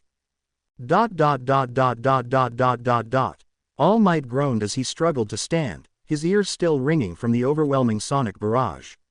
Young Midoriya, he muttered, wincing from the residual pain, piecing together their entire battle in his mind. You've grown so much stronger. You dodged my moves like you knew them ahead of time. Even with me holding back, I could barely lay a finger on you, he thought, a faint trickle of blood trailing from his ear. And those sonic attacks, dangerous and well executed. Smart of you to create distance from your classmates, that kind of power would have incapacitated them. Suddenly, a flashbang rocketed toward him, exploding in a brilliant burst of light. Blinded, All Might staggered back, his mind racing. A flashbang. Before he could recover, a gentle touch lifted him, and he felt his weight vanish as he floated just above the ground. What the? He quickly deduced, young Uraraka's quirk. Footsteps echoed, running away from him, and he heard the distinct thwip of webbing. As his vision returned, All Might's eyes widened at the sight below. Waiting for him was Sato, grinning with determination, and beside him, Spider Monkey, his four-armed alien form sparking with traces of electricity as he tensed. The spider-like hero cocked two fists back, each limb flexing with immense strength.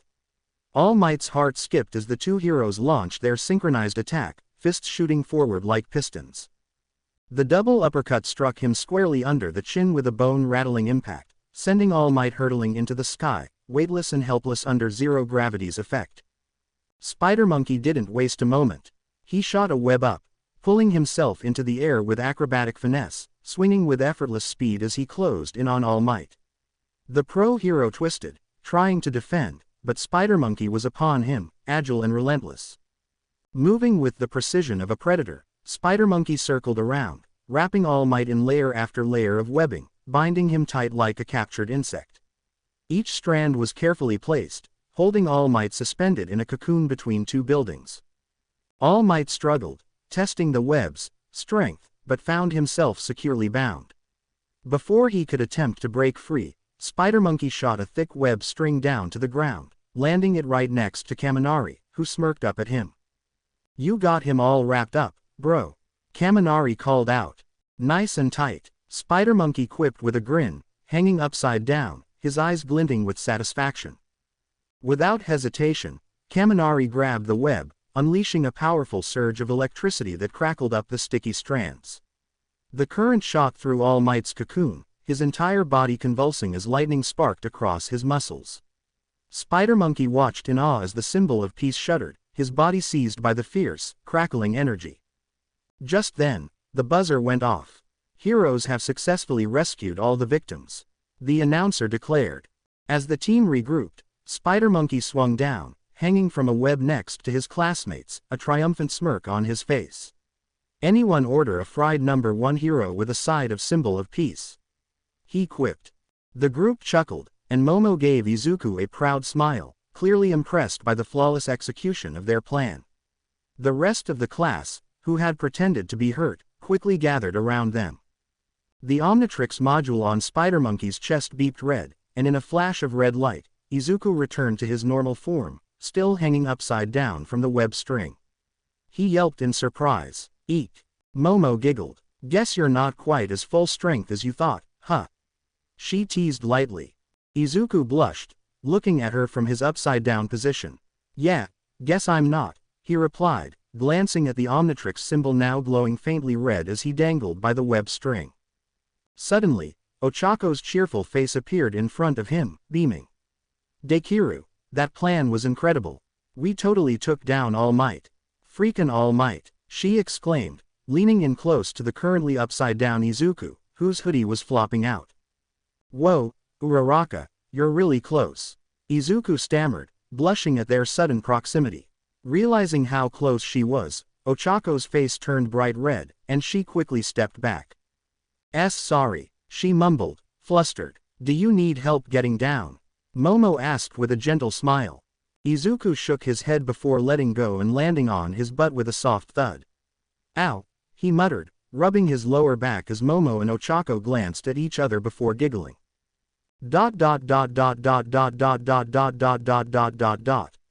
Nearby, All Might had freed himself from the webs and joined the group of students watching the scene. He offered words of praise to those who had helped, admiring their teamwork and the creative execution of their plan. "You've all improved very well in your first heroics training. Rescuing bystanders is an essential part of being a hero, and it's a lesson I hope you all take to heart," All Might said. "There's no shame in relying on others, especially in rescue operations. A hero should never try to save everyone by themselves in a disaster." "Yes, sir," they all responded in unison. "Good," All Might nodded with a smile as the students started heading toward the bus. Bakugo, holding his stomach from one of All Might's punches, was placed on a stretcher. All Might watched him with a trace of concern. "I had hoped Bakugo would start seeing the value of teamwork, that's why I put him out of the fight immediately, to leave him barely conscious. I just hope he learns to let his pride down before it endangers others, as it almost did at USJ."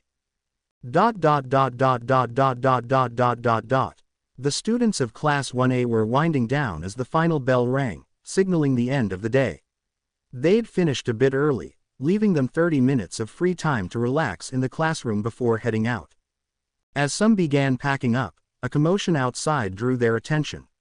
Izuku, absent-mindedly fiddling with the Omnitrix, looked up when Kirishima pointed out the window. "Hey, what's going on out there?" Ashido leaned over to see what Kirishima was looking at, her eyes widening in surprise. "Whoa, who are those guys?" Izuku squinted through the window, a sharp, stabbing pain flaring in his head as he tried to focus on the scene outside. Standing near the school gate were two men, both wearing iron masks that resembled the comedy and tragedy faces from theater. The masks were a stark gray, and the two men stared up at the building in silence before turning and walking away. What are those weirdos doing here?" Hagakure exclaimed, a visible twitch revealing her agitation even in her invisible form. Jiro turned to her, raising an eyebrow. "You know them?" "Sort of," Hagakure replied, slumping back in her seat with an exasperated sigh. "They're part of some weird medieval group near my hometown. Always wearing those creepy masks, like a cosplay club gone completely off the rails."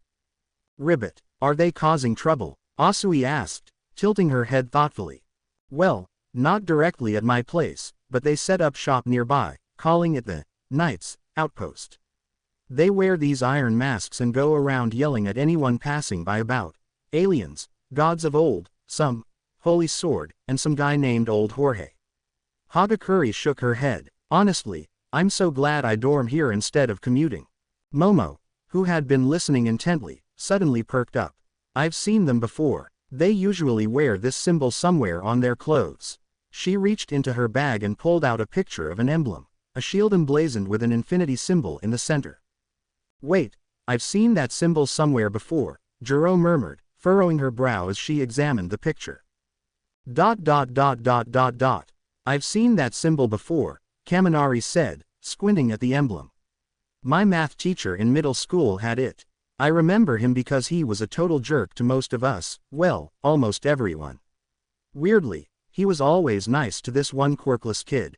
Midoriya's curiosity piqued. Nice how? Kaminari scratched the back of his head, looking a bit uneasy.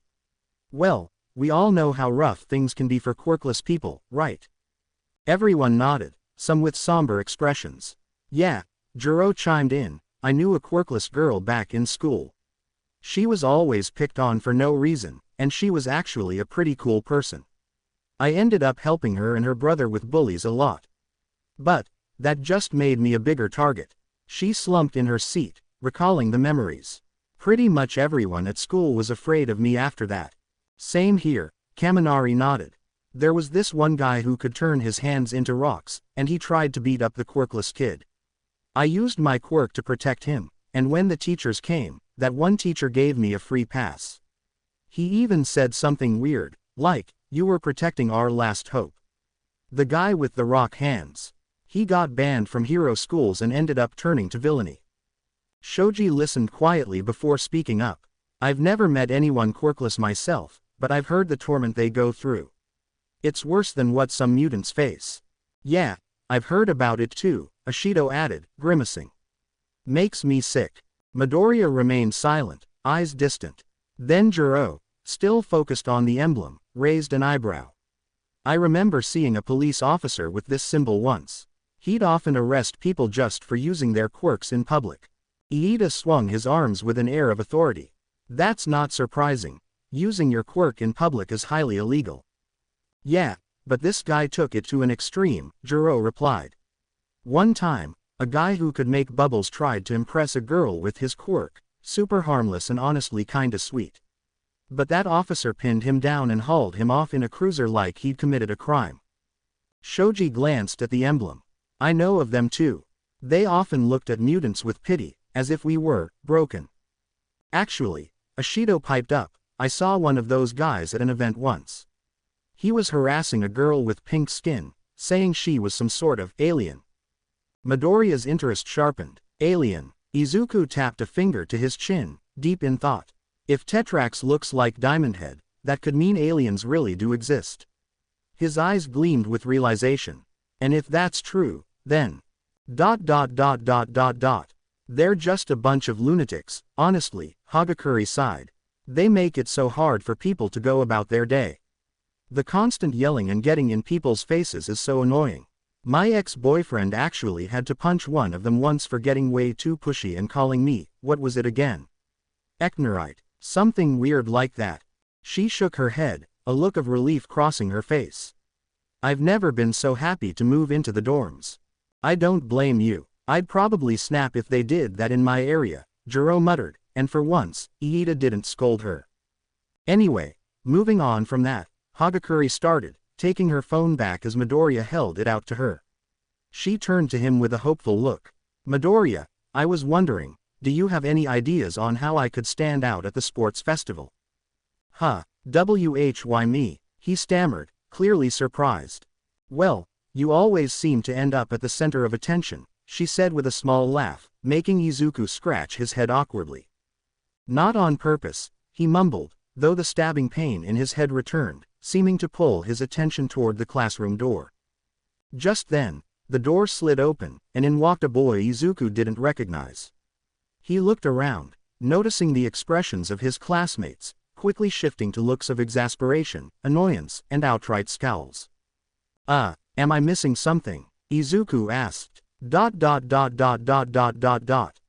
boy strutted into the classroom as if he owned it, his gaze sweeping the room until it settled on Momo.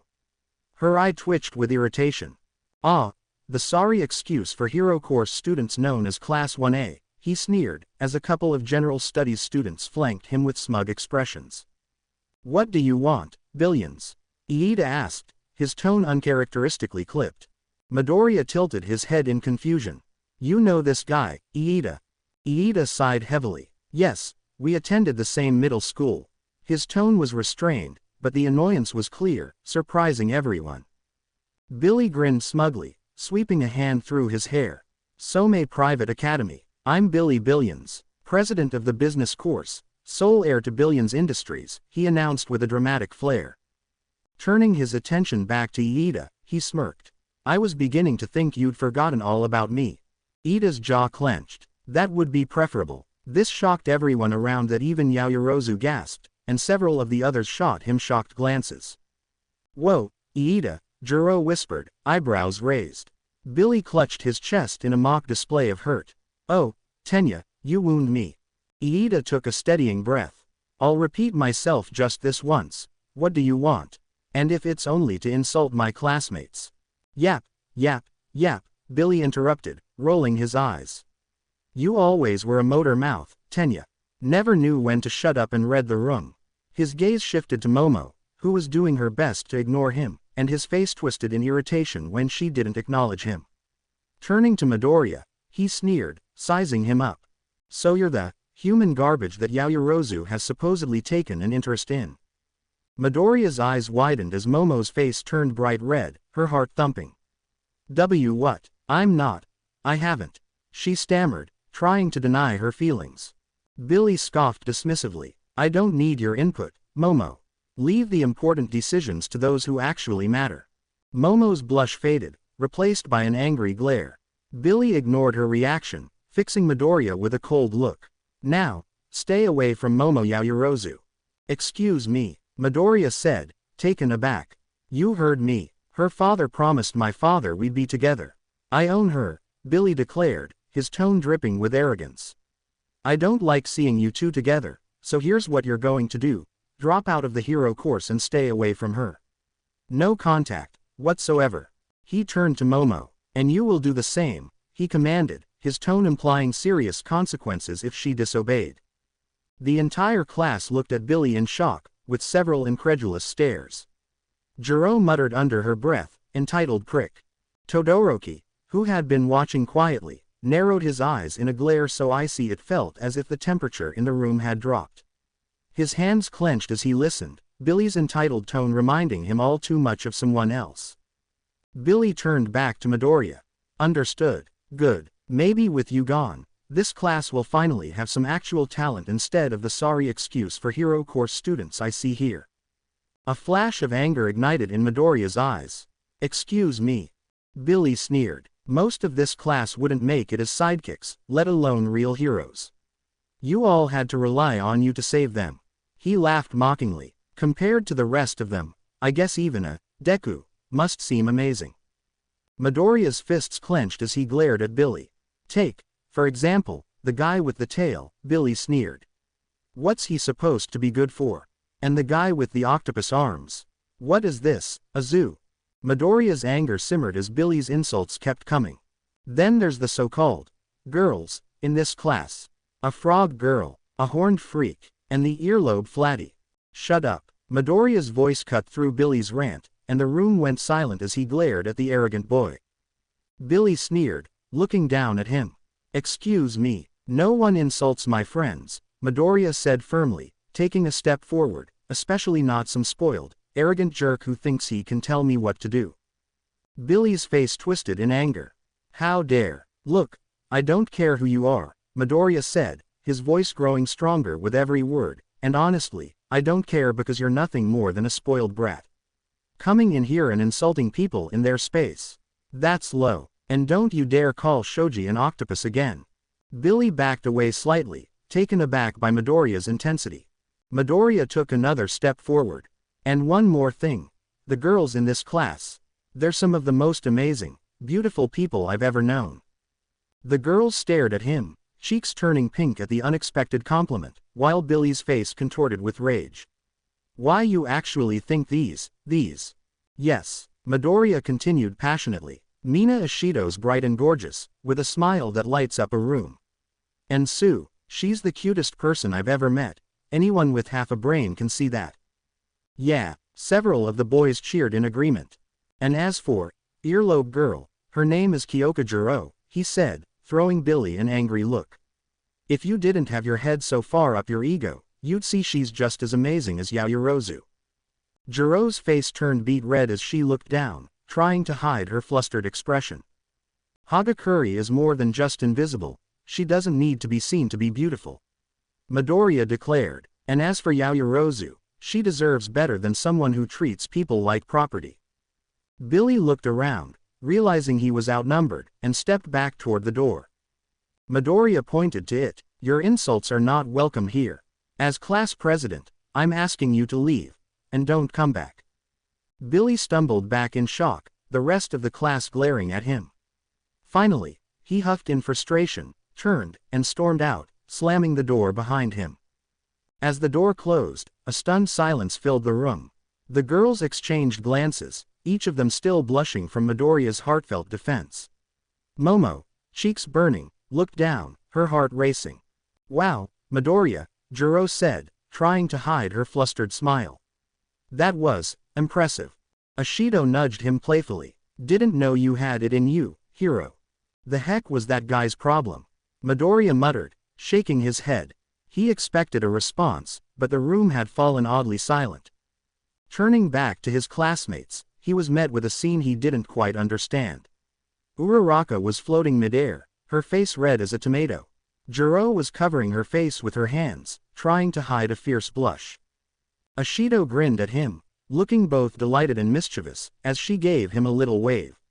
Tsuyu had her eyes averted, clearly flustered, while Yaoyorozu looked away entirely, her cheeks a deep shade of pink. What's up with them? He asked, scratching his head, confused.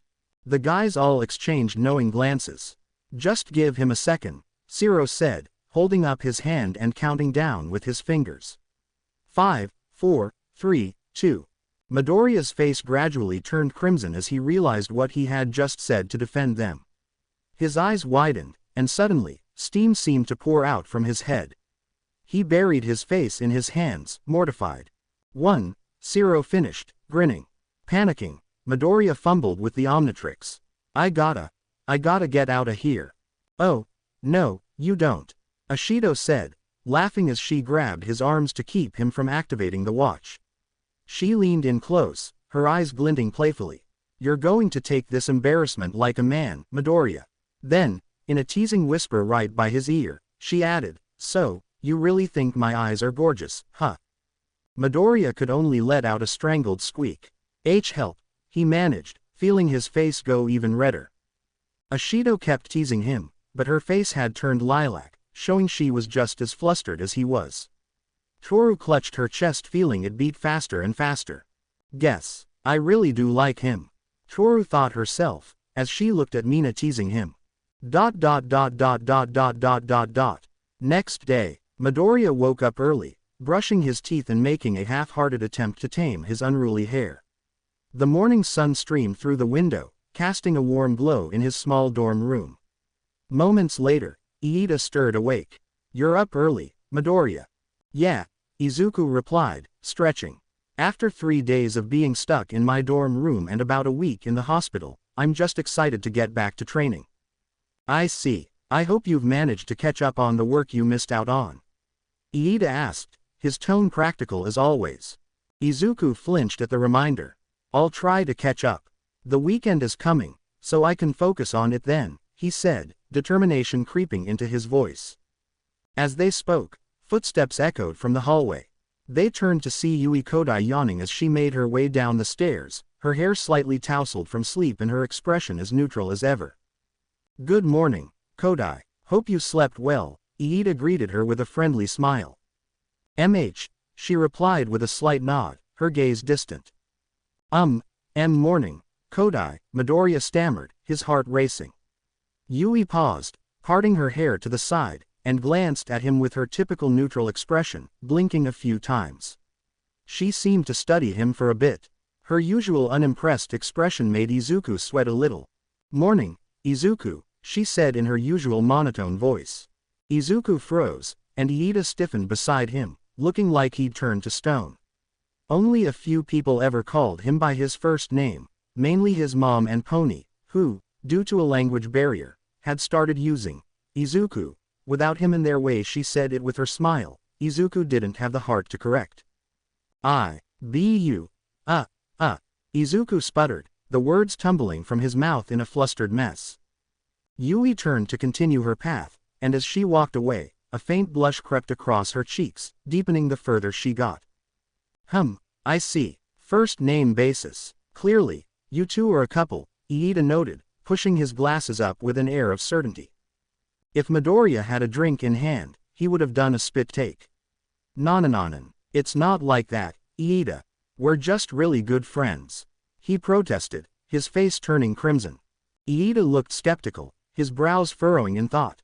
She just called you by your first name. I assume you both are clearly in a relationship.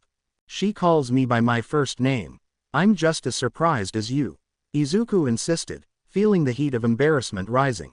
Iida remained unconvinced. I'm not sure I believe you, Midoriya. During our movie marathon, she sat on your lap. Clearly, you two are close. I'm not lying, I swear. We're just really, really good friends. Besides, a girl like Kodai would never like me, Midoriya exclaimed, his voice rising in frustration. Meanwhile, Yui, who had been lingering by the corner, facepalmed in exasperation. Haven't I been obvious? She whispered to herself. Iida continued to look doubtful but ultimately walked downstairs for breakfast. Midoriya followed him, still feeling flustered, and they both froze when they saw a girl sitting on the couch, one neither of them recognized. They exchanged wide-eyed glances. Wow, she's really pretty, Midoriya murmured, unable to hide his surprise. Let's find out who she is before you start going off on her, okay, Iida? Midoriya urged, glancing at his friend. But Midoriya, she isn't one of our classmates from 1A or 1B. How did she even get into the dorm? Iida whispered back, his tone laced with concern. Maybe someone let her in, Midoriya shrugged, trying to stay calm. Without informing us, Iida asked, disbelief evident in his voice. Or maybe she's lost. Let's not accuse her of anything just yet, Midoriya said, taking a deep breath as he approached the girl. Don't stutter, don't stutter, don't stutter, he thought, gathering his courage as he moved closer to the pretty girl. He gulped. Hello, Midoriya stuttered, his nerves evident. Damn it. The girl looked at him and giggled, a sound that was both cute and oddly familiar. Midoriya, we've known each other for a while. I would appreciate it if you didn't stutter when talking to me. Midoriya and Iida exchanged confused glances before shrugging. The girl spoke as if they were old friends, but her voice had a striking familiarity to it. He stared at her for a moment, trying to place her. The girl noticed his gaze and started to blush, her cheeks turning a soft shade of pink. Midoriya, you're staring, she said, looking away shyly, which only made her blush deepen. He had to find out who she was and how she had gotten into the dorms. Who are you? Midoriya asked, his curiosity piqued. The girl looked confused, pouting slightly. Midori, that's not funny. Iida and Midoriya widened their eyes in realization. As that, Hagakure. Obviously. Honestly, dude, you seem so out of it today. You too, Iida, you both look like you've seen a ghost. Why you're Hagakure, but, Hagakure, have you looked in a mirror? Midoriya blurted out. I did nothing as usual. Why? She asked, her curiosity piqued. Before they could respond, footsteps echoed from the staircase as Jiro descended, yawning, followed by Aoyama striking a pose as usual. Morning, Midoriya. Whoa. Who is she? Jiro exclaimed, her eyes wide as she took in the girl. Jiro, that's not funny, Hagakure protested, a hint of anxiety creeping into her voice. The girl widened her eyes. Hagakure, yes, why are you looking at me like that? She asked, her nervousness showing. Midoriya turned to Jiro. Why you're seeing this, right? The girl nodded, and Iida took off his glasses, rubbing his eyes in disbelief. No, this is real. Damn, she's pretty, Jiro said, and Midoriya could only nod in agreement, a warm feeling spreading in his chest. Jiro turned to Aoyama, who was sparkling and staring into space. Aoyama, mirror, Kyoka demanded. Midoriya and Iida exchanged confused glances. Juro, you don't really expect, Iida began. Here you go, Aoyama replied, producing a mirror from seemingly nowhere. Where did that even come from? Midoriya gasped in shock. Juro held up the mirror to Hagakure, who widened her eyes as tears began to trickle down her cheeks. I'm visible. Everyone nodded as she looked at her arms, astonished to see her skin. I'm visible, she shouted, her excitement infectious as she jumped around with the biggest smile on her face. Everyone else was still stunned, but Aoyama chuckled. No denying you're dazzling, but not as dazzling as me, he said with a grin. Shut it, let her have this moment, pretty boy. Juro shot back playfully. Can you turn back? Iida asked, concern lacing his voice. Hagakure stopped her bouncing, looking worried. I don't know. What if I can't turn back? Her panic was evident, and Midoriya felt a twinge of worry for her. What were you thinking before we got here? He asked, trying to help. She looked shy, a blush creeping back to her cheeks. I was thinking I really wished Midori could see my face, she admitted, her voice barely above a whisper. Aoyama noticed the growing romance and grinned. Midoriya's face turned beet red. Ahem. He struggled to find words, flustered and overwhelmed. Feeling embarrassed, Hagakure began to turn invisible again, her clothes disappearing first until she was completely unseen. Whoa, you're invisible, Juro exclaimed, stunned. Iida cupped his chin, intrigued. Even her clothes have vanished. Interesting.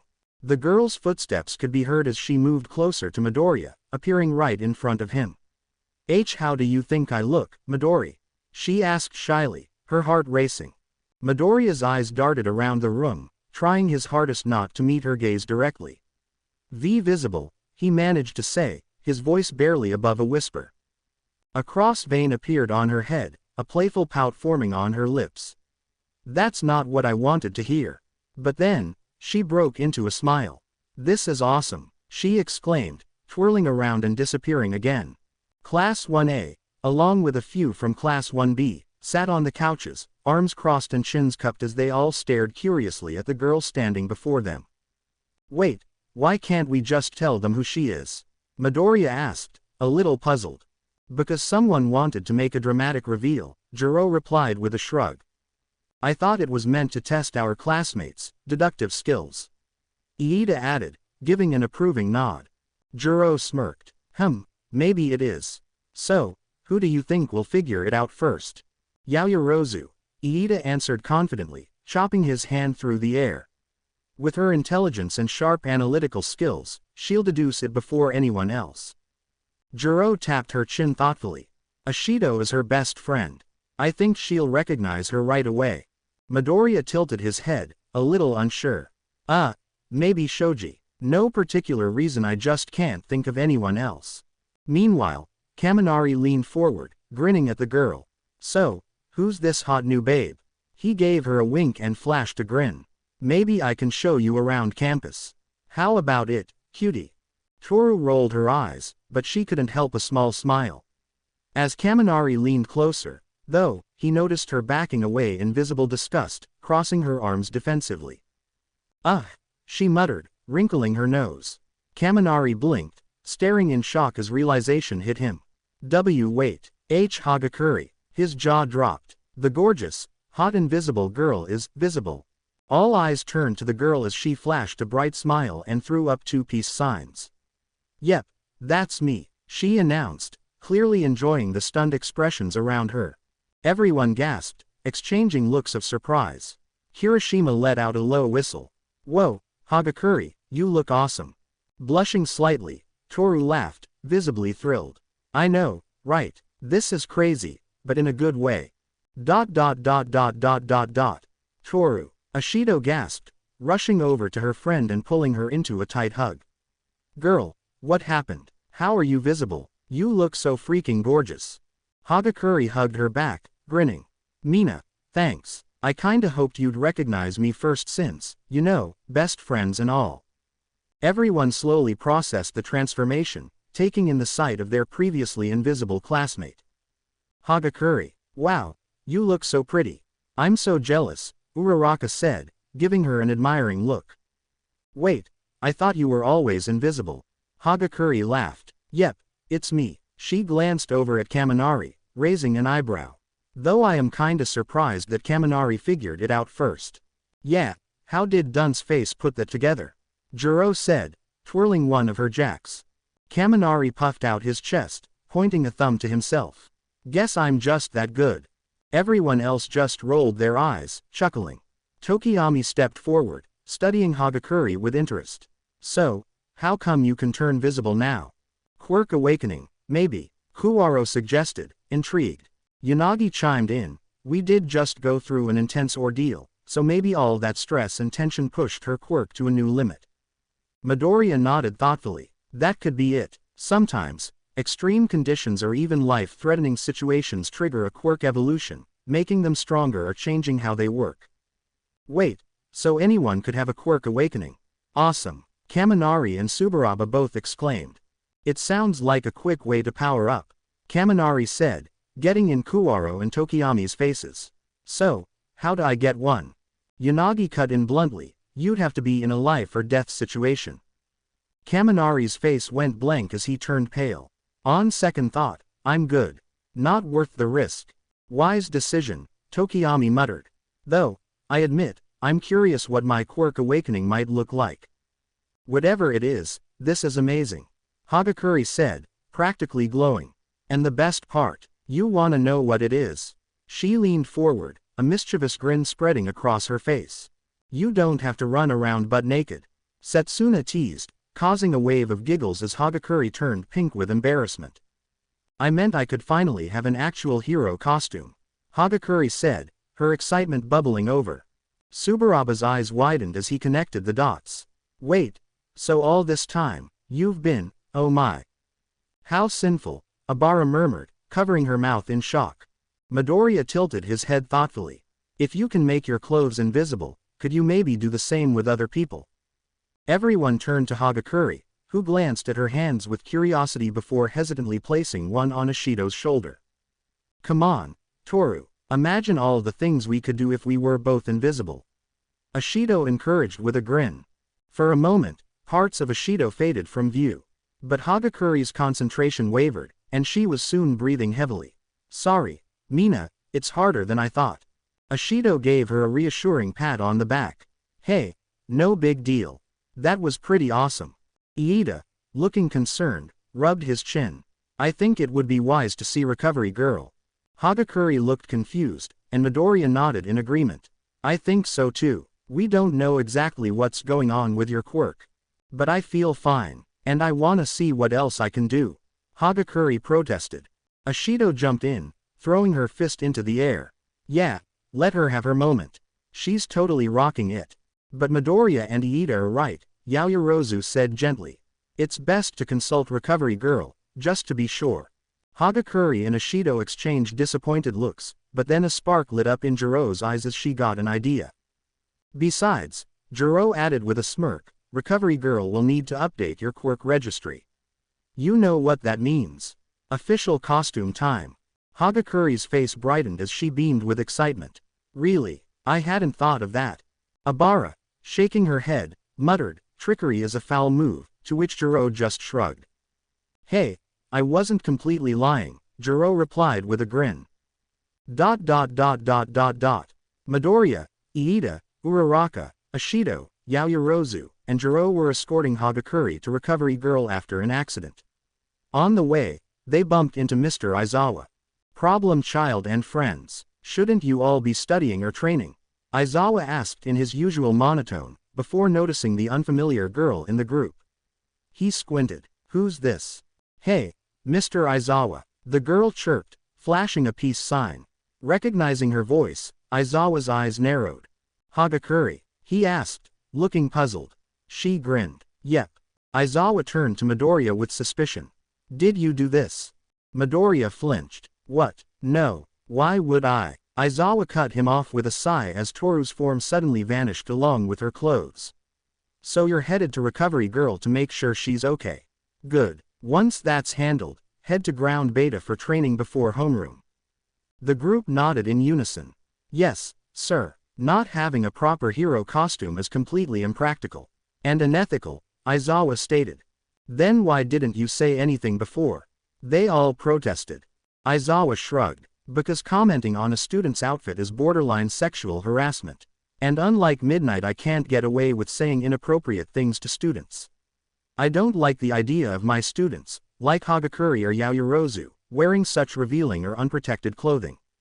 Oh, wow. But don't worry about it. Midoriya is actually heading to Island next weekend to work with their scientists on materials that can make costumes both protective and flexible. He is. The group chorused, turning to Midoriya in shock. Midoriya did a double take. I am. Aizawa sighed, crossing his arms. I take it All Might didn't tell you. Midoriya shook his head, looking bewildered. Aizawa muttered something about that blonde, and then composed himself. Yes, Midoriya, you'll be visiting Island to meet David Shield. He's been informed about your hoodie situation, and he's interested. You'll get training time there too. Think of it as a way for UA to apologize for recent troubles. Midoriya managed a small, surprised smile. Wow. Lucky. Hagakure pouted. Island is, like, the most advanced place in the world for tech and science. As they resumed their walk, Momo looked thoughtful. Speaking of Island, isn't it possible that a creator of powerful support items is there? Huh, why would you think that? Izuku asked, curious. Well, Momo continued thoughtfully, the doctors couldn't remove that device from your wrist, right? From what we overheard, they couldn't even put a scratch on it. It seemed unaffected by quirks, and everything else. She narrowed her eyes slightly. Even the material itself doesn't seem to be anything we recognize. Ashido leaned in, intrigued. Yeah, they couldn't even make a dent in it. They tried acid, quirks, the whole shebang. Whoever made that thing must be some genius, Jiro added. Maybe they're on Island.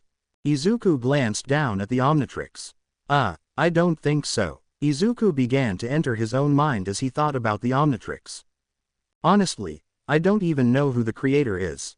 Sometimes I wonder why they made it. Was it meant to help aliens understand each other or something else? Earth to Midoriya. Jiro snapped her fingers in front of his face, breaking him from his thoughts. Oh, sorry. Honestly, I gave up trying to remove it ages ago. I don't even think about it anymore. Izuku added, choosing his words carefully. The truth of the Omnitrix's origins was something he wasn't ready to share. Does it get itchy? Uraraka asked, her head tilted in curiosity. Izuku blinked, surprised. I mean, since you wear it all the time, isn't the skin underneath itchy? She clarified, making him chuckle. Ha ha ha, nope, not itchy at all, he said, laughing at the unexpected question, while Jiro tried to hold back a grin.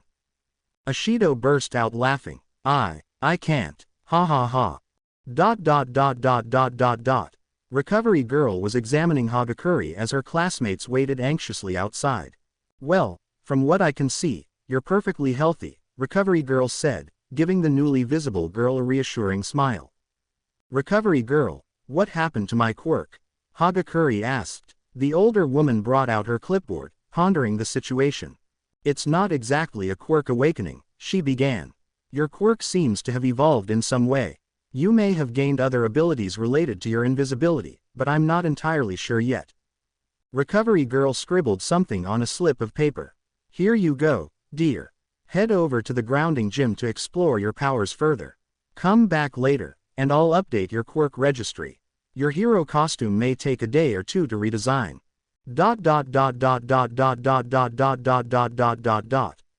Hagakure nodded and left the infirmary to join her classmates. A few minutes later, Aizawa gathered everyone, curious to see if Hagakure's evolution had any similarities with Midoriya's invisibility form. Since Midoriya had a ghostly alien transformation, Aizawa decided to use him as a comparison.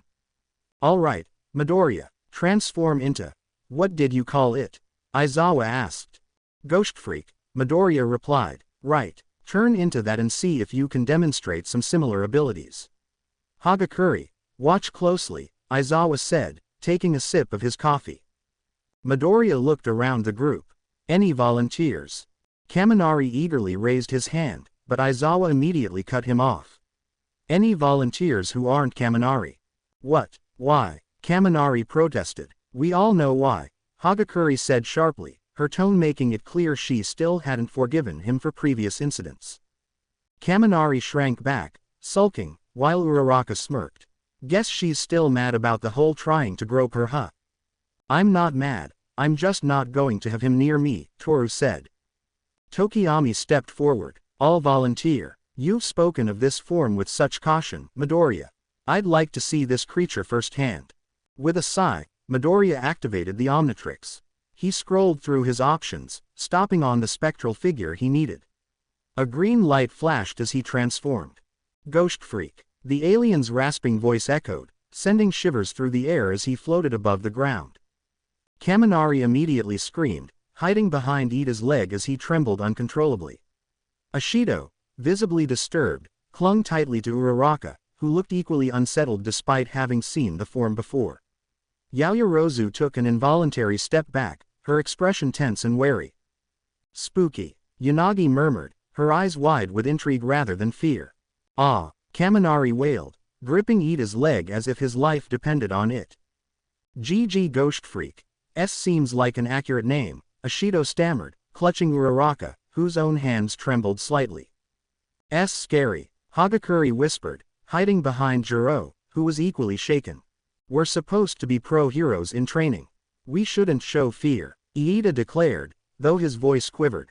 Well said, Iida, Aizawa replied, though even he seemed unnerved. Ectonerites are inherently unsettling, but this just feels malicious. Jiro, glancing down, quickly pointed out, Iida, your legs are shaking. Iida looked down, realizing his legs were trembling against his own words of bravery, and stiffened to regain composure. Yanagi stepped closer, smiling slightly.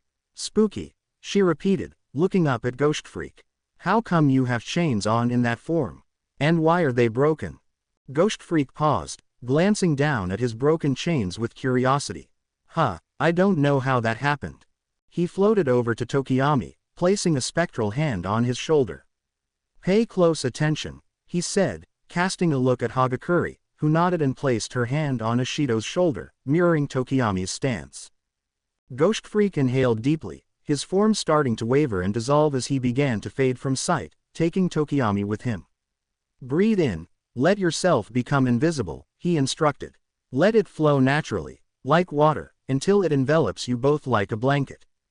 In moments, Tokiyami and Ghost Freak vanished completely. A voice floated through the air. It was Dark Shadow. So this is what it feels like to be invisible, a little weird. A strange sensation, Tokiyami murmured in agreement, marveling at his newfound invisibility. Hagakure nodded and placed her hand on Ashido, beginning to channel the same technique. Slowly, as she followed Izuku's guidance, she and Ashido began to disappear from view. Within a minute, Ashido was entirely invisible, shielded by Hagakure's quirk. However, Hagakure's heavy breathing filled the silence, and when she finally let go, the two reappeared except for Toru, who remained invisible save for her clothes, visibly exhausted. Turning others invisible is straining, Hagakure panted, catching her breath. It'd be wise to train it further, Aizawa advised, watching thoughtfully. If you can cloak your friends and allies, it'll give you all a significant advantage in combat. Yeah, Ghost Freak added, his eerie, disembodied voice sending a chill through the group. Close combat fighters could get the jump on villains. Even though they knew it was Izuku, there was something unnerving about Ghost Freak's presence. He felt menacing and dangerous, like a hidden stalker waiting to pounce. His aura alone was enough to keep everyone on edge. Dekiru, could you turn back? Uraraka asked, shifting uncomfortably. You're kinda creeping us out. From out of nowhere, Tokiyami's voice floated in the air, invisible and just as haunting. Revelry in the dark. Jiro flinched as she heard Dark Shadow whisper something to Ghost Freak, who responded with a low, chilling chuckle. Hehehe. A shiver went around the group, and Yanagi stifled a girlish giggle, clearly amused by their reactions. Dekiru, Uraraka scolded, giving him a stern look. Sorry, Ghost Freak replied, the hint of guilt in his voice as he dissolved his spectral form and transformed back to his normal self. "Couldn't help myself," Izuku said sheepishly, scratching his head. Ashido and Uraraka pouted, folding their arms in disappointment, though their eyes sparkled with a bit of playful relief. Dark Shadow gave him 2 enthusiastic thumbs up, clearly impressed. Jiro jabbed her earphone jacks into his arm, frowning in frustration. "You know I hate creepy things, mophead." Izuku winced. "Sorry, Jiro, I didn't mean to spook you all." The girl admittedly wanted to jab her jacks in his ear. "All right, get ready for class," Aizawa said with a clap gesturing for them to leave. "All right, everyone, pay attention," Tenya exclaimed, standing at the front of the classroom. "Take your seats, homeroom is about to begin." "You're the only one who's not in their seat," Kyoka teased, causing a wave of snickers to ripple through the class. "Why don't you take a seat, Iida?" Another student chimed in. "Morning." A sudden voice from the door turned everyone's attention as Aizawa walked in, now free of his bandages. Izuku's eyes widened in surprise. He'd seen Aizawa wrapped up in them just that morning. "Mr. Aizawa, you don't have your bandages anymore." "That's good news," Tsuyu pointed out. "The old lady went overboard with her treatment today, and I have the sense not to argue with a woman wielding a giant cane," Aizawa replied, scratching at his scar. "On the plus side, that scar looks pretty badass," Kaminari added, earning him a deadpan look from their teacher. "Today, we'll be discussing the sports festival," Aizawa continued, making the class tense up in anticipation. "Wait, is it being cancelled?" Kirishima whispered. "Oh, no," Momo murmured. But Aizawa held up a hand, gesturing toward the door as Mineta walked in, an excited grin on his face. "Minoru Mineta has returned," he announced, though he got little more than irritated glares from several classmates before he took his seat. Aizawa's expression didn't change. "He's back. Get over it." Now, as I was saying, the class settled down again, the matter quickly brushed aside. Normally, the sports festival is divided by year groups in separate stadiums, and most spectators focus on the third years. They're more experienced and put on a better show, Aizawa explained. Kirishima shrugged. "Makes sense. I usually watch the third years more too. And second years get some attention from pros since they're still developing," Jiro added. "This year, however, we'll be doing things differently," Aizawa continued. "Each year we'll compete on a different day, but all events will be held in one stadium. This allows pro heroes to focus on one place and maximizes security." The students perked up at this news as Aizawa went on. "This is a crucial event. UA needs to show that our security measures are sound. At least, that's what I've been told," he said flatly, glancing at Izuku. "We're aware that after the USJ incident, the media will be watching. And after Midoriya stepped up to save the day, the pros are eager to see him in action." Izuku shifted awkwardly at the attention, looking away. Momo glanced over at him, her expression thoughtful. "Midoriya saved us all that day. And with him breaking All Might's previous record, I would imagine their pros will surely have their sights on him." She sighed softly, resting her chin in her hand as she looked at him thoughtfully. "He's so selfless and brave." She felt a warmth rise in her chest. "It's no wonder the pros are watching him. He really deserves it." Momo felt a blush creeping onto her cheeks. Izuku seemed to sense her gaze and glanced over in confusion, causing her to quickly look away, pretending she hadn't been staring. "Must be my imagination," Izuku thought, turning back around. Compared to previous years, they're seriously boosting the police presence 5 times more, and with only one stadium to protect instead of 3, villains would be foolish to try anything, Aizawa explained, scanning the room and meeting the eyes of several students. "Our sports festival is your best chance to showcase your quirks and skills. Most of the country will be watching, and with the attention on just one stadium, you first years will have a rare spotlight that previous years haven't had." "This still doesn't feel like a good idea," Mineta muttered, clutching the edge of his desk with a nervous expression. "We shouldn't be worrying about some festival." Aizawa gave a slight shake of his head. "The UA Sports Festival is one of the biggest events in Japan. We used to view the Olympics as the pinnacle of sports. But as you know, that event has shrunk significantly, leaving the UA Sports Festival as the prime stage. All the top heroes in Japan will be watching, Momo added, sitting up straighter. They'll definitely be scouting for promising recruits for their agencies. Hey, they'll be looking to take us on as sidekicks once we graduate, Kaminari said with a smirk, snapping his fingers and sending a small spark of electricity into the air. Guess I'll need to put on a show. Just remember, Hyoka interjected, giving him a sideways glance, a lot of those sidekicks never make it out on their own. They end up stuck as sidekicks forever. That'll be you if you're not careful, Scatterbrain. Aizawa nodded, continuing, you might gain experience and even some popularity if you're picked by a big-name hero. But this is a limited window.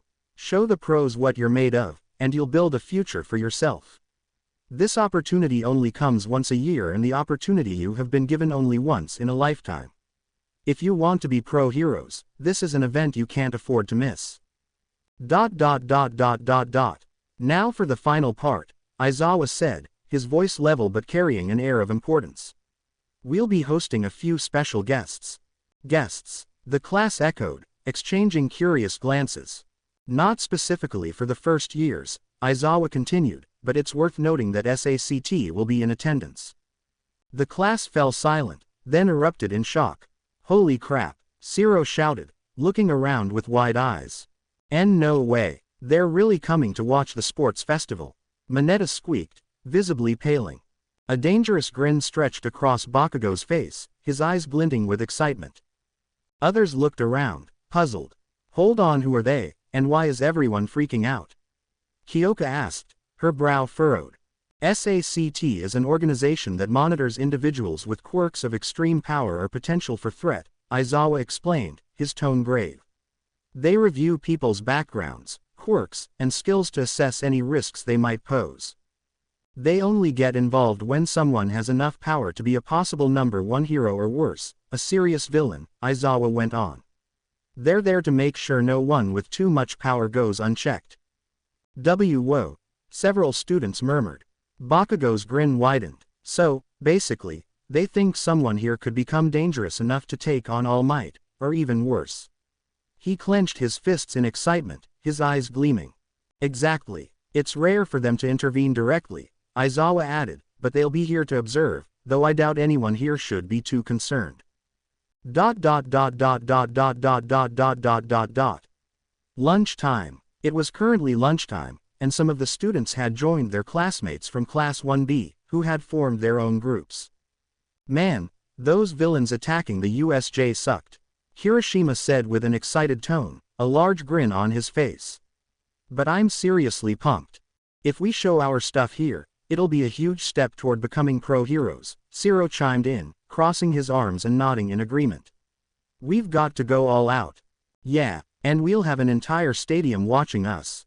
Oh man, I need to push my training to the extreme.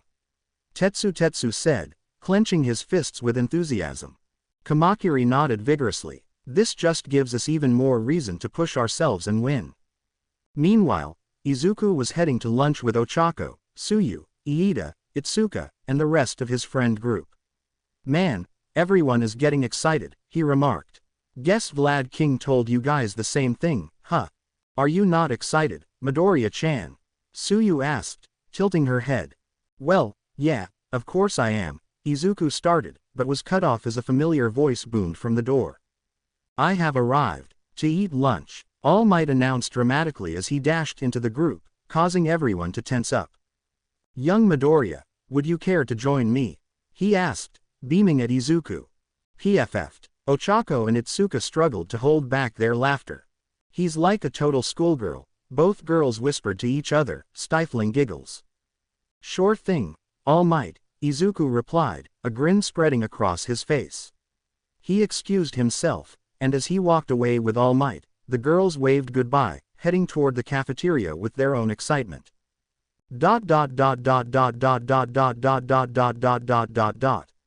Izuku followed All Might into a small, quiet meeting room. A cozy table was set with tea and an assortment of snacks, and All Might poured a cup for Izuku, who accepted it gratefully as they sat down. So, is there a reason you called me here, All Might? Izuku asked, curiosity shining in his eyes. All Might cleared his throat, a serious expression on his face. Young Midoriya, I wanted to discuss the upcoming sports festival and to let you know that your training will continue this afternoon. We'll need to step it up. Izuku's face broke into an excited grin. Really? That's incredible. I actually had a few questions about One for All. There's this new move I want to try, something that might work even in human form, if I adjust it right. His words quickly spilled into muttering as he became engrossed in his ideas. A light chop to his head made him pause. Focus, All Might said, a slight smile on his face. Right, sorry. Izuku winced, rubbing his head, but he quickly straightened up, ready to listen. All Might's gaze grew solemn. Listen, Midoriya, I'm down to about 2 hours and 45 minutes with One for All now. Izuku's eyes widened in shock. 2 hours. That's 15 minutes shorter than last time. All Might nodded slowly, a quiet resignation in his expression. Yes, my boy, my time to serve as the symbol of peace to be All Might, the #1 hero, grows shorter every day. Each battle, each challenge, it takes a toll on me. He looked up at Izuku, his blue eyes intense, and Izuku felt his breath catch from the sheer gravity in All Might's gaze. That's why someone needs to step up and be ready to carry the torch, All Might said, his tone filled with purpose. Someone who can bring hope to people even in the darkest times, someone who can stand tall when I no longer can. He paused, softening his voice as he looked at Izuku. They don't need someone to be exactly like me, they need someone who can soar higher, reach further than I ever could. That's why I chose you, Izuku Midoriya. I believe in you. I want you to be the one to succeed me and to bring hope to the people who need it most. Izuku's heart raced as he listened, feeling a mixture of pride and awe. The sports festival is a perfect stage, All Might continued. Especially after recent events, it's an opportunity for people to see what you're capable of. You'll be able to show them who you are and that they can believe in you. Izuku tilted his head slightly, a bit confused. What do you mean, All Might? All Might leaned forward, his eyes shining with pride. Look at what you've done in just a year, young Midoriya. You're the boy with a quirk unlike any other, the one who broke a record I set years ago by tripling my score. He chuckled softly, seeing Izuku's cheeks flush. And, All Might continued, his voice deepening with admiration, you're also the one who stood against villains at the USJ. You were brave enough to fight when others would have run, and you've already begun to inspire your classmates and others around you. Now, you have the chance to show the entire world what kind of hero you'll become. Izuku clenched his fists, feeling the weight of his mentor's words. ... Izuku followed All Might's gaze, feeling the heavy atmosphere settle around them. The room was quiet as All Might took a deep breath, his tone turning both intense and filled with encouragement. Everyone will have their eyes on you, young Midoriya, All Might began, his voice steady and powerful. You fought and defeated the Nomu, a creature engineered specifically to kill me. You saved your classmates, our sister class, and your teachers.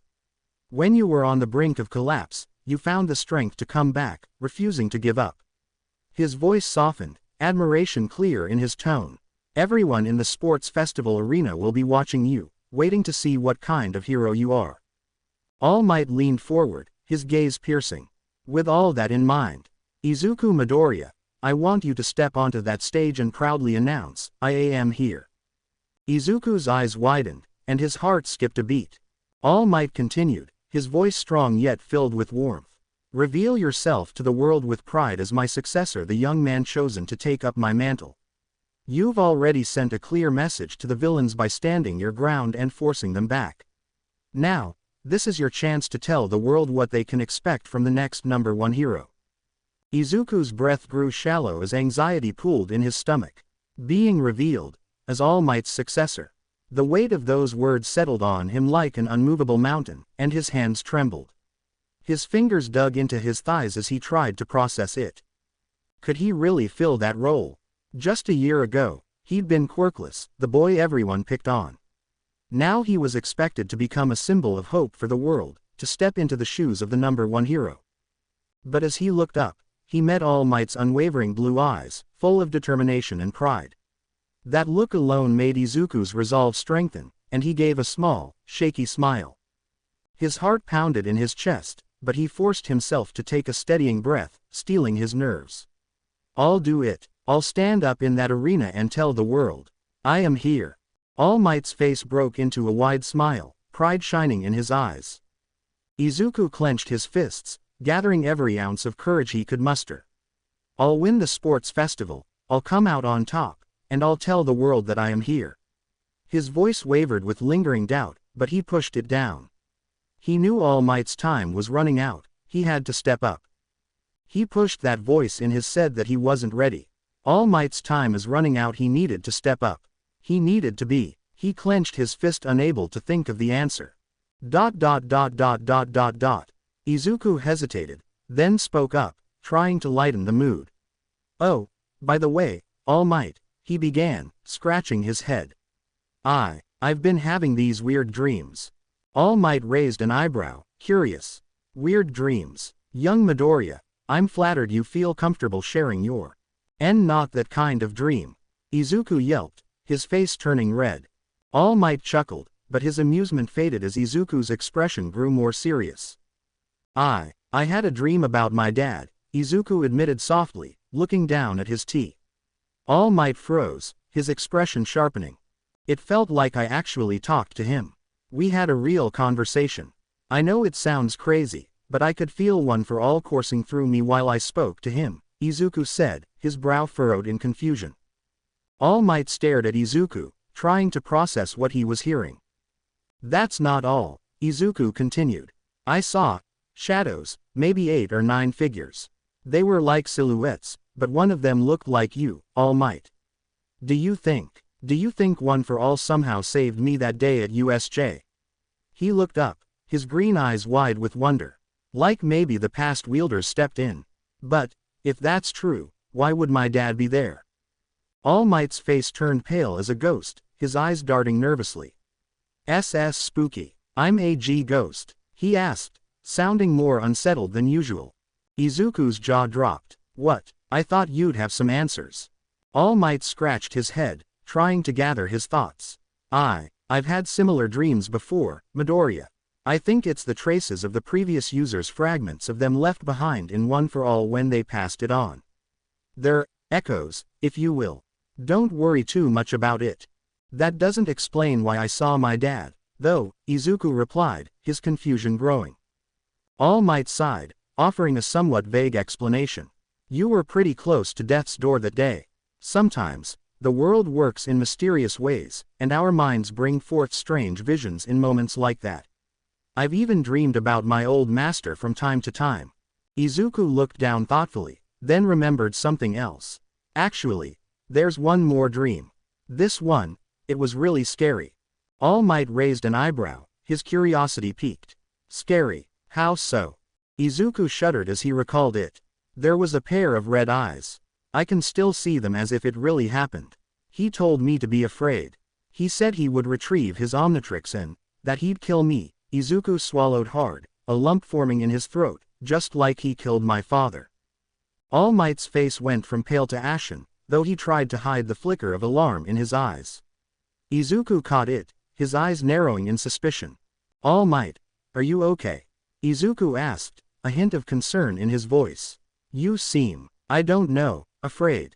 All Might forced a smile, though it didn't reach his eyes. I'm fine, young Midoriya. Just not used to all these spooky things. Let's, leave the ghost stories for Halloween, alright? The two of them sat in silence, the weight of Izuku's words hanging in the air as they quietly sipped their tea, both of them deep in thought about what these dreams might mean. To think he saw Hisashi. All Might mused, feeling an unexpected pang of unease. But how? Hisashi only had One for All for a short time before passing it on. Could it be that the quirk left some trace of him behind? One for All is transferred through DNA, so maybe there's something still lingering because they're family. His thoughts shifted to a darker realization. But the real problem is that he's having dreams about Vilgax, he thought, narrowing his eyes. When I first took on One for All, I had nightmares of All for One, haunting me before I ever faced him in battle. Could young Midoriya's vision of Vilgax be a warning of something terrible to come? He glanced over at Izuku, who was quietly sipping his tea, oblivious to his mentor's concerns. Every great hero has that moment when their body moves without hesitation, on their own. But they are tales of some heroes who are plagued by nightmares of future enemies, who will test their strength and resolve like never before. Izuku's friends quickly stepped into the cafeteria lineup after parting ways with green-haired Omnitrix wielder. The teens happily chatted away. I am quite curious what All Might want with Sir Midoriya. Shishida said he had caught the pro wanting to speak with him when he was meeting with Iida. Maybe he noticed how Midoriya's manliness and wanted to talk to him. Their quirks are kinda similar. Tetsu said, getting raised eyebrows from everyone. I mean his forearms form, those two are pretty much the exact same in terms of abilities. Just 4 arms, has 4 arms. Tetsu clarified, getting agreed nodded. It was no secret 4 arms and All Might were similar despite appearance. They both had similar quirks, especially when Midoriya used the red electricity over his body. It was practically identical. Suyu put a finger to her chin. It does make sense, 4 arms and All Might are pretty similar. They both can generate massive wind pressure with just punches alone. Oh, maybe he wanted to thank him for saving us when he couldn't make it. Iida said. This made Yui perk up a bit. By the way, does anyone know why All Might wasn't in class? Yui asked, getting confused looks from everyone. I mean, what could have the number 1 hero so busy he couldn't make it to a class 1? No, he solved some cases when he made his way to school, but that doesn't explain it. Kendo just shrugged. He's the number 1 hero guy, probably had an interview or Make-A-Wish kid, who knows? Kendo shrugged. Midoriya and All Might, huh? Todoroki thought to himself.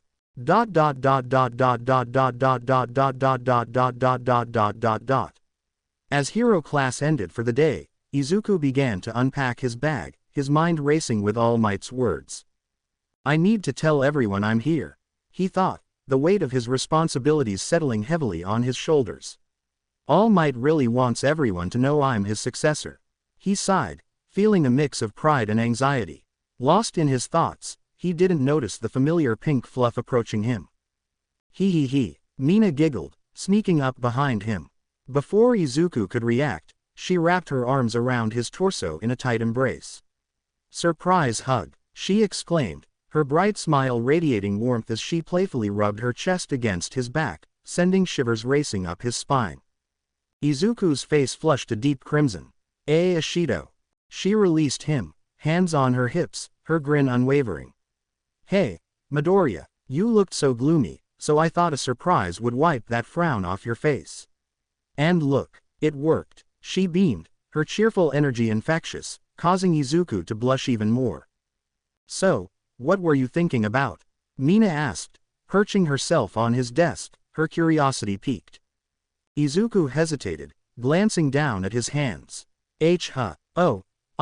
He struggled to find the right words, but then remembered something that had been on his mind.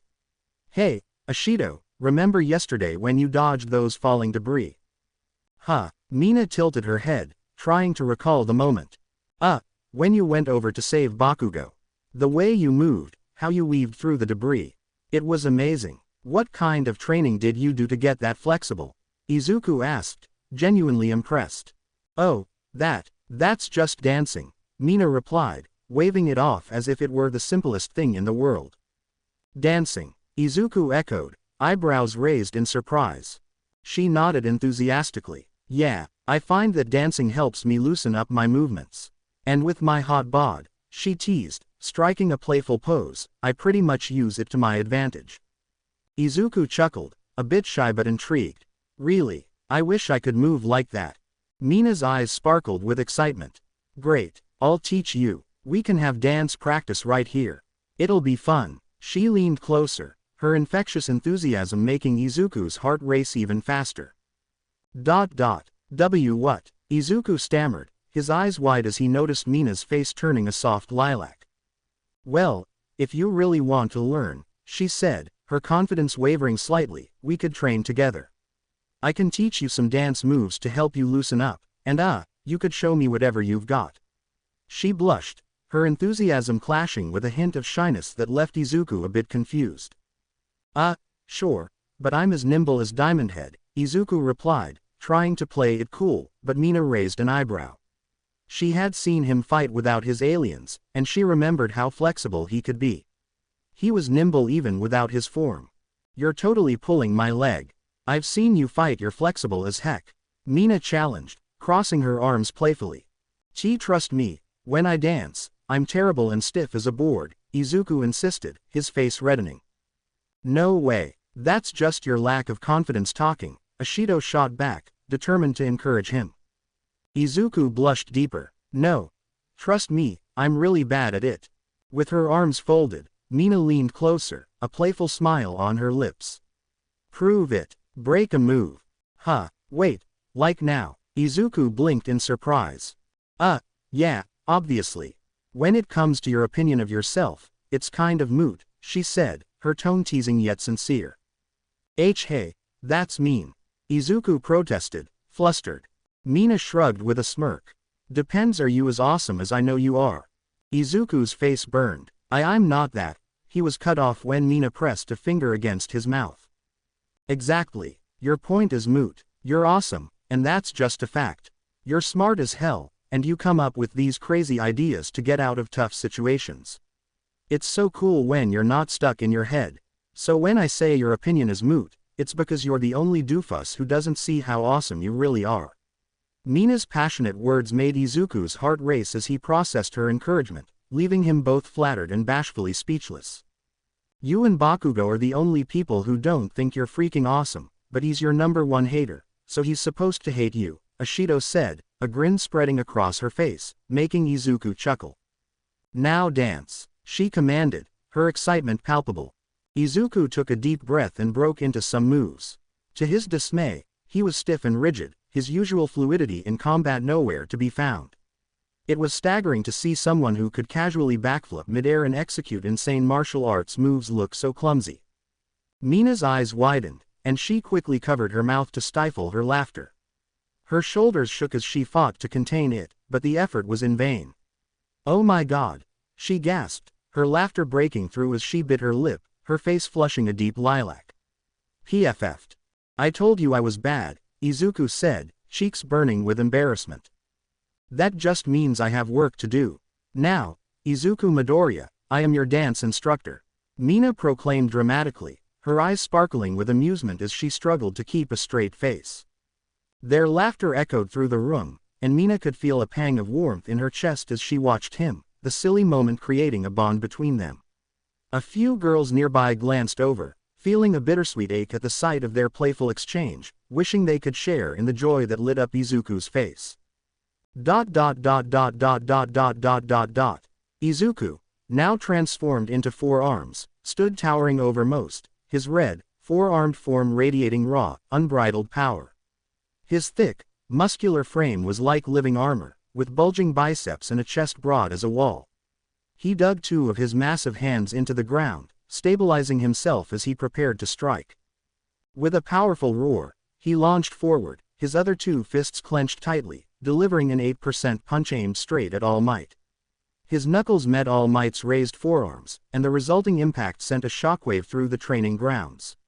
All Might gritted his teeth as he was forced back, his feet digging trenches into the earth beneath him as he skidded, the ground buckling and cracking under the sheer force.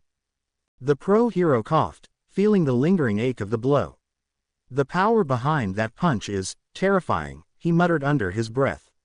No surprise, though, Tetramans are naturally powerhouses, with 1 for all amplifying that strength, even 8% is monstrous. He thought to himself. 4 arms straightened, breathing heavily, his golden eyes narrowing as he tried to gauge All Might's next move. "Nice work, young Midoriya," All Might praised, shaking off the ache. "But when you're in a fistfight and it comes down to a contest of strength, you don't always have to meet brute force with brute force." 4 arms furrowed his brow, his massive hands balling up as he tilted his head. "What do you mean?" Before he could fully process All Might's words, the hero suddenly disappeared from his sight, his immense speed making him a blur.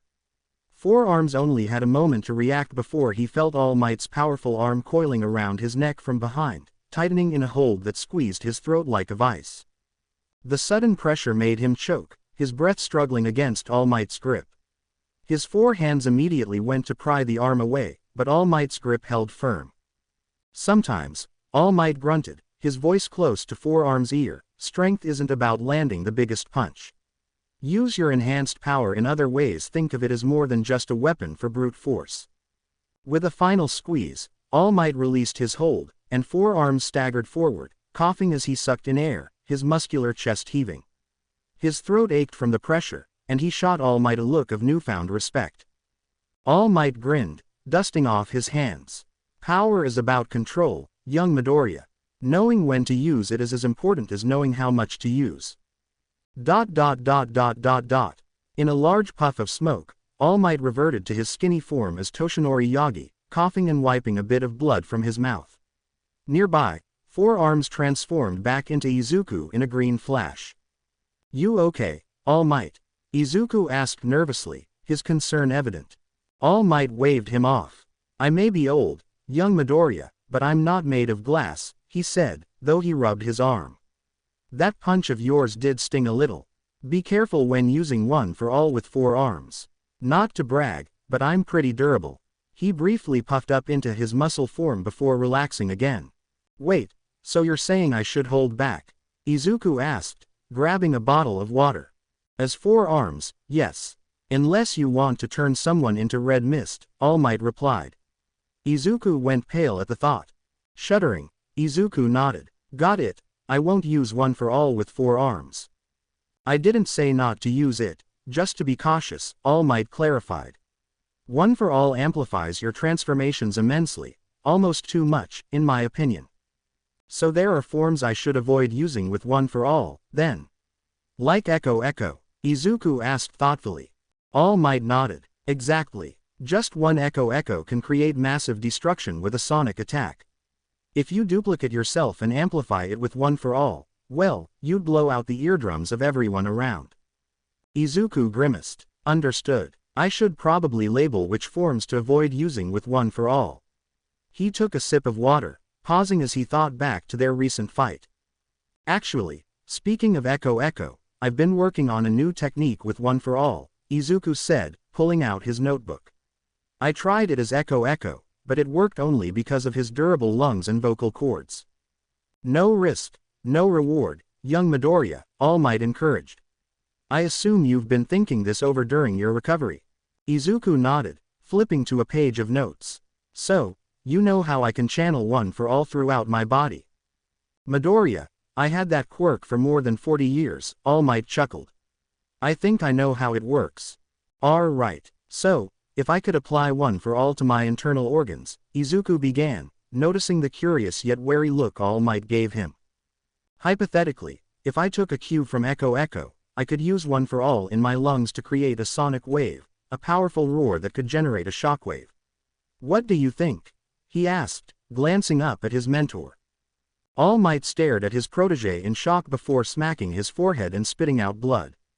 Damn it, why didn't I think of that? Izuku nervously stammered, So, you think it's possible? All Might grinned, impressed. It could work. With how one for all functions, it sounds plausible. Izuku nodded, turning toward the wall. He took a deep breath, focusing the green electricity and red energy lines around his chest. Wait, what will happen if? All Might tried to stop him, but it was too late. With a crackle of energy, Izuku let out a powerful roar. The shockwave, though small, blasted him backward, slamming him into the wall and cracking it behind him. All Might rushed to his side. Young Midoriya, are you okay? Izuku raised a shaky thumbs up. I'm okay. A stray rock fell from the cracked wall, landing squarely on his head. Less okay, he groaned in pain.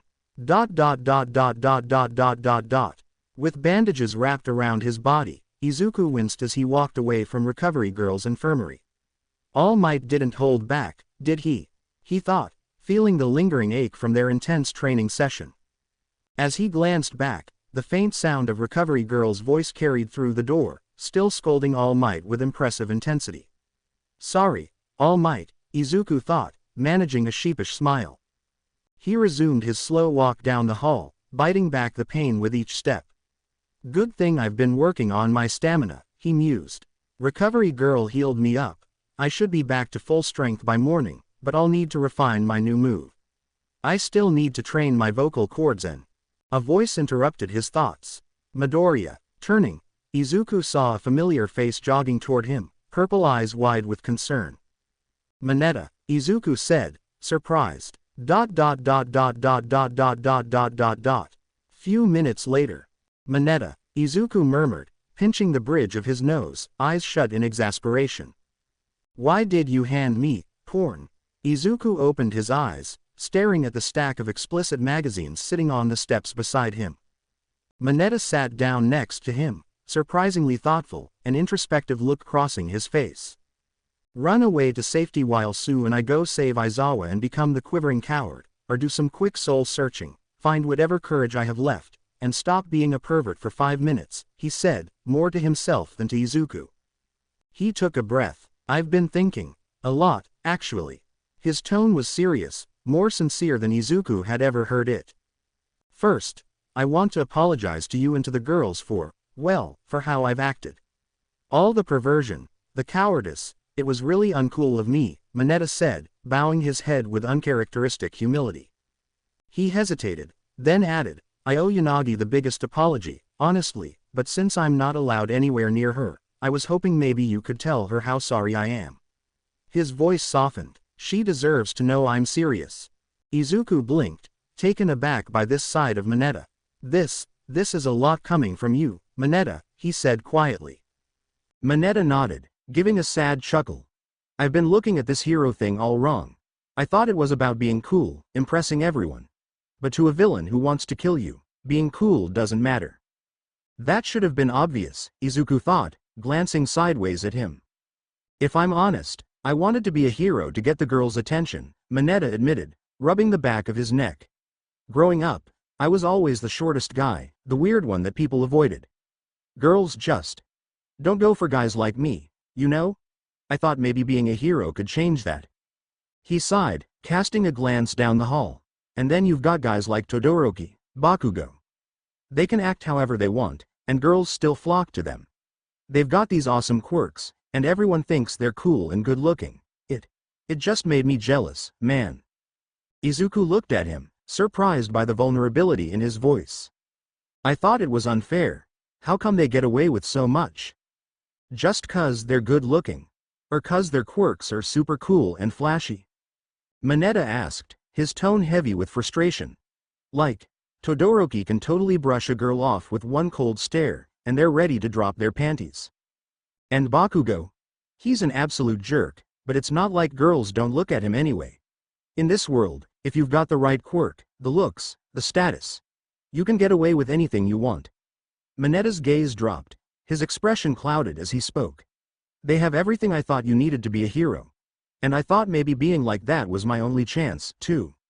Izuku listened quietly, something tightening in his chest as he remembered his own past. He recalled how the girls at Aldera would glance at him with disgust, whispering behind his back or outright calling him names. Creep, gross, quirkless weirdo. Every cruel word they could think of. His muttering had always freaked people out. He was never the tallest or the strongest, and even though he'd tried to be polite, helpful, and kind, it didn't seem to matter. Every girl he crossed paths with just reminded him that he was a loser, that he'd never get a girlfriend, and that he was creepy just for existing. And then there was Bakugo. Bakugo could insult people without a second thought, calling girls by whatever nickname he felt like, often harsh or degrading, and they still looked at him with admiration. Heck, even when he'd use his quirk on Izuku to put him in his place, people would excuse it. Oh, Izuku probably deserved it. Bakugo's just reminding him he can't be a hero, for his own good. Izuku clenched his fist, feeling both sympathy for Mineta and a twinge of bitterness toward those memories. So, I wanted to thank you. Mineta's voice cut into his thoughts, soft but sincere. Huh? Izuku looked up, a bit surprised. Mineta gave a small, nervous smile. I said thanks. You gave me a reality check that I really needed. He took a deep, shuddering breath. I used to think I wanted to be a hero just to get girls to notice me. I wanted to be that cool guy everyone looked up to. But now, I see. That shouldn't be what it's about. I don't want to be seen as some cowardly perv who doesn't belong here. I want to be a hero who can face his fears, who's more than just a joke everyone rolls their eyes at. Izuku felt his expression soften, caught off guard by Mineta's honesty. I know how people see me, Mineta continued, looking down at his hands. They think I don't belong here, and maybe they're right. But I'm still gonna try. I'm gonna aim to be a hero, not just to look cool, or for girls, but so people will see I'm more than some weak, pathetic wimp. I want to be a hero who isn't afraid anymore. He looked up, eyes shining with determination and vulnerability. A hero, kind of like you. Izuku felt his heart clench. The way Mineta was opening up, the way he admitted his fears and insecurities, was something he hadn't expected. When people first saw you, they didn't think you'd last, right? They all thought you'd bomb the entrance exam, but you made them eat those words, Mineta added, a hint of admiration creeping into his voice. You're not flashy or trying to be someone else. You're just as scared as everyone else but you always push through and never give up despite being so scared. Izuku looked down before speaking. I kinda get what you're going through. I've never been the most popular with girls if I'm being honest. Mineta looked surprised at that. Really?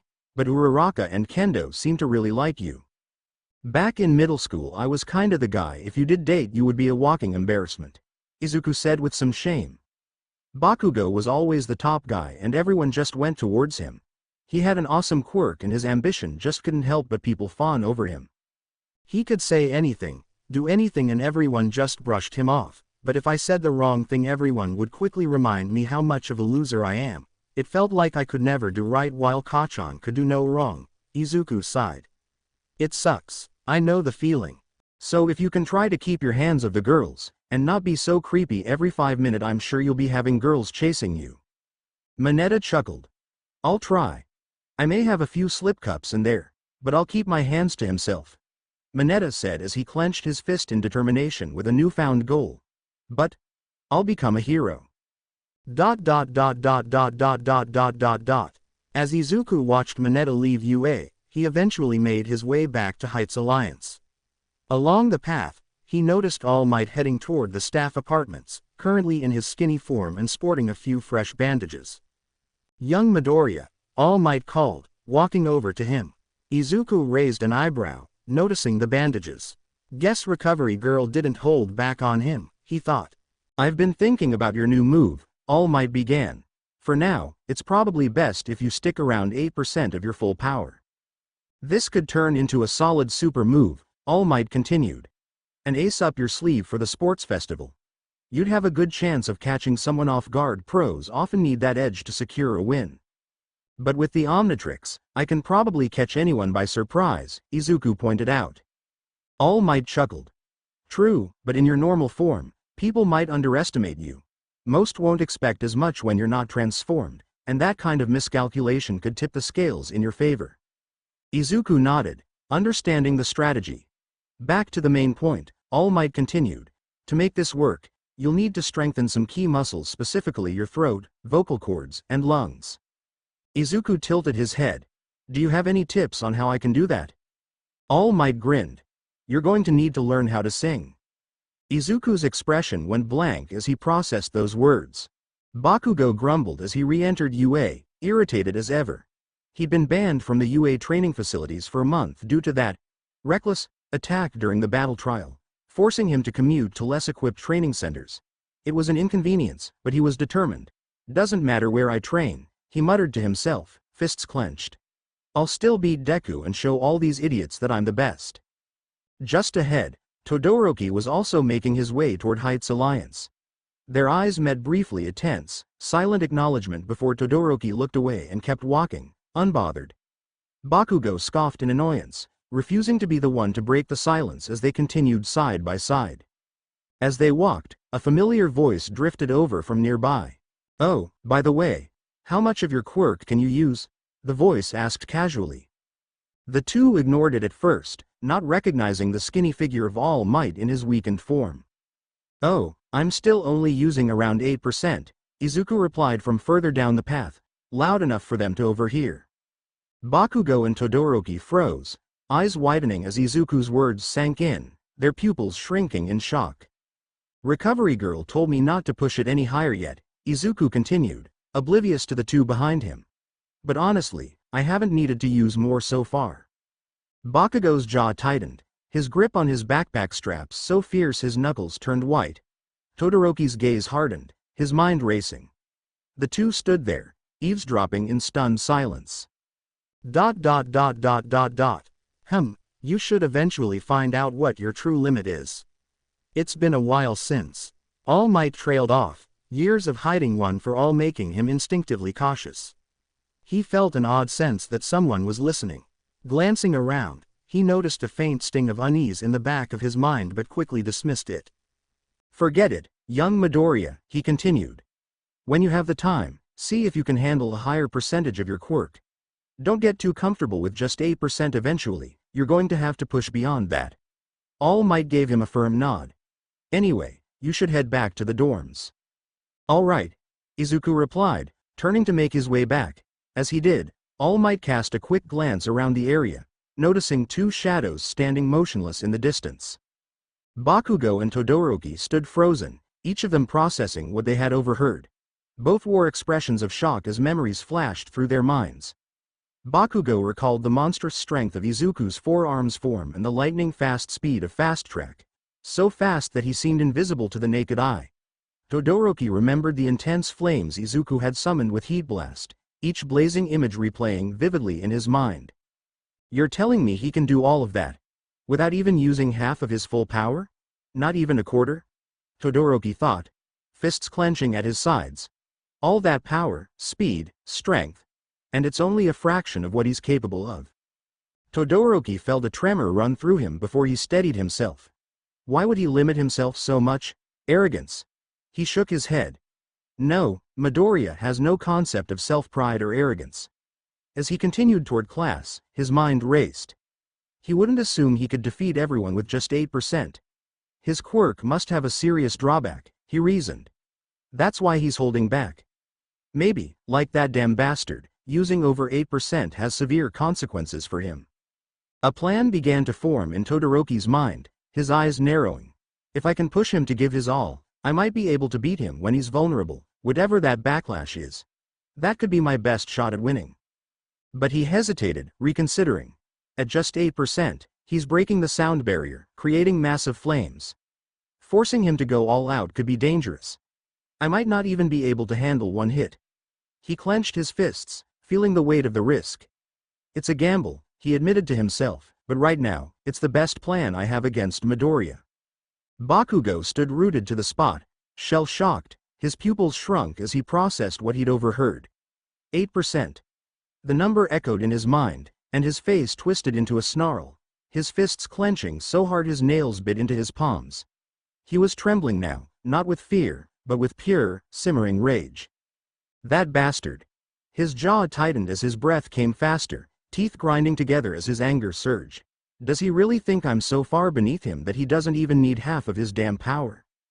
His fists shook as his body tensed, barely containing the fury building inside him. That lil shit's looking down on me like I'm one of these worthless extras. His eyes were wild, his face twisted with indignation. I'll make him regret it. I'll beat him down until he's forced to give me everything he's got. He'll give me 100% or I'll kill him trying. As Midoriya headed to his room, he paused, remembering something. He took a deep breath, then made his way to the elevator and up to the girls' floor. Stepping out, he glanced around nervously. All right. I need to learn to sing. And she's really into music. He groaned, face flushing. She's definitely going to make fun of me. A voice called out from behind a door. Who is it? It's Midoriya, he said, sounding a bit unsure. There was a loud thump, followed by a muffled ow. A second later, the door opened, revealing Jiru rubbing her head with a slight wince. Green Bean? What are you doing up here? She asked, leaning casually against the door. Well, I kinda wanted to see you, he mumbled, looking away shyly, which made her raise an eyebrow and blush slightly herself. Yeah? What's up? She replied, still trying to play it cool. Izuku fidgeted, face going beet red.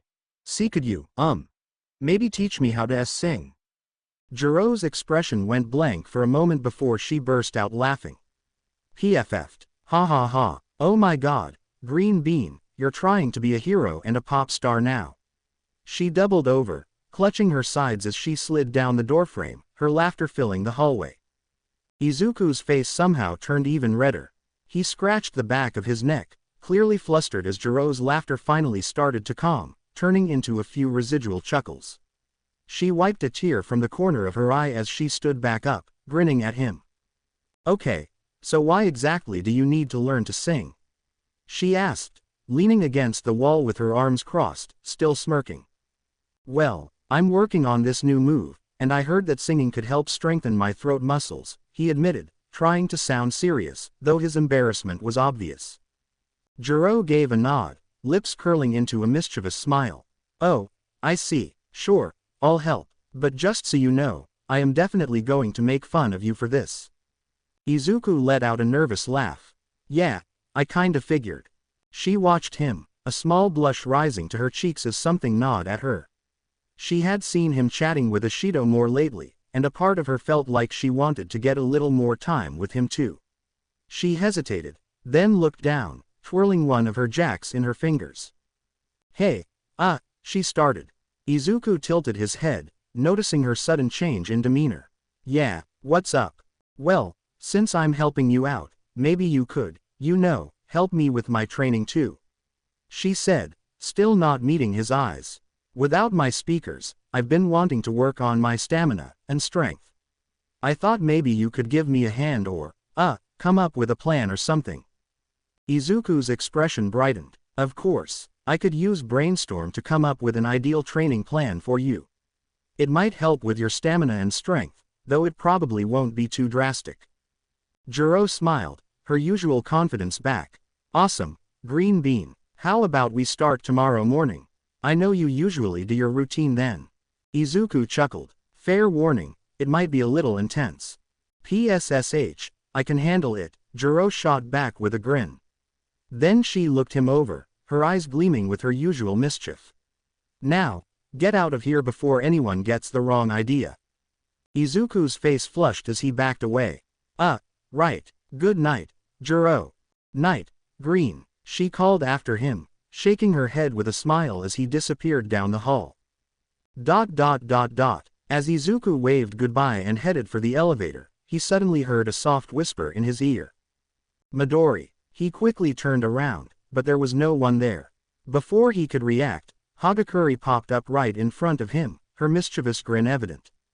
"Boo," Izuku yelped in surprise, clutching his chest. His heart raced from the shock. From down the hall, Kyoka peeked out of her room, smirking as she watched his reaction. "Was that really necessary?" Kyoka asked dryly, raising an eyebrow. Hagakure chuckled. "Yes, remember what he pulled with Ghost Freak?" She shot back, glancing at Kyoka with a playful wink. Kyoka paused for a second, then nodded. Good point." Izuku, still catching his breath, shook his head. Hagakure, I apologized for that already." Hagakure seemed to soften a little, her demeanor shifting as she flickered in and out of visibility. "Well, me and some of the others are going shopping at the mall on Monday after school," she began, sounding a bit more nervous. "We're just waiting for the weekend to get everyone's funds." She trailed off, peeking at him with a hopeful expression. "If you wanted to join us." Izuku raised an eyebrow. "Monday, after school." Hagakure's nervousness quickly faded as her enthusiasm kicked in. "Yeah, it'll be fun, and we'd really love for you to come along." Her voice was full of excitement. Izuku hesitated, thinking about it. "I'm not sure, I've got a lot to handle." Hagakure's eyes widened slightly, her voice taking on a more pleading tone. "Please, Midoriya, it would mean a lot to all of us if you came. It wouldn't be the same without you. Please, now that I'm visible, I can actually buy makeup and stuff. Jiro and Uraraka are already coming, and Iida, Kirishima, Ashido, and Kaminari are coming too." Izuku hesitated, his eyes darting to her, unsure. "I'm not sure." Hagakure's voice softened, a slight blush coloring her face as she nervously flickered in and out of visibility. "Look, I've been invisible for most of my life. And, well, I was kinda hoping that." Her voice trailed off as she began to disappear again, her words faint but still carrying weight. "I was hoping you'd, let me hold your hand. And, show me off a little." Izuku blinked, still processing what she was saying. His face reddened as he tried to wrap his head around it. Nobody really sees me, or even with my boyfriend, Hagakure continued, her voice a little quieter now, as if unsure. I kinda was invisible, so, like, he couldn't really show me off, you know?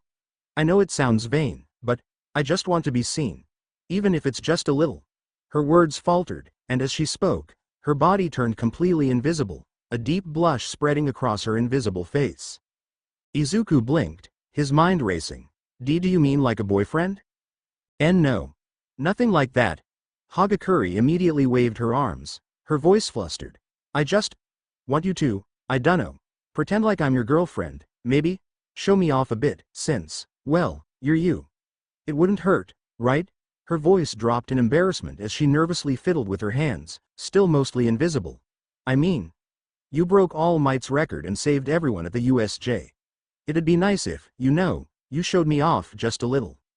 Izuku's face turned an even deeper shade of red, but he could tell there was more to her words than she was letting on. He stood there, a bit stunned by how genuine her feelings seemed, though she never outright said anything about them. Juru couldn't help but feel sympathy for Hagakure as she nervously fidgeted, her invisible form betraying her shy vulnerability. Izuku, his face a deep shade of red, finally nodded in response. Fine. He muttered, clearly flustered. Before he could process what was happening, Hagakure suddenly appeared in front of him, wrapping her arms around him tightly in a warm, affectionate hug.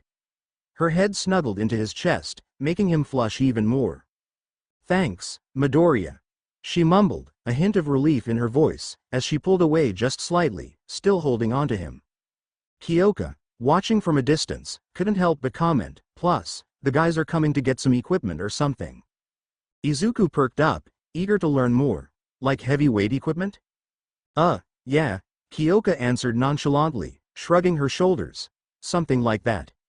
Midoriya seemed visibly more excited at the prospect. That sounds pretty cool. With a final wave to the two girls, Izuku made his way toward the elevator, his excitement building as he headed off. Hagakure and Kyoka waved back, watching him go. See you later, Midoriya, Kyoka called out with a smirk. Hagakure's face lit up with a grin, still feeling the warmth of their brief moment together. See you. Next morning, Juru collapsed onto the couch, her body limp and drained. She let out a pained groan, her face contorted in exhaustion. This is hell, she whispered, her voice barely audible. With great effort, she lifted her head, shooting a venomous glare at Midoriya. I hate you, she spat, her eyes blazing with resentment. Midoriya's attempt at placation only fueled her ire. Come on Juru, you don't mean that. Right. Juru's face buried into the couch, her voice muffled but fierce. Don't finish that sentence. Her body shuddered, muscles screaming in protest. Every fiber of her being ached, as if she'd pushed herself to the brink of collapse. Why would you do this to me? She moaned, her voice cracking with desperation. I thought we were friends. Yaoyorozu's concerned query only made Juru's face twist in anguish. What happened to you? Juru's response was a tortured whisper. Midoriya, happened. The group's gaze swung to Midoriya, whose face transformed into a deep crimson. Setsuna's eyes sparkled with intrigue. I did see him go up to your dorm room, she said, her voice dripping with drama. Oh no, did our green broccoli boy take sweet, innocent Juru's innocence? Setsuna exclaimed, her tone theatrical. Midoriya's eyes widened in horror. What? No, I didn't. He stumbled backward, his face aflame. Abara's expression turned stern. Such acts are sinful and should only be done after marriage. Iida rushed to Midoriya's defense. Midoriya would never do such acts. He's not capable of that. Ashido teased. Midori, you perv. I thought it was suspicious when you went to Juru's room. Midoriya's pleas grew desperate. I didn't, Juru, please tell them. Juru's weak voice cut through the chaos. I can't feel my legs, she groaned out, her tone strained. Midoriya's face drained of color, his eyes wide in horror at her words. The girls, once in a lively conversation, were now frozen, staring at him with blank expressions. Even Setsuna and Ashido, who had been teasing just moments ago, fell silent, their eyes locked on Midoriya. Uraraka's eyes widened, her expression full of concern. Juro. Wow, Midoriya, I had no idea you were. Setsuna trailed off, glancing down at his crotch with a mischievous grin. Like that. Midoriya's face turned beet red, panic spreading across his features. And no. It's not like that, he stammered, his hands waving in front of him defensively. Kaminari, who had been observing, couldn't hold back a teasing comment. I know our school promotes going plus ultra on everything, but... Wow, he said with a hint of jealousy in his voice, clearly trying to lighten the mood, but his words only made Midoriya more embarrassed. Midoriya slumped, mortified. Can't you clear things up, please? Juro, still grimacing in discomfort, groaned again. No, suffer, she said, her tone sarcastic but tinged with pain. Midoriya gasped in horror, his heart racing alongside the other students, all of whom were looking at him with a mix of concern and disbelief.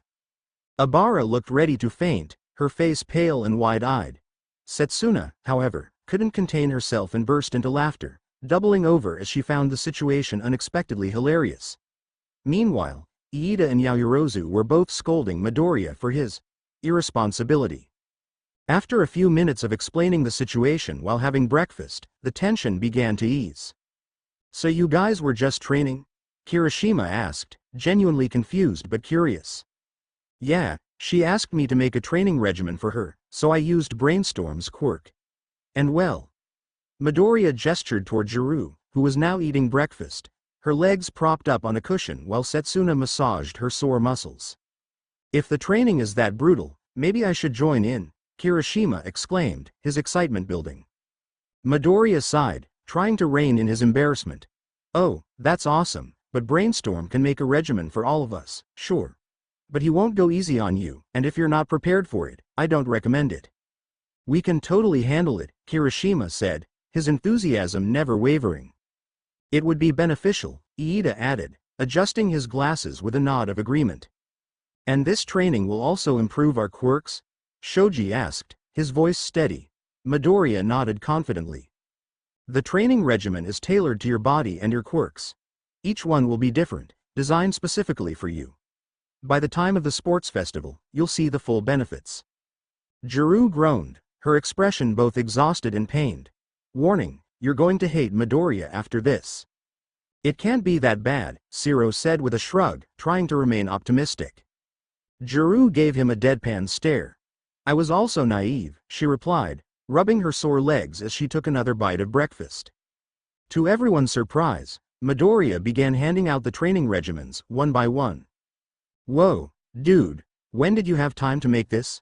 Ashido asked, her voice full of genuine surprise. Brainstorm predicted you'd ask after seeing Juro, so I made it beforehand, Midoriya explained, offering a sheepish smile. Wait a minute, Kaminari interrupted, looking around. Where are Bakugo and Todoroki? Bakugo would rather die than get help from me, Midoriya replied with a sigh. Todoroki. Well. He's been training by himself. Plus, I don't think he'd want to join in anyway. I guess that makes sense, Kaminari muttered, shrugging. Monday. After school. Hagakure, Juro, Midoriya, Ochako, Ashido who insisted on tagging along Tenya, Kaminari, and Kirishima all headed to the mall. Mina, however, stood slightly apart from the group, her arms crossed tightly and a small pout on her face as she watched Hagakure and Midoriya walk arm in arm. She didn't want to admit it, but the closeness between them made her uncomfortable, and the knot in her stomach grew tighter with every step they took together. Is this really necessary? Midoriya stammered, clearly out of his element. You promised you'd show me off, now stop complaining. Hagakure shot back, her voice playfully firm, though her pout was undeniably cute. Juro and Ochako exchanged quick glances, both silently acknowledging their own simmering jealousy. However, after hearing Hagakure's explanation and seeing how genuinely happy it made her, they couldn't help but soften. Ochako pushed her feelings aside, trying to focus on the fun of the trip, while Juro merely shrugged it off, pretending it didn't bother her. Lucky bastard. How come you didn't ask me? Kaminari grumbled, his voice teasing as he shot a sideways glance at Izuku. Because Midoriya wouldn't hit on another girl, Hagakure responded, making everyone chuckle. Ojiro was my first choice, no offense, guys, Hagakure added casually. Iida waved it off with a polite smile. None taken, he said with a small chuckle, but I'm curious why Midoriya out of all of us. Toru, still walking with Midoriya, blushed furiously at the attention. I don't know, she stammered. I just wanted to be close to him, is all. Ochako, unable to resist teasing her friend a little, grinned mischievously. You could have asked Iida, you know. Being the son of Ingenium makes him pretty famous, she said, all the while trying to ignore the gnawing jealousy creeping up on her as she watched Hagakure and Midoriya getting closer. Yeah, and why didn't you ask Todoroki? Mina added with a sly grin. I thought you had a super duper crush on him, after all. Hagakure's cheeks reddened. And no, don't, she protested, sneaking a glance at Izuku, who didn't seem to react to the idea of her liking Todoroki. A strange twist of disappointment knotted in her stomach at his indifference. I was actually going to ask Iida first, but you and Uraraka look like you've got something going on, she said, glancing between them. Iida and Uraraka exchanged a look before laughing. Uraraka's a great friend, but I'm dedicated to my hero studies. A relationship would not be beneficial, Iida declared, making a chopping motion with his hand. Yeah, just friends. Nothing more, Uraraka added with a shrug, though her smile was a little forced. Mina slumped. Seriously? Does anyone have a crush on a guy? Mama needs some romance drama, she sighed dramatically. Izuku, walking close to Hagakure, blushed fiercely. Be cool, because his thoughts were interrupted by a sudden, sharp pain in his head. He winced and instinctively scanned the crowd. That feeling again, he thought, as the ache persisted. Without realizing it, he slipped out of Hagakure's arm, who had been silently watching him. Huh? Really? Hagakure tilted her head, glancing between him and Uraraka. Because you always act flustered when she's around, like super happy. The only other person who could be making you that nervous would be Midoriya, she said with realization. Uraraka quickly brushed her hair behind her ear, glancing at Midoriya, who was staring intently into the crowd, oblivious to her gaze. Guys? Mind waiting here a sec? Izuku asked, sheepish. Not waiting for an answer, he quickly darted into the crowd. Hey, wait up, Dekiru, Ochako called after him, watching him disappear. Izuku sprinted down the winding alleys, the sharp, stabbing pain in his head growing with each step, like a needle guiding him somewhere he couldn't see.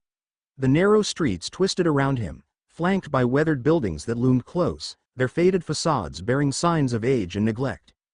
Neon signs hummed softly above, casting faint glows against the afternoon sky, while stray cables crisscrossed overhead like tangled webs. He pushed forward, heart-pounding, dodging stray bicycles and discarded boxes as he made his way past shuttered storefronts. The pain in his head pulsed with each turn, like a silent alarm urging him onward, sharper each time he hesitated. Finally, it began to ease, settling into a dull ache as he found himself in a quiet, deserted corner of the city. Izuku stopped to catch his breath, glancing around cautiously. His gaze fixed on two figures up ahead, cloaked in long, medieval-like robes that brushed the ground, their faces hidden by iron masks shaped in tragic theatrical expressions. He quickly ducked behind a wall, pressing himself against the rough surface, straining to listen. Huh? Are you sure? One of the men murmured, his voice barely a whisper. Rumor has it the Omnitrix is on Earth, the other replied, his tone laced with excitement and dread. Izuku's attention sharpened instantly, his heart beating faster. Hugging the wall, he peeked around the corner, watching as the two figures continued their conversation. I heard it was only a rumor. But the king will surely be pleased, the first figure added, voice low and reverent. The Omnitrix. How do they know about it? Izuku muttered under his breath, slipping into the shadows as he quietly followed the two men. One of them spoke, his voice low but clear. From what we've gathered, it was here on Earth. Though it seems the device has left this world, if our readings are right. That must be Tetrax, Izuku thought, recalling how Tetrax had promised to redirect the signal to keep the Omnitrix hidden. To think it was once within reach at UA, the other man grumbled. No matter. It would have been impossible to retrieve back then, anyway. We should head back to the outpost. Those mutants have been causing trouble again. The two men drifted out of earshot, leaving Izuku deep in thought. The Knight's outpost? Didn't Hagakure mention that place? He murmured. If he could find a way in, maybe he'd learn more about the Omnitrix. Perhaps even unlock new transformations. Suddenly, he heard a shout. Midoriya, startled, Izuku turned around to see his friends racing toward him. The heck, Green, why did you run off like that? Jiro asked, panting slightly as she caught up. Sorry, Izuku mumbled, rubbing the back of his neck. Where'd you disappear to, Midoriya? As hero students, it's not safe to separate from the group, Iida lectured, adjusting his glasses sternly. Yeah, man, you had this weird look on your face, Kaminari added, raising an eyebrow. You looked totally freaked out. What's got you so rattled? Mina chimed in, concern crossing her face. Izuku stammered, I was, just looking for something. But, never mind. Swiftly trying to dodge further questions, he moved closer to Hagakure, looping his arm through hers. Surprisingly, Hagakure quickly pulled her arm free. Actually, forget it, you don't have to, show me off or anything. Let's just hang out, okay? But yesterday you seemed really excited about it, Izuku replied, looking at her in confusion. His eyes drifted to Ochako, who was staring at the ground, an uncertain look on her face. Hagakure glanced at Ochako before shrugging. It's nothing, really, don't worry about it, she said, her voice a bit softer than usual. Okay, Izuku replied, still visibly confused. As they resumed walking toward the mall, everyone around him fell into casual conversation. After a few moments, Izuku leaned toward Toru, speaking quietly. Oh, by the way, I have a favor to ask. What is it, Midori? Toru asked, glancing at Izuku. I was kinda wondering if you could show me where you live, Izuku said. The other girls felt a slight pang when he said that, and Toru's face instantly turned a deep shade of red. What? Toru exclaimed, her surprise clear in her voice. Yeah, I was curious about the Knight's outpost you mentioned, Izuku continued, his flustered expression quickly turning into genuine confusion. I just think it sounds interesting. Why would you want to go there? Hagakure asked, raising an eyebrow. Those guys are total nutjobs. Well, they seem really interesting, and I'm kind of an alien nerd, so I want to see what they're all about, Izuku explained, not entirely lying. Dude, no way. Mina said, grinning. I mean, you do call your forms aliens, after all. Oh okay, that seems a little weird, Hagakure said, her voice unsure. But, we can go later, after the mall or something. Toru looked at the group, glancing briefly at Ochako, whose expression was unreadable, before nodding. All right, we'll go later, she said, her voice softening a bit. Mind if I tag along? Kaminari asked, his usual grin plastered on his face. Anything to get out of doing homework, Kaminari muttered under his breath. And you wonder why I call you an idiot, Jiro remarked, causing Kaminari to slump in defeat. Toru's gaze lingered on Ochako for a moment, her smile subtly softer. Sure, Kaminari, she said. But let's focus on the mall first, alright? What about you, Jiro? I don't mind coming, though it might be boring as hell, Kyoka said, shrugging. Besides, I got all my homework done anyway, and I've got nothing better to do. I have to get back to Midoriya's training regimen, Iida said, adjusting his glasses as he stood firm. I need to get back to training as well, Kirishima added with a grin, cracking his knuckles. Uraraka glanced at Hagakure, her face turning bright red with embarrassment. Does she know? She thought, her mind racing. I would, but I'm, super busy and have so much homework, yeah. Ochako blurted out, clearly lying, though it was obvious to anyone around her. Man, I'd love to, but I've got to do some ectoplasm math work. The guy's gonna kill me if I don't, Mina whined, looking as if she were about to collapse from the thought of more work.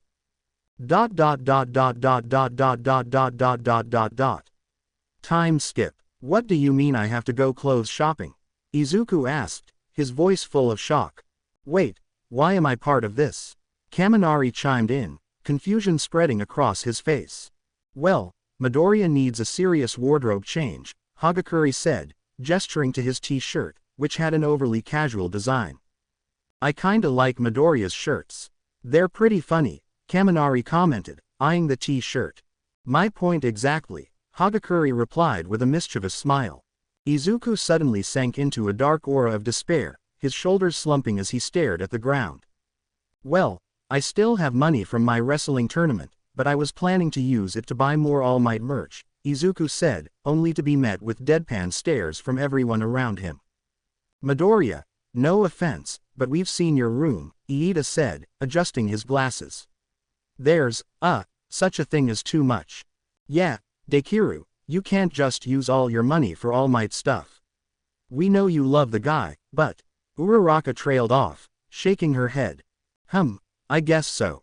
I'll get some training materials and other things, Izuku said, reluctantly agreeing. And some new clothes, Hagakure exclaimed, grabbing him by the arm and dragging him toward the clothing store, with Uraraka following behind. Do we really have to do this? It's so embarrassing, Kyoka muttered, clearly uncomfortable with the idea. Come on, Jiro, it'll be fun, Kaminari said, grinning widely. The scene transitioned into a montage of the group trying on different outfits. Hagakure took pictures as they modeled their clothes. First, they tried on suits. Uraraka looked like a super spy in a sleek, fitted outfit. Iida kept it simple with a normal, smart suit. Kaminari, somehow, looked surprisingly cool, pulling off the look effortlessly. Mina, as always, looked amazing, rocking a Men in Black-inspired outfit and making playful references. Everyone laughed and joked, enjoying the experience despite their initial reluctance.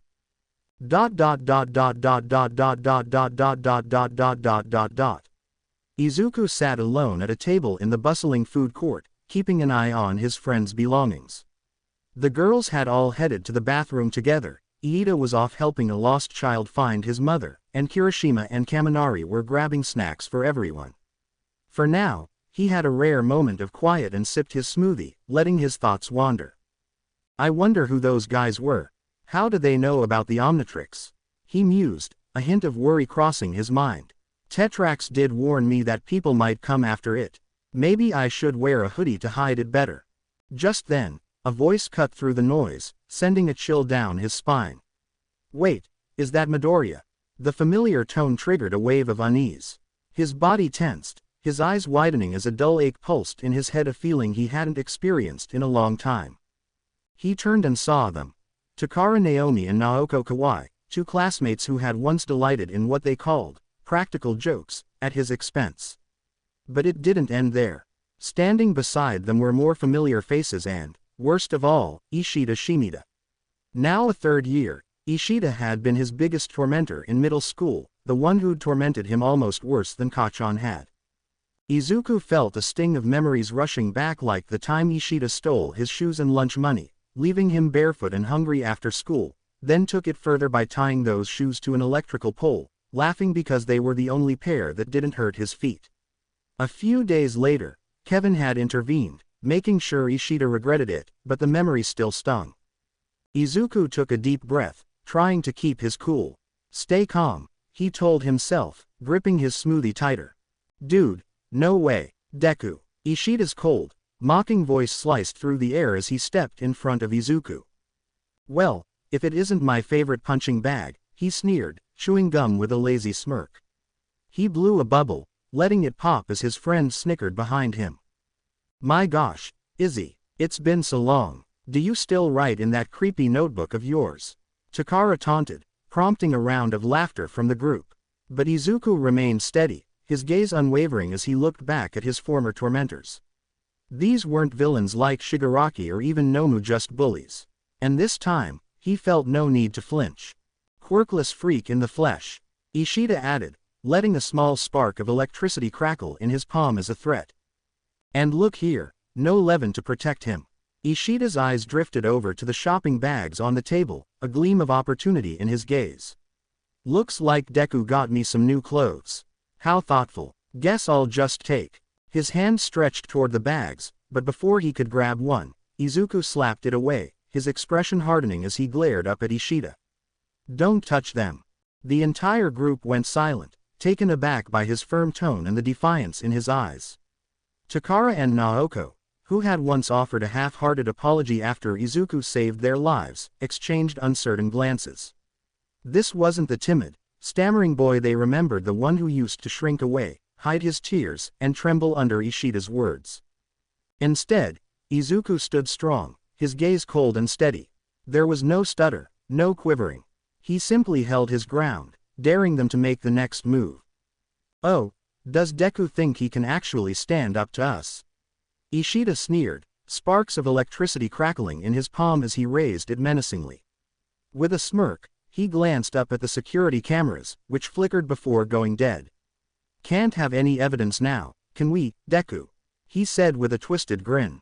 Izuku rose from his seat, his expression calm but unwavering, defiance burning in his eyes. Ishida chuckled at the sight, barely able to believe the audacity. "Why don't you be a good, worthless Deku and step aside, along with our new bags?" Naomi, standing beside Ishida, snickered as she glanced over the bags. "Ooh, I think I saw a nice sweater in there. Be a dear and fetch that for me, won't you?" she taunted with a sweet but mocking tone.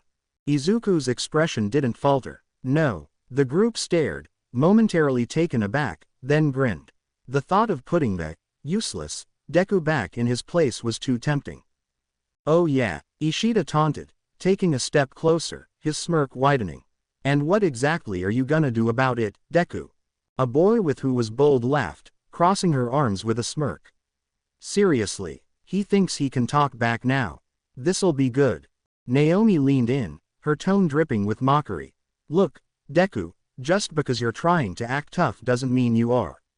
Last I checked, you were still nothing without a quirk." Naoko added, "I say we teach him a lesson, show him where he really belongs. It's about time someone knocked him back down." Yuba shifted uncomfortably, glancing between Izuku and Ishida. Maybe we should just leave him alone," he muttered, almost nervously, his tone enough to catch Ishida's attention. Ishida's glare snapped to Yuba, his eyes narrowing as he raised an eyebrow. "What's wrong, Yuba? Don't tell me you're feeling sorry for the freak now." Yuba hesitated, scratching the back of his neck. "It's not that, it's just, you never know, right? People change." Naomi rolled her eyes, folding her arms. "Please, Yuba, it's Deku. Nothing's changed about him, and you know it. He's not the same quirkless kid he used to be. He took on Kevin and actually won, and he got first place in the UA entrance exam," Yuba said, glancing nervously at the others. "Going up against him would be really dumb." A chorus of shocked whispers broke out among the group. "Wait, seriously, first place? Are we talking about the same Midoriya?" Someone with slicked back hair leaned in, frowning. "So that's why the principal gave him and Bakugo some kind of award thing. I thought it was just another one of Bakugo's victories." But Ishida only laughed louder, his voice echoing through the food court. "Ha ha ha, oh, you actually believe that garbage? This Deku made it into UA. Please." He folded his arms, shaking his head in mock pity. He couldn't make it into a school full of pets. A quiet voice suddenly interrupted, drawing attention. "He saved my life from Kevin," said a girl with short, messy hair, her gaze darting away as some of them looked at her in surprise. "We should just leave him alone." Naomi sneered. "What, you're telling me Deku pulled off some rescue mission? I get Kevin scared you, but you don't have to make up hero stories about this loser." The girl's expression wavered but didn't drop. "I'm serious, he really did, and, when the USJ attack happened, his name was all over the news." A tall, lanky guy with a baseball cap gave a low whistle. "Whoa, that Midoriya was this Midoriya. I thought it was just some other kid with a similar name. Didn't he single-handedly take on villains?" asked another, eyeing Izuku with a mix of disbelief and curiosity. "They say he stopped a bunch of pros from getting killed. Even Bakugo barely made it out." A girl with red-tipped hair scoffed, arms crossed. "Please, that can't be true. If Deku was some big-shot hero, we would have known by now." Ishida smirked, his gaze narrowing. "What, you think he's just hiding it? You guys are insane if you think Deku took on villains." He stepped up to Izuku, a spark of electricity dancing between his fingers, his grin widening. "Look, he's still the worthless, quirkless runt who used to flinch at every little thing. The group leaned in, some of them snickering, others watching with a hint of uncertainty. Besides, Ishida added, a wicked gleam in his eye, I've got my provisional hero license now. Makes it perfectly legal to use my quirk on anyone who needs a reminder of their place. The electricity flared, casting eerie blue light across his face. So why don't you be a good little Deku and pass over those bags, huh? Izuku didn't flinch, his eyes steely as he met Ishida's gaze. His hand slowly moved towards the Omnitrix, readying himself as the air grew thick with tension. Naomi stepped forward, her smirk widening. Come on, Deku, why don't you grab me a new sweater from the bag? You should feel honored to be useful for once. Another guy with spiky hair chimed in with a sneer, oh yeah, get one for me too. It's not like you're good for much else. ...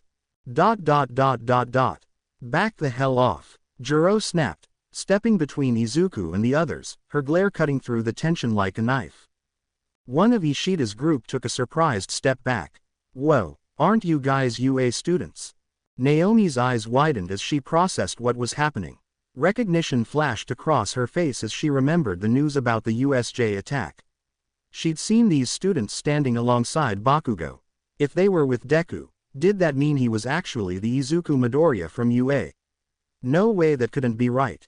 He was worthless. What would UA first years be doing with him? Ishida's group started looking at each other, their arrogance starting to crack. One of them, a guy with a shaved head, looked between Izuku and his friends, his eyes widening. Wait a second, this is the Midoriya from the news, isn't it? The one who fought at the USJ. No way, one of the girls muttered, eyes darting between Izuku and the others. The one who helped save All Might. That's him. Yeah, and didn't they say he fought off those villains single-handedly? Another added, and saved Bakugo, of all people.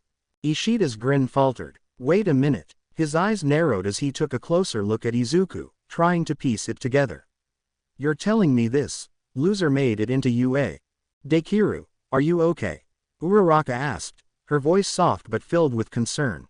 Hiroshima folded his arms, eyeing the group with steely resolve. Ganging up on Midobro is a really bad idea. Naomi forced a smile, trying to recover. Oh, don't worry, we were just catching up with an old friend here, she said, her tone sickly sweet. Deku is our old classmate, after all. No need for you guys to get involved in our little reunion. Ishida chuckled darkly, never breaking his gaze from Izuku. Izuku's stance was defiant, his eyes narrowed in a way that suggested he wouldn't back down. Yeah, we're just gonna teach him a little lesson. Well, he's our classmate now. And our friend, Mina cut in, stepping forward with a fierce look. So yeah, that makes it our problem too. A ripple of fear passed through the group, each of them exchanging uneasy glances. If these UA students were standing by Deku's side, then maybe the rumors about Izuku Midoriya were all true. Ishida's smug smile faltered, and a few of his friends began to edge backward. Naomi forced a laugh, trying to play it off. You must be mistaken. Deku's nothing special. Listen here, stuck-up bitch, Jiro said, her tone harsh and cutting. Naomi's face hardened instantly, eyes narrowing with lethal intent. She wasn't backing down. I know exactly what kind of girl you are, Jiro continued, voice laced with pure disdain. You're that girl, huh? The one who thinks that if she climbs on the biggest, most powerful guy's dick, she'll get everything she wants. Stepping on everyone else just to feel important. Naomi's jaw clenched tightly, her fists balled in frustration. But Jiro wasn't finished yet. Jiro crossed her arms, her expression unfazed, a smirk creeping onto her lips. You're the definition of shallow. Using what little you have to get ahead, thinking you can coast by without ever earning real respect. Naomi's glare deepened, her anger simmering. How dare you, she hissed through gritted teeth. Jiro held her ground, standing tall, eyes cold and relentless. Truth cuts, huh, she said, her voice low and mocking. Must sting when it comes from someone who actually doesn't need to sleep their way to the top. The words hung heavy in the air, and Naomi's eyes burned with fury, but Jiro didn't back down. The entire group could feel the heat of their clash, a silent battle brewing in the tense space between them. The tension in the air was thick after Kyoka's words, and Naomi's fury only grew as she glared at the group. The hell is your problem, flat chest? Naomi spat at Jiro, her expression venomous. Jiro didn't flinch, her stance firm and unyielding. You threatened my friend, so now we have a problem. And you, green menace, if your sorry excuse for a boyfriend thinks he's tough, his face is only one a mother could love. She smirked. Actually, it already looks like that. The group snickered at Jiro's sharp tongue, the sting of her words cutting through the tension. Takara Naomi stepped forward, her eyes full of disdain. Please, this worthless Deku. She scoffed, her voice dripping with mockery. I don't know how he even got into UA, let alone the hero course. How much did he pay you? What does he have on you? Is it the creepy notes? Did he threaten you, or is that just his creepy charm? Izuku's stomach twisted painfully at the mention of the notes, but he kept his gaze lowered, trying to ignore the cruel words. I refuse to believe it. Naomi continued, her voice rising with disbelief. There's no way someone like him could get into UA. What? Did you get paid off? Is he blackmailing you? I bet that's how he roped you into this. We'll protect you, don't worry. Just tell us what he did. Mina's expression faltered for a moment, her smile still bright but tinged with uncertainty. She stepped forward with her usual optimism, trying to find a peaceful resolution. Look, I don't know what your problem with Midoriya is, but there's no reason to keep picking on him, okay?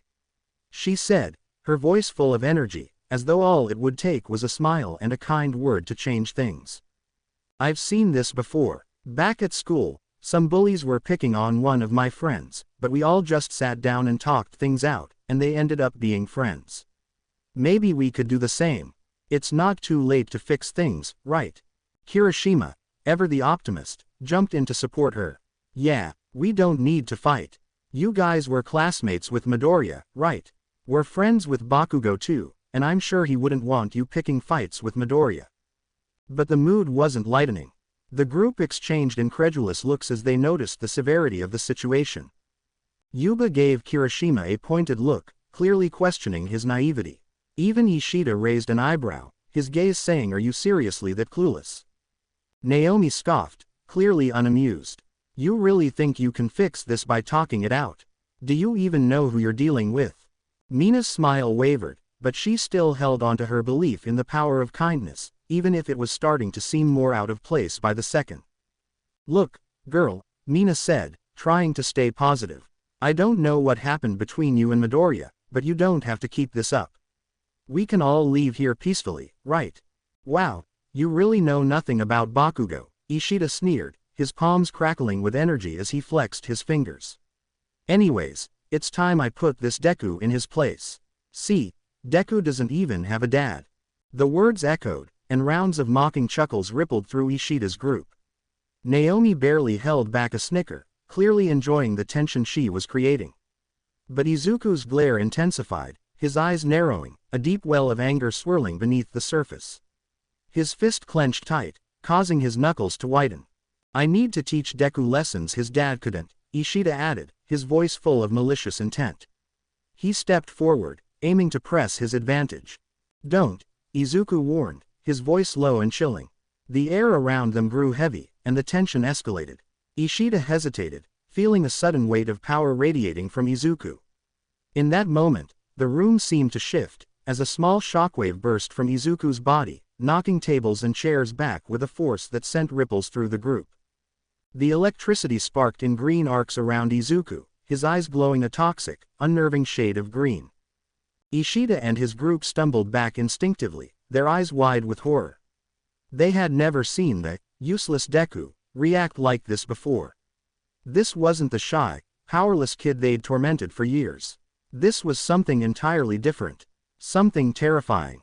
Izuku's voice cut through the room like a blade. Talk about my dad again, he growled, his glare burning into Ishida, and I'll make you regret it.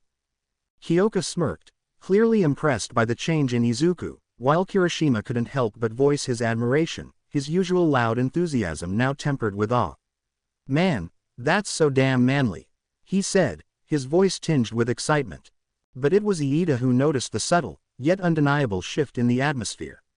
His eyes flickered to the group of bullies who had been tormenting Izuku for years, and he saw the absolute fear in their eyes. They weren't just scared anymore, they were terrified. I knew Midoriya's power was intimidating, but this, Iida thought, his mind racing as he realized just how much danger they were all in. He could feel it in his gut. Izuku wasn't someone they could mess with anymore. Why you have a quirk, Naomi stammered, her voice shaking as she finally spoke, unable to keep the disbelief from her words. The group's faces were pale, their arrogance crumbling, replaced with fear and uncertainty. For the first time in years, they realized they had underestimated the boy they'd bullied so relentlessly. Izuku Midoriya wasn't just a harmless Deku anymore. He was a force to be reckoned with. And they were all too aware of it now. That means the rumors about you breaking All Might's record. You killed someone, turned them to ash, one of Ishida's group said, his voice trembling with disbelief. Naomi scoffed, glaring at Izuku. How the hell do you have a quirk, Deku?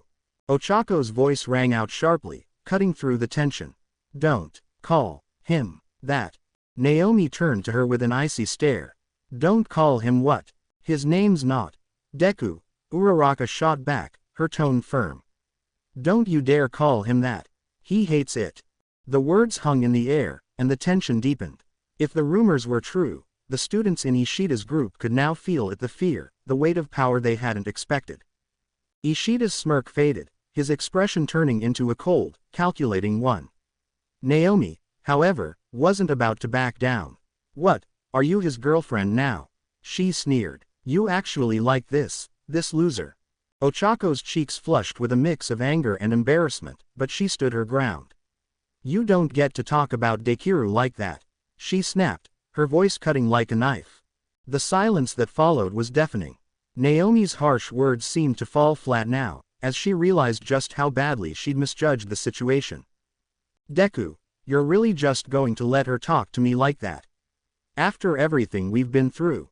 I mean, I was your first girlfriend, Naomi said, her tone almost sickly sweet, as if she were speaking of some long-lost love. Midoriya's friends stared, eyes widening in disbelief. What? Ochako stammered, glancing at Izuku. You were his first girlfriend. Hagakure echoed in horror, eyes darting between Naomi and Izuku. Jiro glanced at Izuku, her voice cautious. Midoriya. Izuku remained silent, his gaze distant, not denying anything. Naomi continued, her voice dripping with false sweetness. Of course, I was. Though, your creepy note-taking and the way you stuttered. So annoying. And let's not forget your unrealistic goal of becoming a hero. She chuckled bitterly. Are you serious about him? A hero? I'm sorry, but... Shut up. Ochako cut her off, her voice shaking with fury. You don't get to talk about Dekiru like that. The group froze, surprised to see Ochako stand up for him, her face flushed with anger. Only Kevin seemed unmoved by the sudden shift in the atmosphere, while the others exchanged unsure glances. Ochako, her hands clenched into fists, took a step forward. His stuttering's adorable, it's proof of how much he thinks things through. And the way he talks about heroes, about his dreams, it's something I never get tired of hearing. You think he's unrealistic? What have you been living under? He's the guy who shattered All Might's record. And as for your precious Bakugo...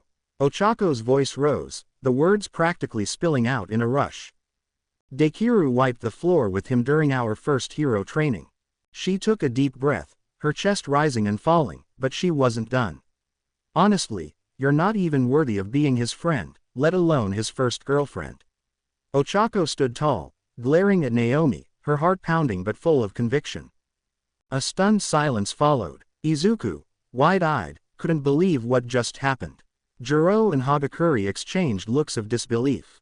Naomi, however, just narrowed her eyes and turned to Yuba, her voice cold. Do as you always do, and show them why he's beneath everyone. Nah, I'm good, Yuba said, raising his arm defensively, eyes narrowing at Ishida and the others. What? Naomi spat, disbelief thick in her voice. Yuba shrugged, unfazed. Look, I saw firsthand how he beat Kevin fucking Levin. Yeah. I'm not looking to get my face rearranged. I like my face. I like not having broken bones. He waved a dismissive hand. I'm not fighting him. Are you scared? Naomi sneered, her voice mocking. Terrified, Yuba shot back with a smirk. He turned the thing that was supposed to kill All Might into ash. I have a finger quirk, what the hell am I supposed to do? Point at him. Yuba let out a sarcastic laugh. Kirishima and Kaminari did their best to hold in their chuckles, while Jiro just snorted. Hagakure, unable to contain herself, burst out laughing. TCH, Ishida clicked his tongue, eyes narrowing at Yuba before focusing back on Izuku. I'll show you why I'm better than this Deku, he sneered, crackling electricity surging in his palms as he walked toward the boy, trying to intimidate him. Can't believe these losers actually stuck up for you, Deku. Ishida scoffed, turning his attention to the group. And you got this bitch by your side. He smirked, looking at Ochako with disdain. Let's see what you can do, Deku. I'm ready for a few rounds, me and you. Fear gripped the rest of the group. They didn't want Midoriya to start fighting. If the rumors were true, they knew he could be dangerous. They had heard about bullied kids turning on their tormentors, and Izuku had a quirk. A powerful one. Hey, Ishida, maybe let's not, okay. One of them spoke up, his voice shaky. Yeah, let's just leave Midoriya alone, another girl added, her words trembling. Yeah, and if Midoriya starts fighting, we'll report you, Midoriya, a nervous voice piped up from the back of the group. Report him, Ashido shouted, her face flushed with anger. You guys started this. Naomi's lips curled into a dark smile. Look at their numbers. We have more people, and their cameras are out. Ishida has a license, we can just say. She feigned a gasp, her voice dripping with mock fear. Oh no, this violent Izuku Midoriya started fighting like some villain. Ishida had to step in and save us. The rest of Izuku's group widened their eyes in shock. One for All was still swirling around Izuku, the energy crackling, while Ishida's hands sparked like a storm on the verge of breaking. Bystanders, noticing the tension, began to murmur, their eyes locked on Midoriya. The whispers grew louder. Holy shit, isn't that Izuku Midoriya? One bystander said, his voice filled with awe. Wait, the kid who killed the Nomu guy? Another voice asked, disbelieving. The one who broke All Might's record and beat the Nomu meant to kill All Might. Holy shit, that's him. A third bystander muttered, clearly shocked. I heard he was poisoned enough to kill 10,000 pro heroes and shrugged it off like nothing. Woke up the next day like it was nothing. Ishida's glare intensified as the murmurs spread through the crowd. The last thing he needed was a crowd watching, but he knew Midoriya's weakness. If he could just get him to attack, he could turn everything around. The witnesses would only confirm what he said. He just had to provoke him. ... Izuku gave a heavy sigh, shaking his head before narrowing his eyes at Ishida. You know what? You're not worth it. The room went quiet as Izuku grabbed his bags and walked past Ishida, his one for all aura fading, but the cold weight of his words lingered in the air. Kirishima, Kaminari, and the others watched in stunned silence, unable to look away as their friend stood taller than they had ever seen before. Izuku's voice was sharp, full of disgust. You're a third-year student with a hero license, and you're still resorting to bullying. That's pathetic.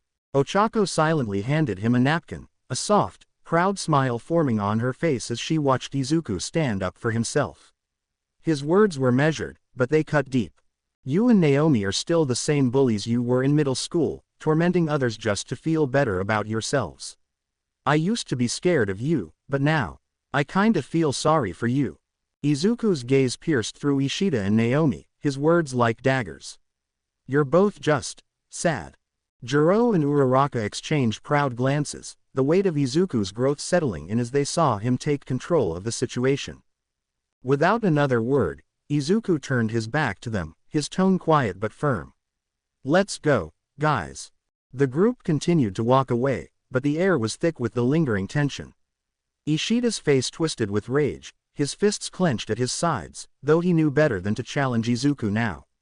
Naomi, on the other hand, stood frozen, her expression unreadable, but her mind was racing. How dare he? How dare Deku, the boy she humiliated, the boy she discarded, stand up to her like this? Her hands trembled, her entire body shaking with fury as her anger boiled over. He called her sad, pathetic. She could barely process it. Her fists clenched, her body practically vibrating with rage. Before they could walk any further, a sharp voice rang out. Wait. Izuku stopped, turning slightly as Naomi's cold glare landed on Uraraka. Uraraka, right, she sneered, her eyes full of venom, making the brunette flinch back a step. A twisted smile crept onto Naomi's face. You and Deku will be at the sports festival, won't you? Uraraka hesitated, her unease clear, but she answered, yeah, why? Naomi's smile widened, the malice in her words unmistakable. I'll make sure your old friends from Aldria will be there to watch Deku completely fail at the sports festival. Ishida chuckled darkly, a cruel smirk playing on his lips. It'll be fun watching Kacchan destroy you, man. Midoriya, getting beaten down. Man, I miss those days. Ha, someone from the background snickered. I bet he won't even make it past the first event. Another voice joined in, mocking, oh, please. He'll make a complete fool of himself. I can't wait to see it firsthand. Naomi's eyes gleamed with vicious satisfaction. You're nothing. You'll always be nothing. Your so-called friends will watch you fail at the sports festival. And Bakugo will be there, too, watching as he beats you into the ground, where someone like you belongs. She turned her gaze back to Uraraka, her voice cold and dripping with scorn. And Uraraka, when you see him fall, make sure you use the appropriate name for him. Izuku clenched his jaw, but he didn't respond. The group continued walking, leaving Naomi's taunts hanging in the air, but her words stung, lingering like poison. Uraraka shot Naomi a knowing smile, her voice dripping with defiance. Oh, I will. Dekiru's his name, and I'll be using it from now on, now and forever. Naomi's glare deepened, but she pressed on. Oh, since you got first in the entrance exam, I suppose you'll be doing the student pledge, am I right? A girl from the background snorted, a cruel laugh escaping her lips. Remember our English lesson? He puked all over himself. Man, this year is going to be hilarious. Ishida couldn't help but chime in with a wicked grin. Hey, Naomi, make sure to get front row seats. This is gonna be good. Midoriya just sighed, his patience wearing thin as he prepared to walk away. Iida stepped forward, his voice firm and unwavering. Midoriya may not give the most splendid speech, but he'll surprise you. He knows he has nothing to prove, but I won't sit idly by while you mock my friend. Hyoka crossed her arms, her expression cool but intense. If you're only coming to watch him fail, I'd seriously advise you not to. You'll be thoroughly disappointed. Kaminari grinned, the cocky confidence in his voice evident. Man, I wish I had my camera right now. Seeing your faces is priceless. With a mocking smile, Hagakure added, with that, we'll be leaving.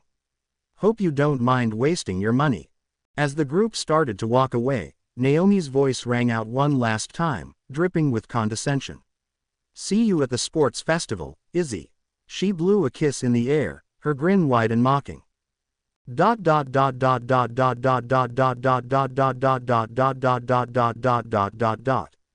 Time skip. What the hell is their problem?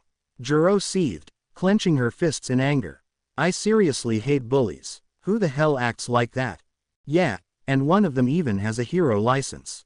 Mina added, exasperated. We could have been the ones in trouble if things got out of hand.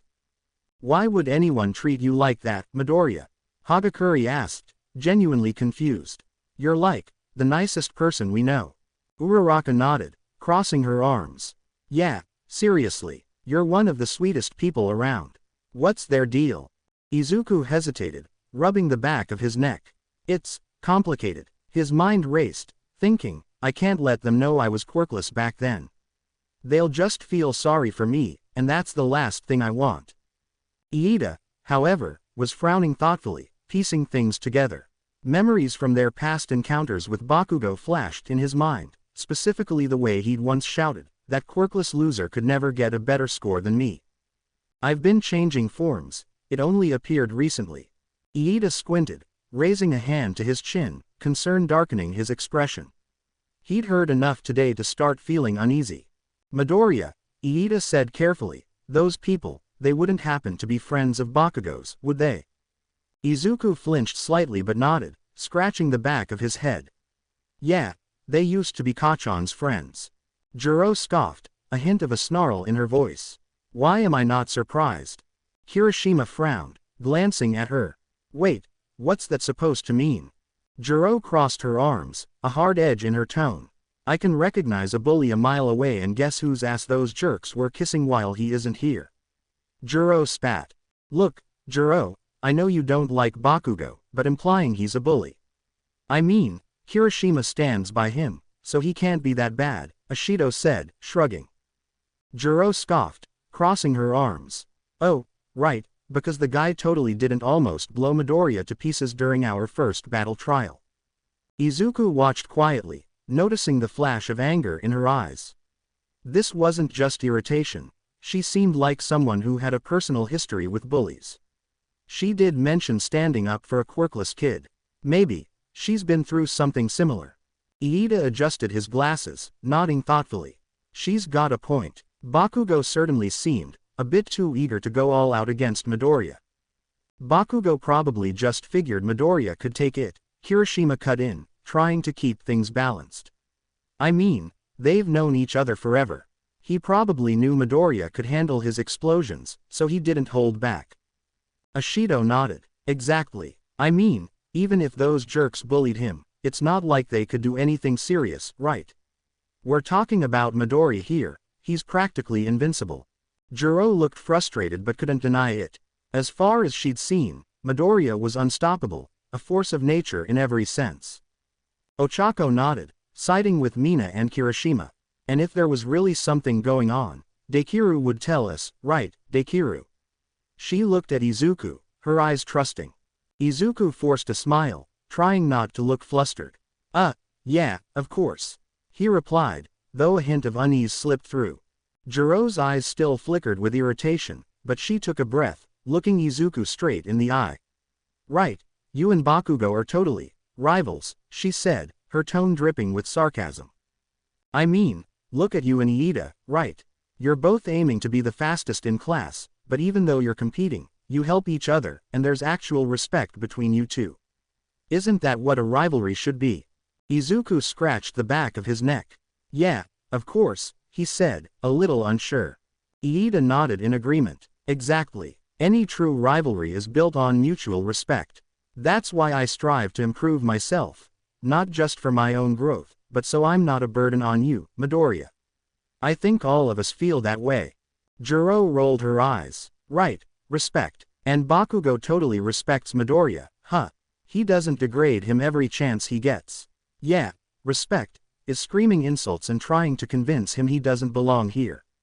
The group fell silent, shifting uncomfortably at the truth in her words. Hagakure, who had been avoiding the tension, looked thoughtful for a moment, then nodded slowly. She's got a point. That's not just bad sportsmanship. It's not even basic human decency, Iida added, frowning deeply. Exactly. Bakugo's the only one who never even thanked Midoriya for saving us at the USJ, Hagakure pointed out, her voice quiet but firm. I mean, even Monoma from Class 1B managed to show some appreciation, and he's, well, Monoma. Ochako tried to lighten the mood, not losing her usual bubbly optimism. Look, I get it. Bakugo's intense, but he sees Dekiru as a rival just like the rest of us. He just wants to beat him fair and square.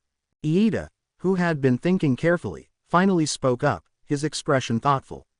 Not entirely true. Huh, what do you mean? Ochako asked, turning to him with a curious look. If you think about it, Bakugo doesn't want to beat Midoriya because he sees him as a rival or respects him as a worthy opponent, Iida said, adjusting his glasses thoughtfully. From the way he talks about Midoriya, it seems he just wants to crush him to feed his superiority complex. His exact words were, I was supposed to be number one, and I'll prove I'm the strongest, the real number one, Iida added, his voice echoing Bakugo's tone. And you all heard how he talked about Midoriya after the USJ attack, right? Hagakure pointed out, he called him worthless, and acted like it didn't make any sense that Midoriya was able to take down the Nomu and save us. Izuku shifted uncomfortably. I mean, that's just how things have always been between us. I know me and Kachan won't ever be close friends, but I'm fine with it. That's just how it is. Ochako tilted her head, trying to look supportive. Well, If Dekiru says it's okay, then maybe we should just leave it alone and not dig too deep into their relationship. Jiro cut in sharply. No. Ochako blinked in surprise. Midoriya, Jiro continued firmly, he calls you useless, worthless, and goes out of his way to hurt you. Just because it's always been that way doesn't mean it's okay. Her gaze held Izuku's, and he flinched slightly under her stare.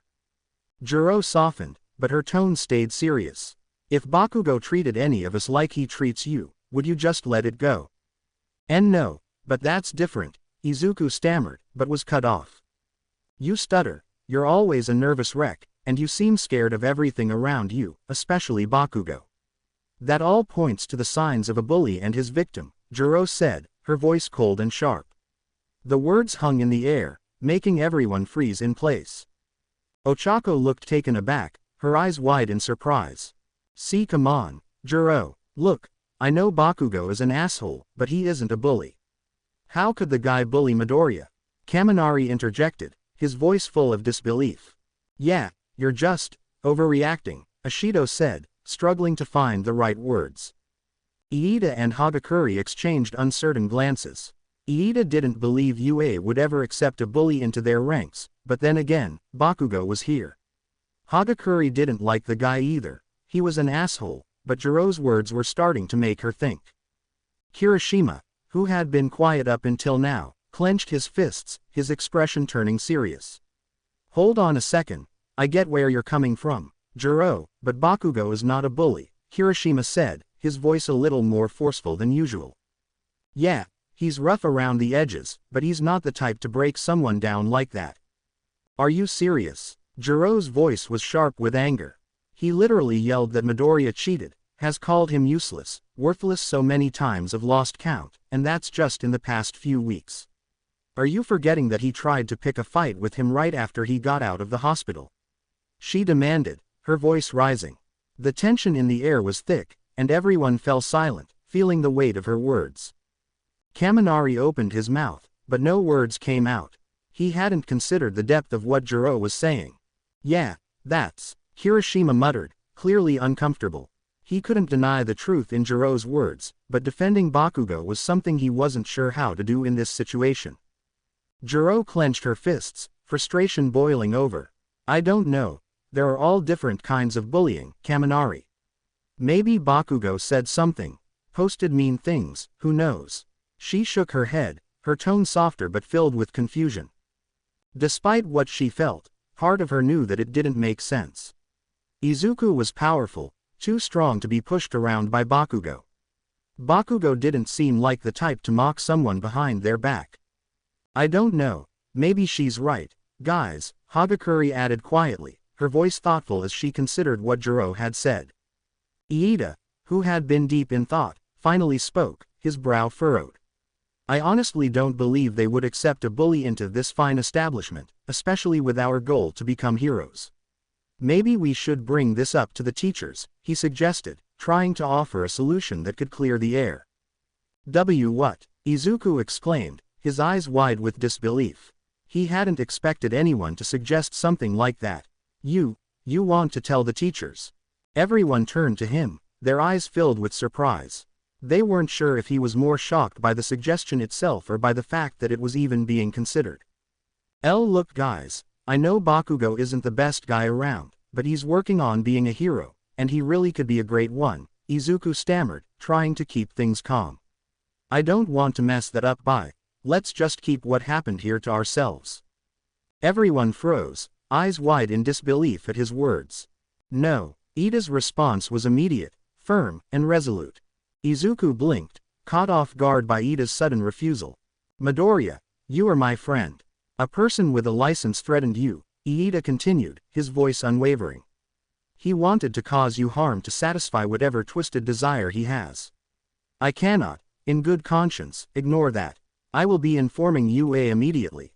He showed off his license, and I got the name Ishida Shimida. Izuku flinched. If UA started looking into Ishida, it wouldn't be long before they connected the dots and found out about Bakugo's involvement in Aldria, or worse, all the suspicions that had been buried.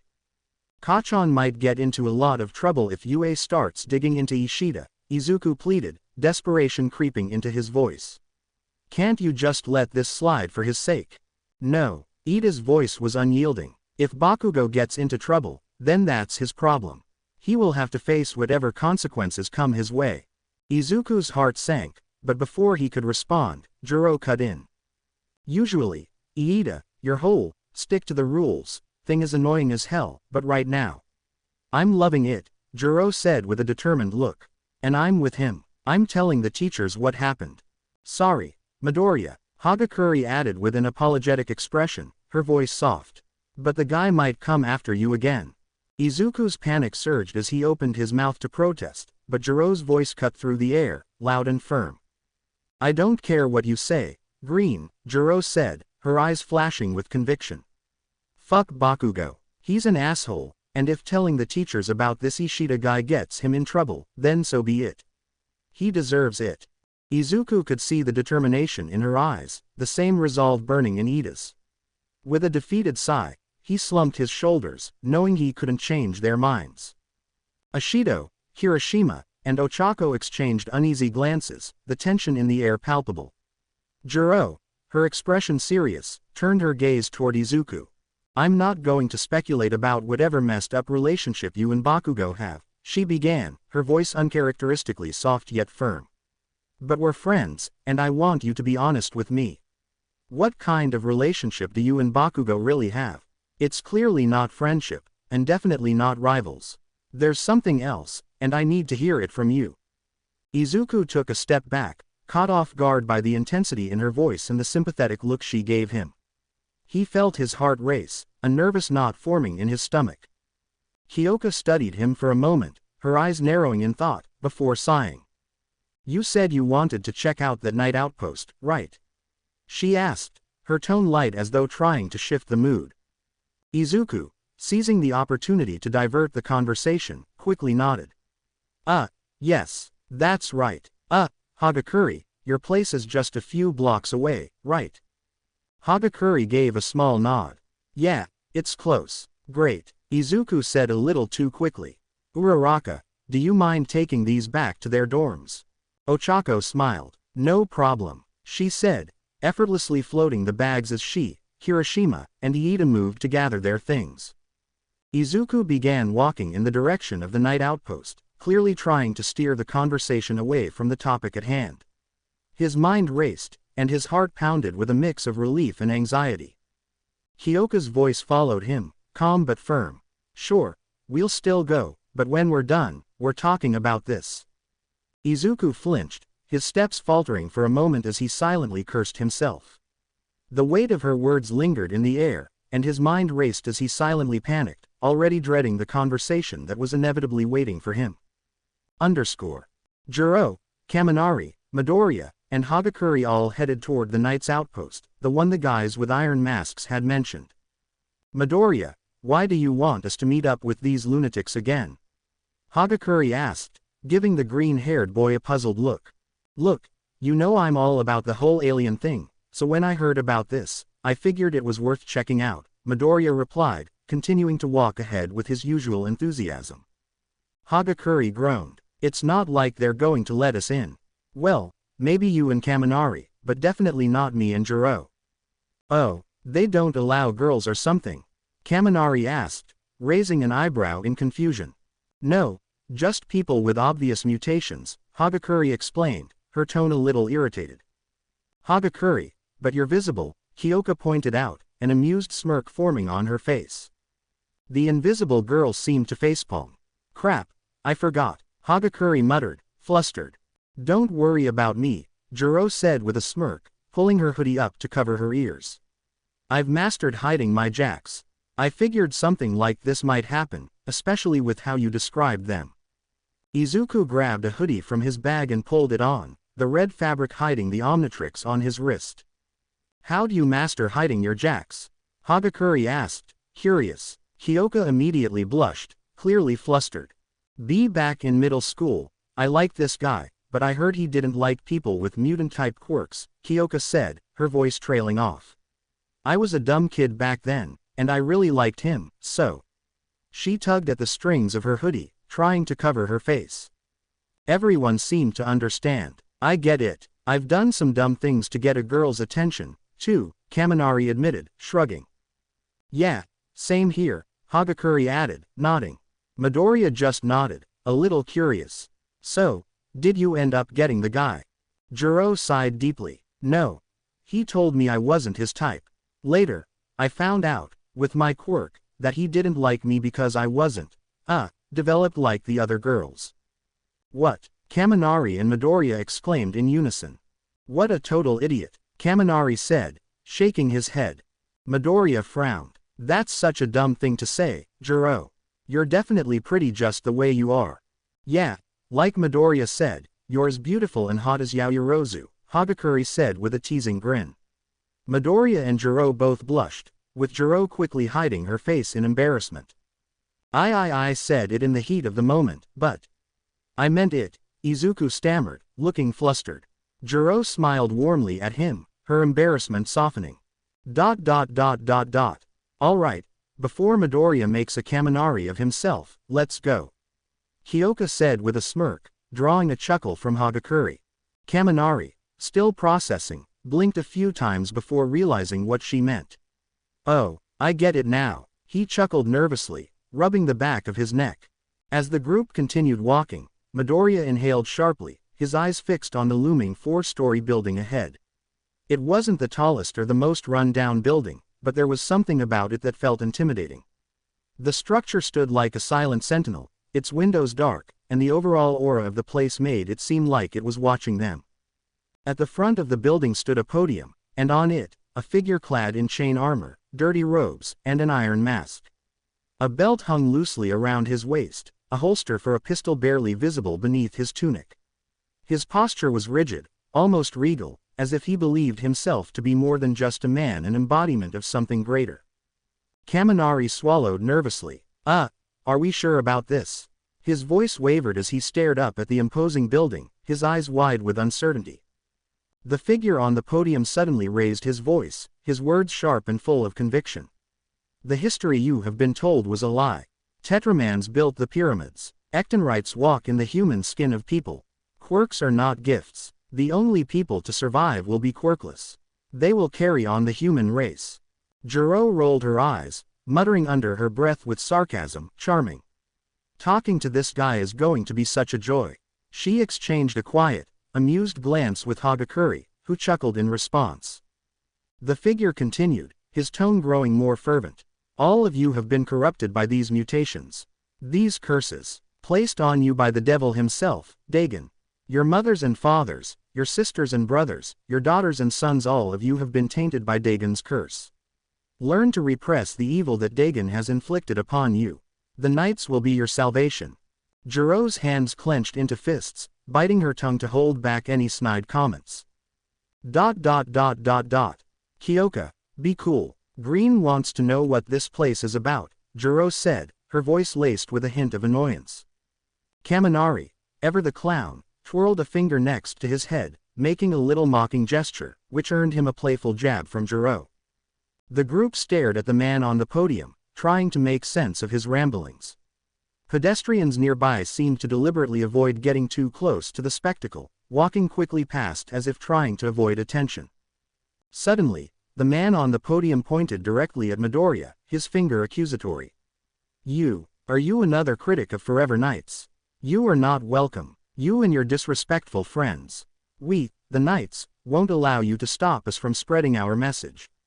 Those who are wise will heed our warnings. Jiro leaned closer to Midoriya, whispering in his ear, I saw someone try to leave earlier. He just kissed the guy's ass, and he let him go. Yeah, I get it, Midoriya whispered back, his nerves mounting. He cleared his throat, trying to keep his voice steady. And no, that's not it. Midoriya suddenly shouted, his voice louder than intended. My friends and I, we want to, heed your warnings. I'm uneducated. I want to learn what to avoid. The other three glanced at each other and then, with a shared look of uncertainty, kneeled beside him. Way to go with the ass kissing, Kaminari whispered under his breath, earning a sharp glance from Jiro. The man stepped down from the podium, his gaze shifting to each of the teens with an appraising look. He paused, inspecting them one by one, taking his time. Your hair colors. They are highly unusual, he said, his voice heavy with judgment. They remind me of the residual effects of the evil curse they call quirks. The four teens exchanged confused glances, their minds reeling. Our hair. They all thought in disbelief. The guy has a problem with our hair. No, this is the residue of an evil curse. However, it was expelled long ago. We, the foolish ones, have been forever marked by it. It is how I know we must heed the call. Oh, great one. Kaminari's voice was heavy with exaggerated reverence, causing a cringe from Hagakure.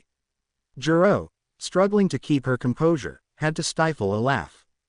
God, he's so bad at this. Kyoka thought to herself, unable to suppress the rolling eye. Truly, the man asked, his voice thick with suspicion. The four teens nodded in unison, trying to keep the ruse going. Then we must not dawdle. Hurry inside. The front desk, Brother Kobe, will guide you. May you finally purge your souls of the last traces of evil that have plagued your children. The knight spread his arms dramatically toward the double doors with a flourish. With a mutual understanding, they nodded back. Hagakure gave Kaminari a subtle fist pump while Jiro patted Midoriya on the back. Infiltration complete, Kaminari whispered, the excitement in his voice barely contained. Oh, by the way, the knight suddenly called out, his voice turning colder, do any of you have a hearing quirk? The four teens froze, their faces going pale as they exchanged panicked glances. All eyes landed on Jiro. Oh, and no. Why? Kyoka quickly answered, trying to sound casual. No reason. Just trying to make polite conversation, the knight replied, though his tone carried a hint of suspicion. The four teens were left wondering what exactly he meant by that, but with no time to dwell on it, they quickly moved past him. As they stepped inside, the atmosphere shifted. The interior of the building was in stark contrast to its modern surroundings. The architecture had a distinct medieval flair, as if they'd stepped back in time. Wood paneling covered the walls, and heavy beams supported the ceiling, all contributing to a vintage, almost Victorian-era aesthetic. However, modern technology, like discrete lights embedded into the walls, reminded them that this place wasn't quite stuck in the past. They walked deeper into the building, and in the corner of the large entry hall, they saw another masked figure leaning casually against a desk, his presence as imposing as the knight they'd just encountered. Kaminari leaned toward Midoriya, whispering under his breath, "You know you're gonna owe us big time for this, right?" Midoriya nodded sheepishly. "I'll make sure you're compensated for your actions, Kaminari. Tell them Sergeant Mikami granted you passage," the knight added as the four made their way further inside. They all nodded and walked through the grand hall, still uncertain about what they'd gotten themselves into, but determined to see this infiltration through. Hello, Sergeant Mikami sent us in, Hagakure called out, her voice echoing slightly in the stone-like interior. The man behind the desk, presumably Kobe, looked up sharply, his eyes narrowing as he studied their group, lingering on their hair for a moment longer than necessary. To what end? Kobe asked cautiously, his voice a mixture of suspicion and authority. Kaminari began, but was immediately cut off by Kyoka, who stepped forward with dramatic flair. Learn. We want to understand the threats that our naive and ignorant brains are unaware of, she said, bowing low, and Midoriya swore he saw the slightest smirk tug at Kobe's lips. Ah, I see, Kobe murmured, his gaze flicking to each of them. You seek knowledge. Good, good. That will serve you well. Midoriya, his curiosity piqued, couldn't help but ask, you also mentioned that aliens and quirks were somehow connected. Kobe's expression darkened, and he leaned forward slightly, his voice lowering as if about to share a grave secret. Of course, these abilities, these so-called quirks, are nothing more than a curse. A plague upon humanity, masquerading as gifts. He paused for a moment, letting the words hang in the air like a heavy fog. The teenagers exchanged nervous glances, trying to process his words. The world has allowed you to believe you were gifted these abilities by God himself, Kobe continued, his tone almost mocking. But the truth is far darker. I frequently saw an invisible girl walk past here. The mention of the invisible girl made the 14 stiffen. They exchanged tense glances, sweat beading on their foreheads. Do you think she's ever seen her own face? Do you think she knows what she looks like? Why would God, in his infinite wisdom, refuse to let her or anyone else see themselves? What sin did she commit to deserve such a curse? Kobe's voice was seething with contempt. The 4 teens remained silent, a chill creeping up their spines. Kobe stood and paced slightly, his voice growing more intense. These misguided souls believe that this is some form of natural evolution, that they are becoming superior beings. But no, these so-called gifts are nothing but curses that have infected humanity, and I, too, am burdened by this curse. He spat the word curse like it was venom. It's a shame that the few untainted souls, the ones who are not afflicted, are slowly dwindling. He stopped, turning to face them fully. Our plan to save humanity lies in the quirkless. We must reproduce only with the quirkless, to ensure that the human race does not perish under the weight of these abilities. It is our only hope. Wait, you're making it sound like you want to breed the quirkless like sheep. Jiro exclaimed, her voice laced with disbelief and disgust. Kobe's lips twisted into a grim smile. You could call it that if you wish, but it is the only way to ensure the survival of humanity. We must rid ourselves of this plague before it destroys us all. The singularity is closing in, and soon there will be no escape. The room grew colder, and Midoriya, who had once been quirkless, felt a sharp sting of anger at Kobe's words. All right, what about those who have been drastically altered by the, curses? You know, permanently, Kyoka asked, her voice steady but with an edge of uncertainty. Kobe's expression hardened, and he stood abruptly, his posture rigid with conviction. We do not have the authority to do what is right, he bit out, his voice laced with contempt. They must be put down. The Dagon's curse has infected them beyond salvation. They are a danger to the rest of the populace, and they will be eradicated to protect the greater good. The words hit the group like a punch to the gut. The silence in the room was thick with tension. Midoriya unconsciously shifted closer to Kyoka, who, to his surprise, reached out and grasped his hand, her fingers trembling slightly in fear. Hold up, but you said something about an invisible girl, so. Kaminari stammered, trying to make sense of it all. Kobe's lips curled into a cruel smile, his eyes glinting with an unsettling fervor. Yes, she will need to be put down alongside her family, of course, he said with a chilling calmness, as if discussing an inevitable fate. This son of a bitch, Hagakure thought, her fists clenching at her sides as she struggled to keep her composure, the urge to strike the man mounting with every word he spoke. The air seemed to grow heavier as the teenagers exchanged wide-eyed glances, each of them shuddering at the horrifying implications of Kobe's ideology.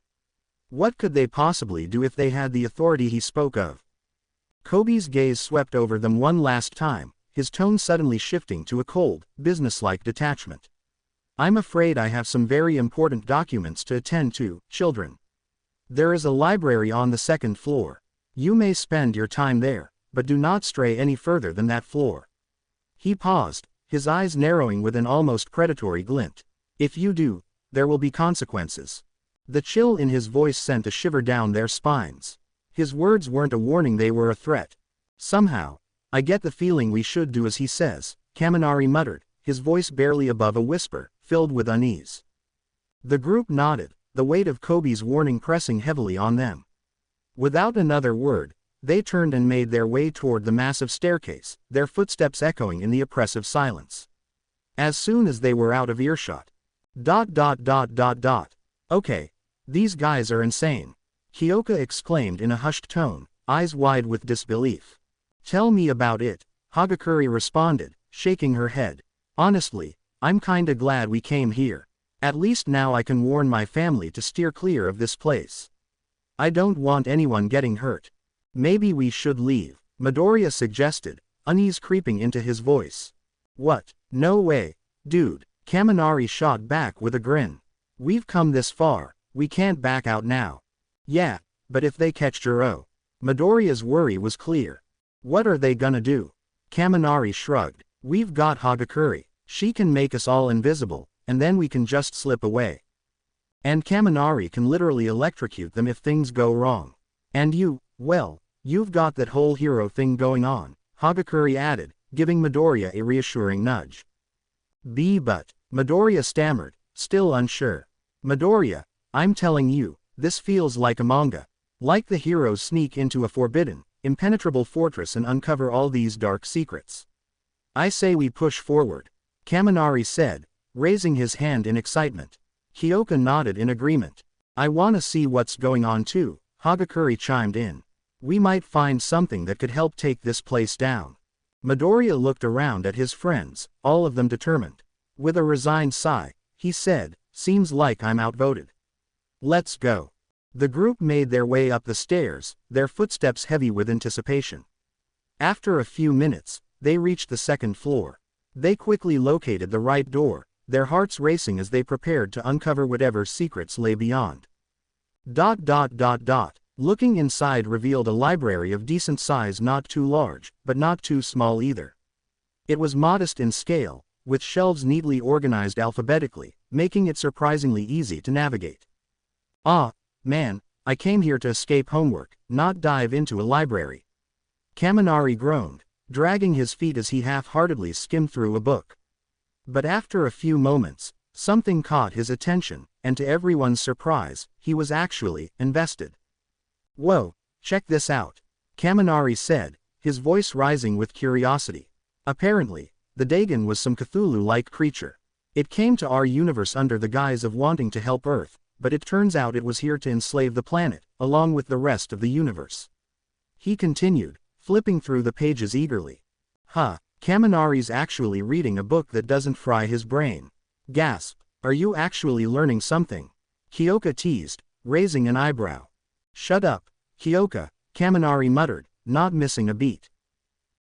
You guys ever hear about the Battle of Japan? Kaminari asked, his voice now carrying a more serious tone. The one where old-school heroes and villains teamed up to take down some unstoppable force. Hagakure asked, raising an eyebrow. I thought that was just a myth or something. Yeah, well, to these knights, it's not just a myth. Apparently, there was some guy they called a Time Walker, who claimed to be looking for a Ben Tennyson from this world. The crazy part, there's no Ben Tennyson here. The knights searched the entire earth but couldn't find him. The Time Walker concluded that Ben must have taken a different form, but he's still out there, and they believe he'll eventually wield the something, Kaminari said, gesturing vaguely as he flipped through the book again. Wait, so now we're talking about some time traveler looking for a guy who doesn't even exist here. This is getting weirder by the second, Hyoka murmured. Something, Hagakure asked, raising an eyebrow. It's redacted, Kaminari said, flipping the page with a shrug. But the Time Walker said, they may not be a Ben Tennyson, but I can feel his presence. He will be born, and that's when I'll rise, and my people will take over this world. Kaminari finished reading, setting the book down. Kinda creepy, Midoriya muttered, feeling a slight headache coming on. He also couldn't shake the feeling that his wrist was aching more than usual. Midoriya glanced at the book he had been reading, his expression changing as he turned the pages. What is it? Jiro asked, stepping closer with curiosity. Well, this guy kinda looks like my wait. That's my doctor from when I was a kid. I'm sure of it. Doctor? Hagakure asked, tilting her head. The guy who told me what my quirk was when I was 4 years old, Midoriya explained, his voice tinged with bitterness. You don't forget the guy who basically crushed your dreams without a second thought. Midoriya, this picture is, like, 200 years old, Hagakure pointed out, noticing the small print on the bottom of the page. It even says he's deceased. I wonder who the white-haired guy next to him is, Hagakure said, her voice lowering with a hint of unease. Just looking at his picture is making me feel anxious. Like something's not right. Midoriya read on, his eyes scanning the text. Apparently, the knights deemed him a traitor and a demon lord. He would frequently converse with a Dagon imposter. Midoriya closed the book, his fingers lingering on the edges as something in his mind urged him to take it. It was like a voice inside him was screaming, take it. Take the photo. The urge was overwhelming, but he hesitated, unsure why he felt so drawn to it.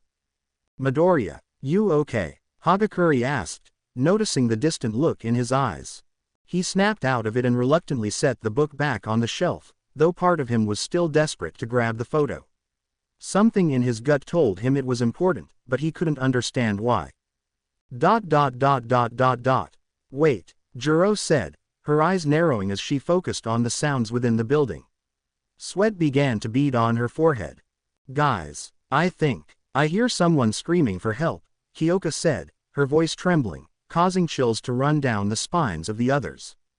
A moment of stunned silence passed, the weight of the situation settling in.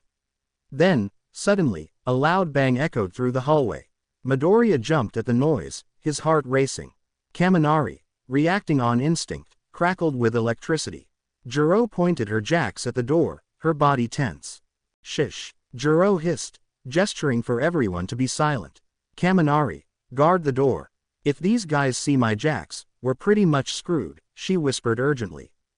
Kaminari nodded, positioning himself in front of the door, his eyes scanning for any movement. Kyoka lowered her jacks to the floor, focusing as she began to relay the conversation between two men back to her friends.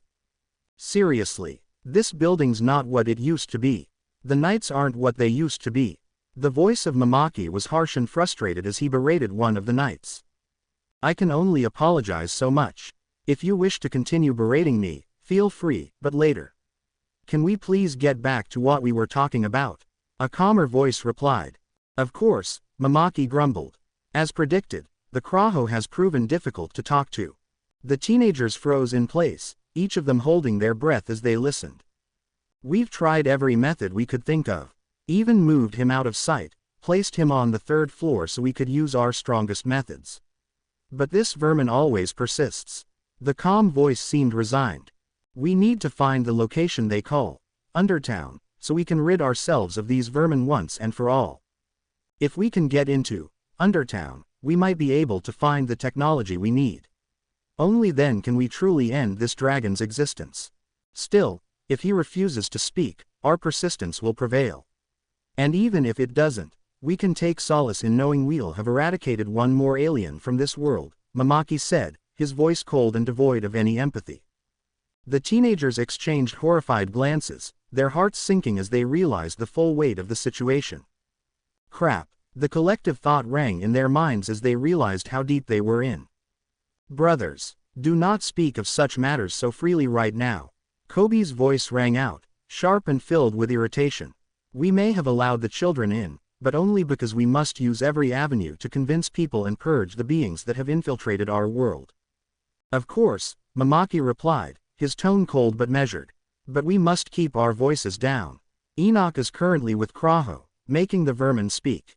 Yes, Kobe murmured in agreement, but his voice trailed off. Suddenly, a loud bang echoed through the building, followed by the sound of glass shattering and men fighting. The noise quickly escalated into a struggle, and then, silence. What was that? Kyoka's voice was tense, her instincts kicking in as she signaled to the group. Without hesitation, Kyoka unplugged her jacks from the floor, eyes wide. This is bad. These guys are crazy. Are they torturing someone right now? Hagakure asked, her voice full of fear. What do we do?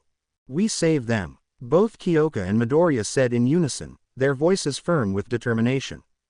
What, are you crazy? Kaminari protested, his hands raised in disbelief. Midoriya, you just got out of the hospital. Now you want to fight these guys? I can't just stand by knowing someone is being tortured, maybe even killed. Midoriya's voice was tight with resolve, his fists clenched at his sides. His quirk flared with the urgency of his words. Can't we call the pros or something? Hagakure asked, her voice shaking slightly as she pulled out her phone. Kaminari quickly followed suit, but after a moment of fumbling with his device, he cursed under his breath. Damn it, Kaminari muttered, looking at his phone, which was showing no signal. We're cut off from the outside.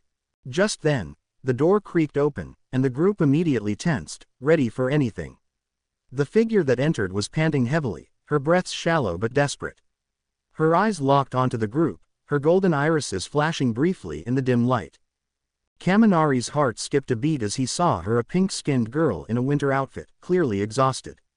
Her eyes met his, and for a brief moment, time seemed to slow. She blushed deeply upon seeing him, but her gaze quickly shifted to the green-haired boy, the Omnitrix on his wrist. Why you're him, aren't you? The boy who found the Omnitrix? The girl asked, her voice trembling with both desperation and recognition. The tension in the room thickened, and the four teens exchanged uncertain glances, unsure of what this new arrival meant. She staggered toward the group, her movements unsteady, and the blood dripping from her shoulder left a dark trail behind her. Her face was pale, but her eyes wide with fear and urgency were locked onto Midoriya. Without hesitation, she bowed deeply to the four teenagers, clearly overwhelmed. Please, help me save my father, she pleaded, her voice breaking as tears welled up in her eyes. Her body trembled, and it was clear she had been through a battle of her own. I've tried going to the pros, and the police, but they didn't believe me.